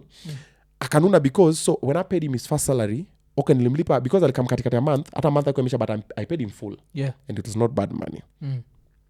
He went and bought a smartphone. Okay hata kutumia bibi yake tu. So bibi yake tena anambia mamangu niaje tena I have to send some money on the side. So ile ndo ya kwanza kuachaga. No ile aliwacha basi nilimlipa salary ile hata sikuhesabu nimlipa salary. So the guy has bought a smartphone so all he does is listen to music with the smartphone and do things on the phone. This is a guy who didn't even have a katululu and everything. Okay. Yeah. So this Nani's like, oh, there's a time I told him to what, then he salka kanuna, kachakudishi, whatever. And I'm telling the lady, if he dishes or not, it's not your business. He's a grown-ass man. Yeah. Don't force him. It's okay. Then this nigga had the audacity to tell the wife that we are starving him. He has not eaten for 4 days. Bro. Usanipatie Ian, kwa kijaka tunasemaga, hata grama lich. Ndo hiyo. Okede magike. Tuna chiemo. Anino kejinda langwen. Yeah, and remember bro, every Sunday the other lady goes to the soko with the breakdown of what they're gonna eat and they're just 2 of them. Bro, really? Alafu and I even told the lady niaje enu mnulie omena gorogoro because I love omena and I know he loves omena. Mnulie omena gorogoro, nunua nini, weka hapo sembe ni ya kusiaga. Ushago place ametoka they have 1 meal a day. Bro nimemeka 3 meals. Breakfast anakunywa chai ya maziwa na mkate na escort. Leo ni mkate, mandazi nini, kuna lunch, kuna chai ya saa 10 na kuna supper. All you have to do is look after this livestock, then come back in the evening and then look at the compound. Na nikamwambia when you wake up in the morning, remove the goats nini, uziweke nje, then clean their den. So apparently he says he's gonna clean it once a week. Why are you cleaning the goats den once a week? And the cows nini, the cow shed aya. Si umeshazitoa, umeziweka nje. go have breakfast nini. Ukishamaliza breakfast toka nazo zipeleke huko chini, chill nazo kidogo mpaka kitu saa 5 saa 6, come back home, shower, change nini, have lunch, and then look at what you can do in the compound kidogo nini. Kuna ka mti nafaa udoyo nini, because there's no like a shamba na lima at the moment. Okay, after that go back huko chini, cheki mangombe jioni zipatie maji nini, then come back with them. Only that. Bro, nigga ameanza kuongea shit, anaongea shit. I'm just, bro, this is your second month. Nimekulipa before 10 month ishe, but you're talking about all this shit. Nasikia anaenda huko anaambia wife anaenda kukomplain kwa, oh, nasikia bwana anateswa. My mom is like, hey, kwani what are you doing to your brother? I'm like, why would I do that to him? So I'm thinking of this nigga. I'm like, okay. So I tell Omosh niaje, I just tell him to leave the job. No, you have to pay me. So ni end month. First of all, you started middle of the month. Nimekulipa end month, full salary. I'll just given you clothes, shoes, nini. Your wife is sorted and everything. Your wife is helping my mom on a few things. Mom is paying her, of which I'm giving mom the money. So I'm still paying. Okay, but I don't mind. Your family. Hii month imeanza, hata haijafika tarehe 7. You've already done all this BS and everything. Then I'm like, okay, so just leave. Just watch out. They're like, you have to pay me my salary. Have my right. I'm like, okay, so which salary? So if we have to calculate end month, definitely bado end month yako haijafika. Because ulianza katikati. So 15th ndio end month yako, which nilishakulipa. So ikifika, then secondly you still owe me money because I already gave you up advance. Ile time ulikuwa na come that I've not even recouped yet. And also juicy before end month alisema tena wife atumie do fulani akatumiwa. I've given you the cards and everything. I'm support, like, nigga, why are you not appreciative? Then I've planned bigger things for you. I've just not told you. But all you have just have to do is just be disciplined. Just do the fucking job, bro. But you're not doing it. So now I'm like, so clearly now you'll go home and just, oh, nini. But I don't give a shit. Because, okay, what you gonna do? Yeah. And then akaanza kuthreaten the other lady at the farm. Ati, oh, ndapigia babangu. So that your father can do what? So that your father, okay. Do you think I'm scared? Because if we have to look at doing the right thing, I've done the right thing by you. Yes. But now you're taking advantage. You're not even doing the job that I want you to do. That is why sometimes, bro, employ families. Yeah, I know. My first cousin, uyo mgine, I was building my house. I built for my parents, I'm building mine. Akaniambia give me advance, nini, the whole money. Me, I'll just come and work. I have some emergency, nikampiga pake. Pap! Mpaka kununua masimiti nini. Bro, bailed. Kenda kuchimba gold. Sema wana nyumba imesimama, unajua after ni kwa simu nitume picha ya nyumba. Bwana nani hatujamuona hapa bwana? Odhi kunyo gold. What you mean?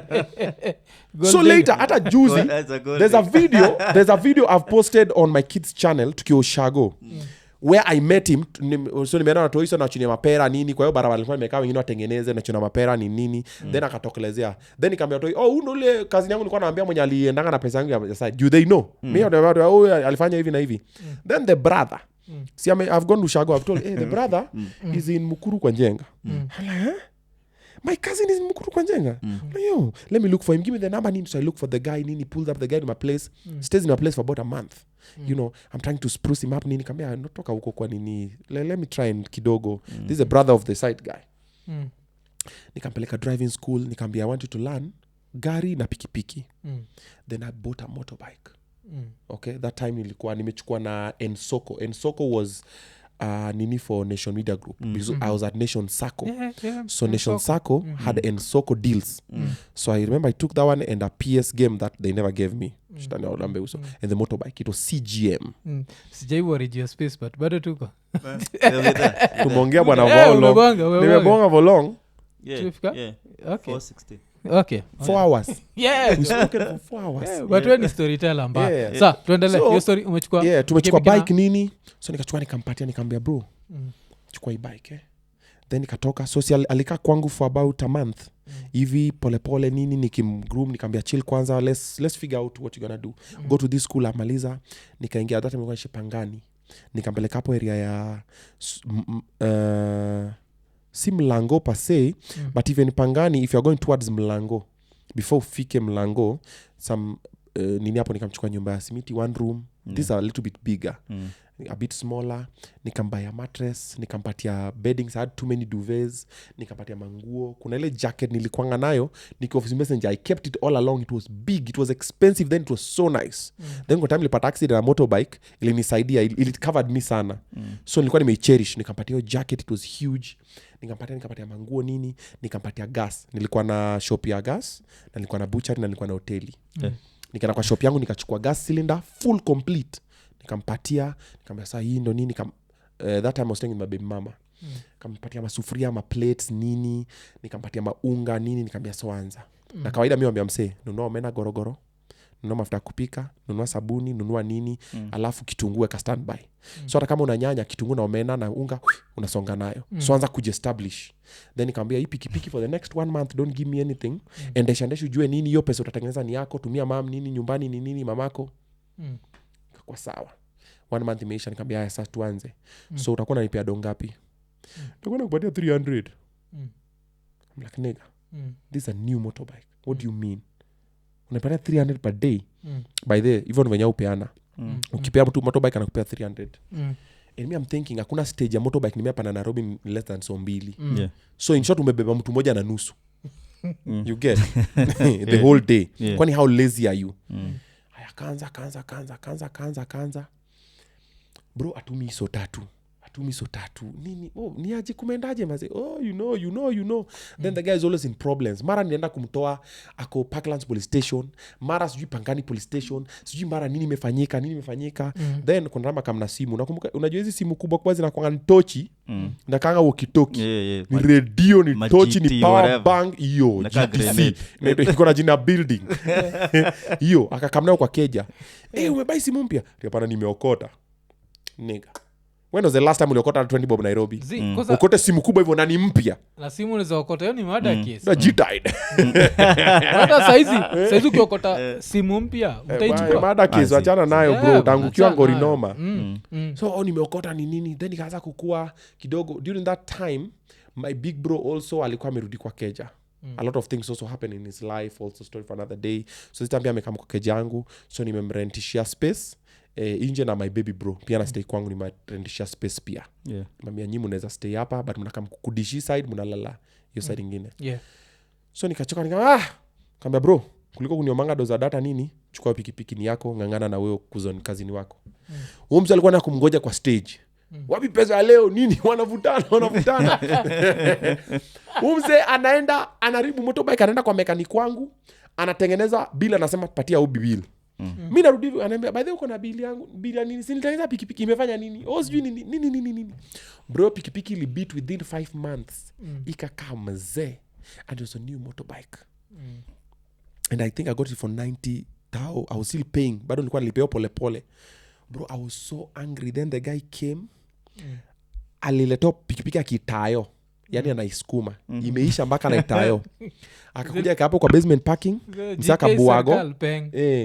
Akaepa bwana kena nyumbani kuoa bwana na kuweka nyumba yake mabati. Mimi niko bwana nani alikuja bwana akaoa bwana na ameweka nyumba yake mabati. Nini ameoa bibi yako na I'm like my nigga, really? You do me this dirty?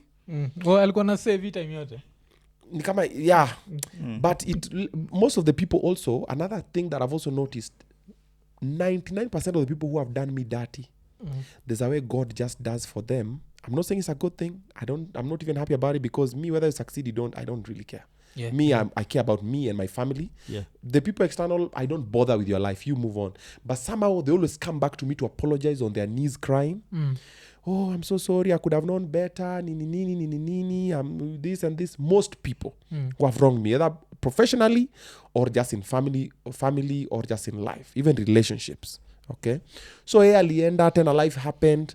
Akakam ku apologize. I'm sorry, you what na satan maze ni shetani too. And then now what happens with most of our families, their parents now are the ones who normally come to apologize on their behalf.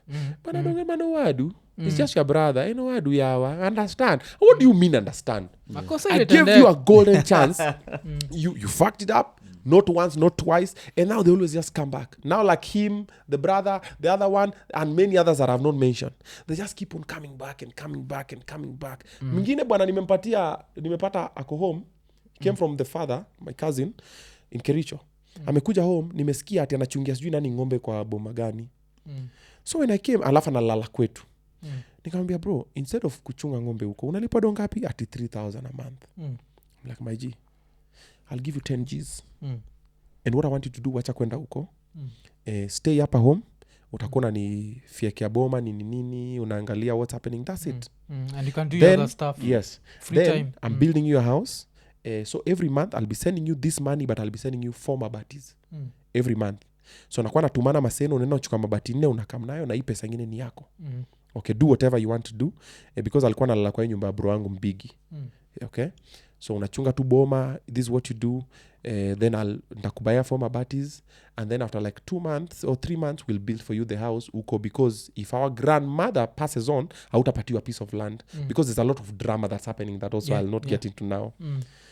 But now this nigga stayed the first month, and then nika pull up.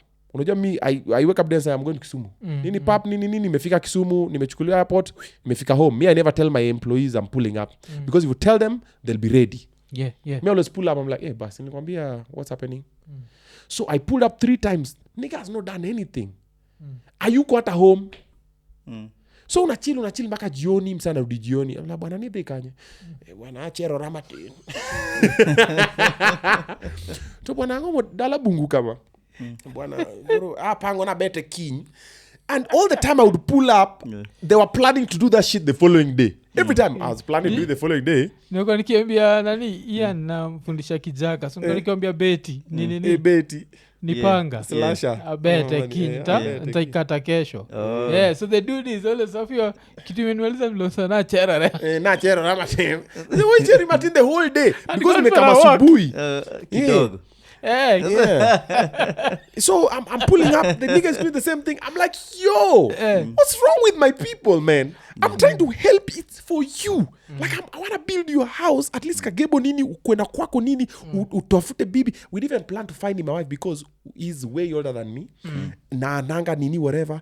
But kume this guy just has fun. Yo side ingine kuchunga ngombe. Kume the guy had gone back to chunga the ngombe for 3 Gs. Na nigga. Oh, maybe kuna kadem hiyo area. Which is fine. I don't mind. But there's money here. Then you'll take that dame with this money. Na miss jakwambia kaa hapa. Do you see even my house managers? This is what I told them. Even when they come, all the house managers I've had. Mi wambia ni aje? I will never sit down and tell you what to do. Come up with your own schedule. Okay? Mimi staki ati nikiingia na kuona una move unafanya vitu. Unafanya nini? Mimi neza relax. Nikiwatch movie. Umeshamaliza shughuli yako, kaa pale, ona hiyo movie ukitaka. Provided tukuwe na respect. I'll never come and tell you, mbona huja? So nikiingia nakwambia tu, naje si, ona venye pale na kama ze. What's happening? Oh, pole boss, pole. Usinite boss. Why you calling me boss? Just do what is right. Mi sipenangi, ni pole boss. Just do. But sasa kama ile, we mmeka hapa mnafanya? No. Come up with your schedule. Sema leo nafua manguo. Na pia kuna washing machine. Kesho na clean how. Kesho kutwa hizi manguo nilifua leo ninazi iron nikipanga hizi zingine. Because Nairobi ni kazi gani utafanya ingine. Sini kukili nyuma na nini. Then just make sure the food is right. Me hapo kwa food, I've fired so many house managers because of food. Bro, I am a very good cook. Then I've really suffered. Bro, when I can afford it, wacha nikule food poa. Siku sitaweza ku afford, nasema, kuna ka wet fry nilikuwa napiga pale Nairobi. Unaona? So tafadhali pika poa. Then most house managers when you hire them, unauliza unaweza pika? Mimi naweza pika. Bro, nakana mse 2-3 weeks. Uko zile, she lied on a CV. I'm like, now you gotta go. You lied. Why did you lie?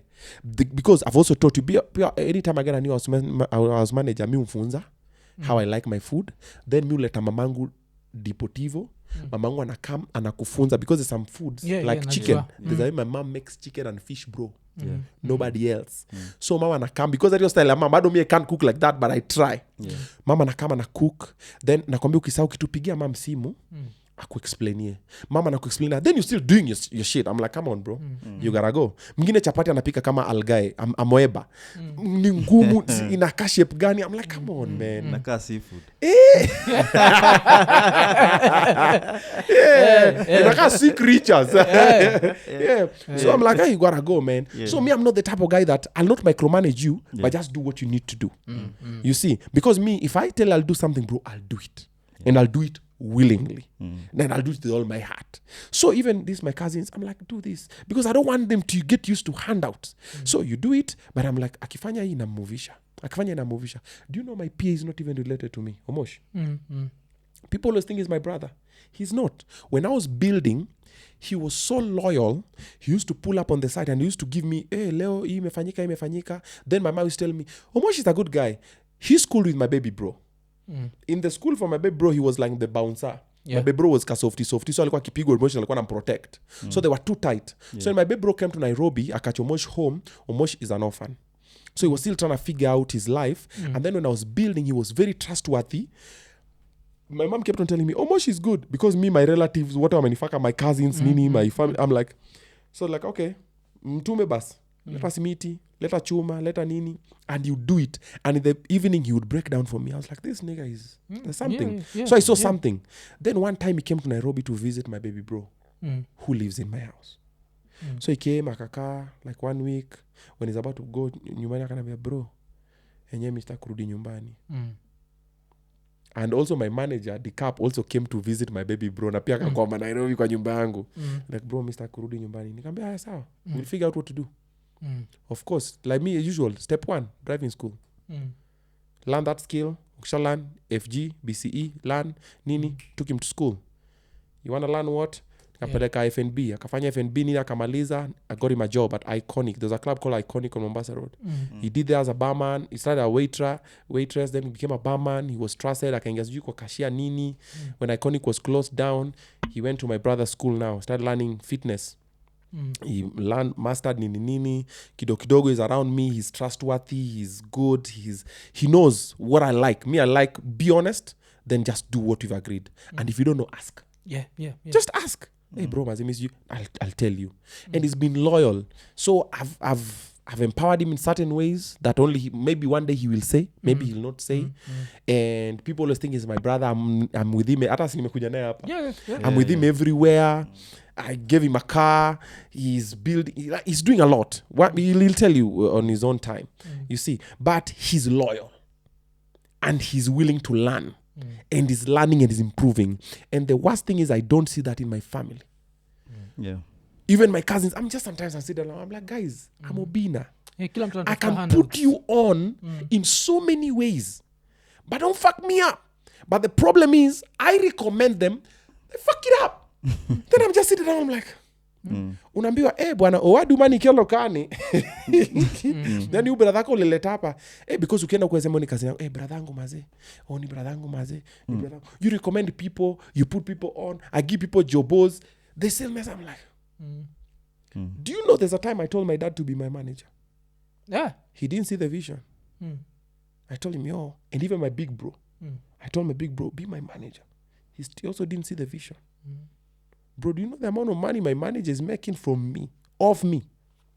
And I'm just like, I give these people this opportunity because my dad is a fire salesman and his English is, and it's just like a little bit grooming kidogo, tembea na mimi 2-3 ingia kwa boardroom 2-3 nini. Yakana, but hii kazi yenyu leo unapata for the next 1 month haiko.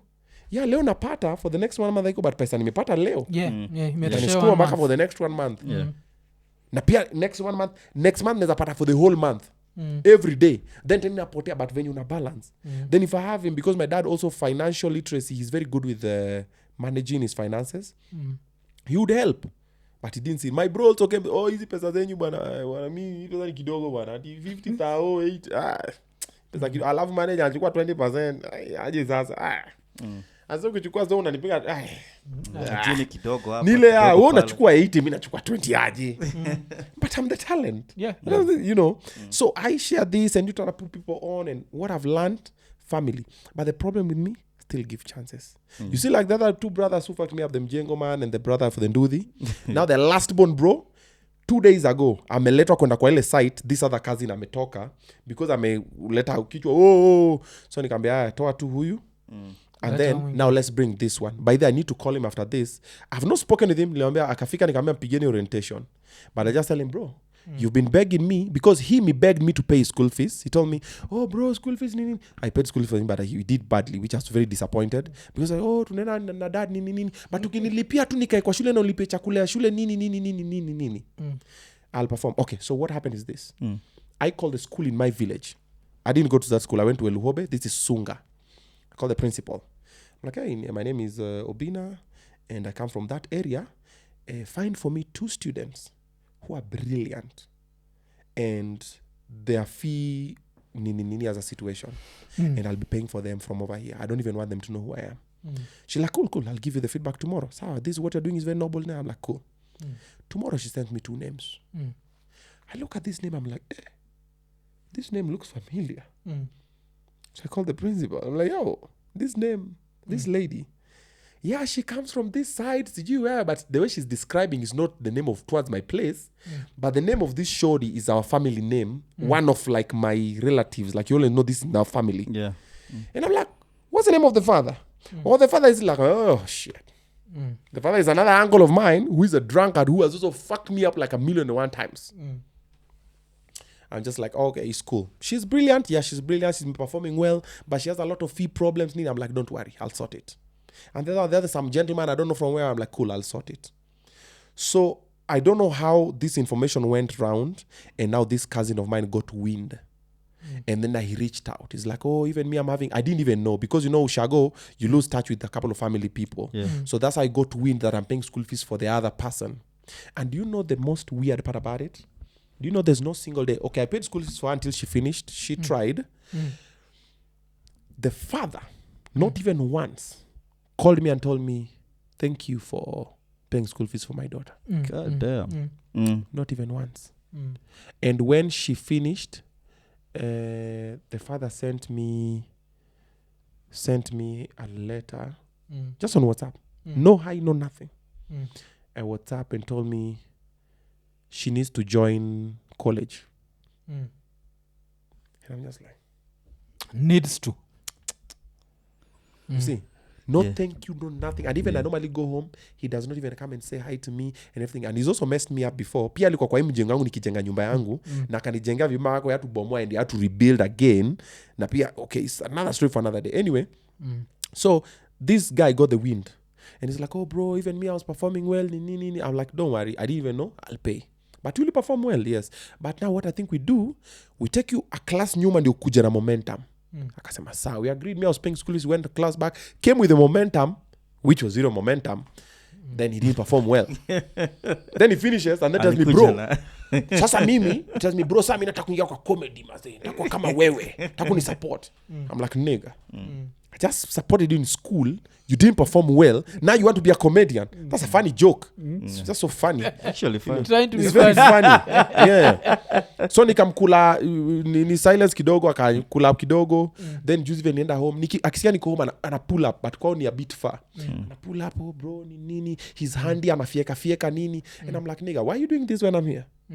You could be coming, my mom is here, you'd be doing this, mom would just tell me, nani wana come up hivi, and of course I would appreciate you. But you're trying to show me that you're a handy guy, sindio? Like, I'm reading through you. So juzi when this other guy acted up, Nini, then akaanza kupiga kifua, akasema watoki hapo kwa side Nini. So, okay, so another thing with me, I always think of the worst case scenario, of the worst thing I can do to you, that I'm capable of, and then I choose not to do it. And that is true power. Knowing the amount of damage you can create and then you don't. I thought of all the bad things. I was like, do you know one phone call, bro, hata staki pesa mingi, hata 10 Gs. Sa ingine hata 10 Gs, face yangu tu peke yake.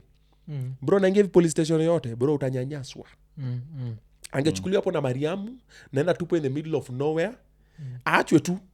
Yeah, now I mind to business yao, because you don't know Nairobi, you don't know anywhere, you don't know Kitengela, you don't know Machakos, you don't know. Uachwe tu uko tu. Hivyo tu. And life just goes on. What will you do? And then you also damn, I know you can't even find your. So I think about it. I think about these things. I think about sending now the area goons. Wale watu nikifika, wale nikifika, wanakaa nini, wanafanya shughuli zao, wanapata kitu. Wewe ni aje simone mtu ofala hapo hivyo. Wakunya wakutandike viboko zako wakutoe. So I think about it. Them like Omosh, handle it. So Omosh piga simu ni Nini, boy anapangwa Nini, akachukuliwa akapelekwa kwa stage. Akawa kwa basi ya kwenda Kisumu.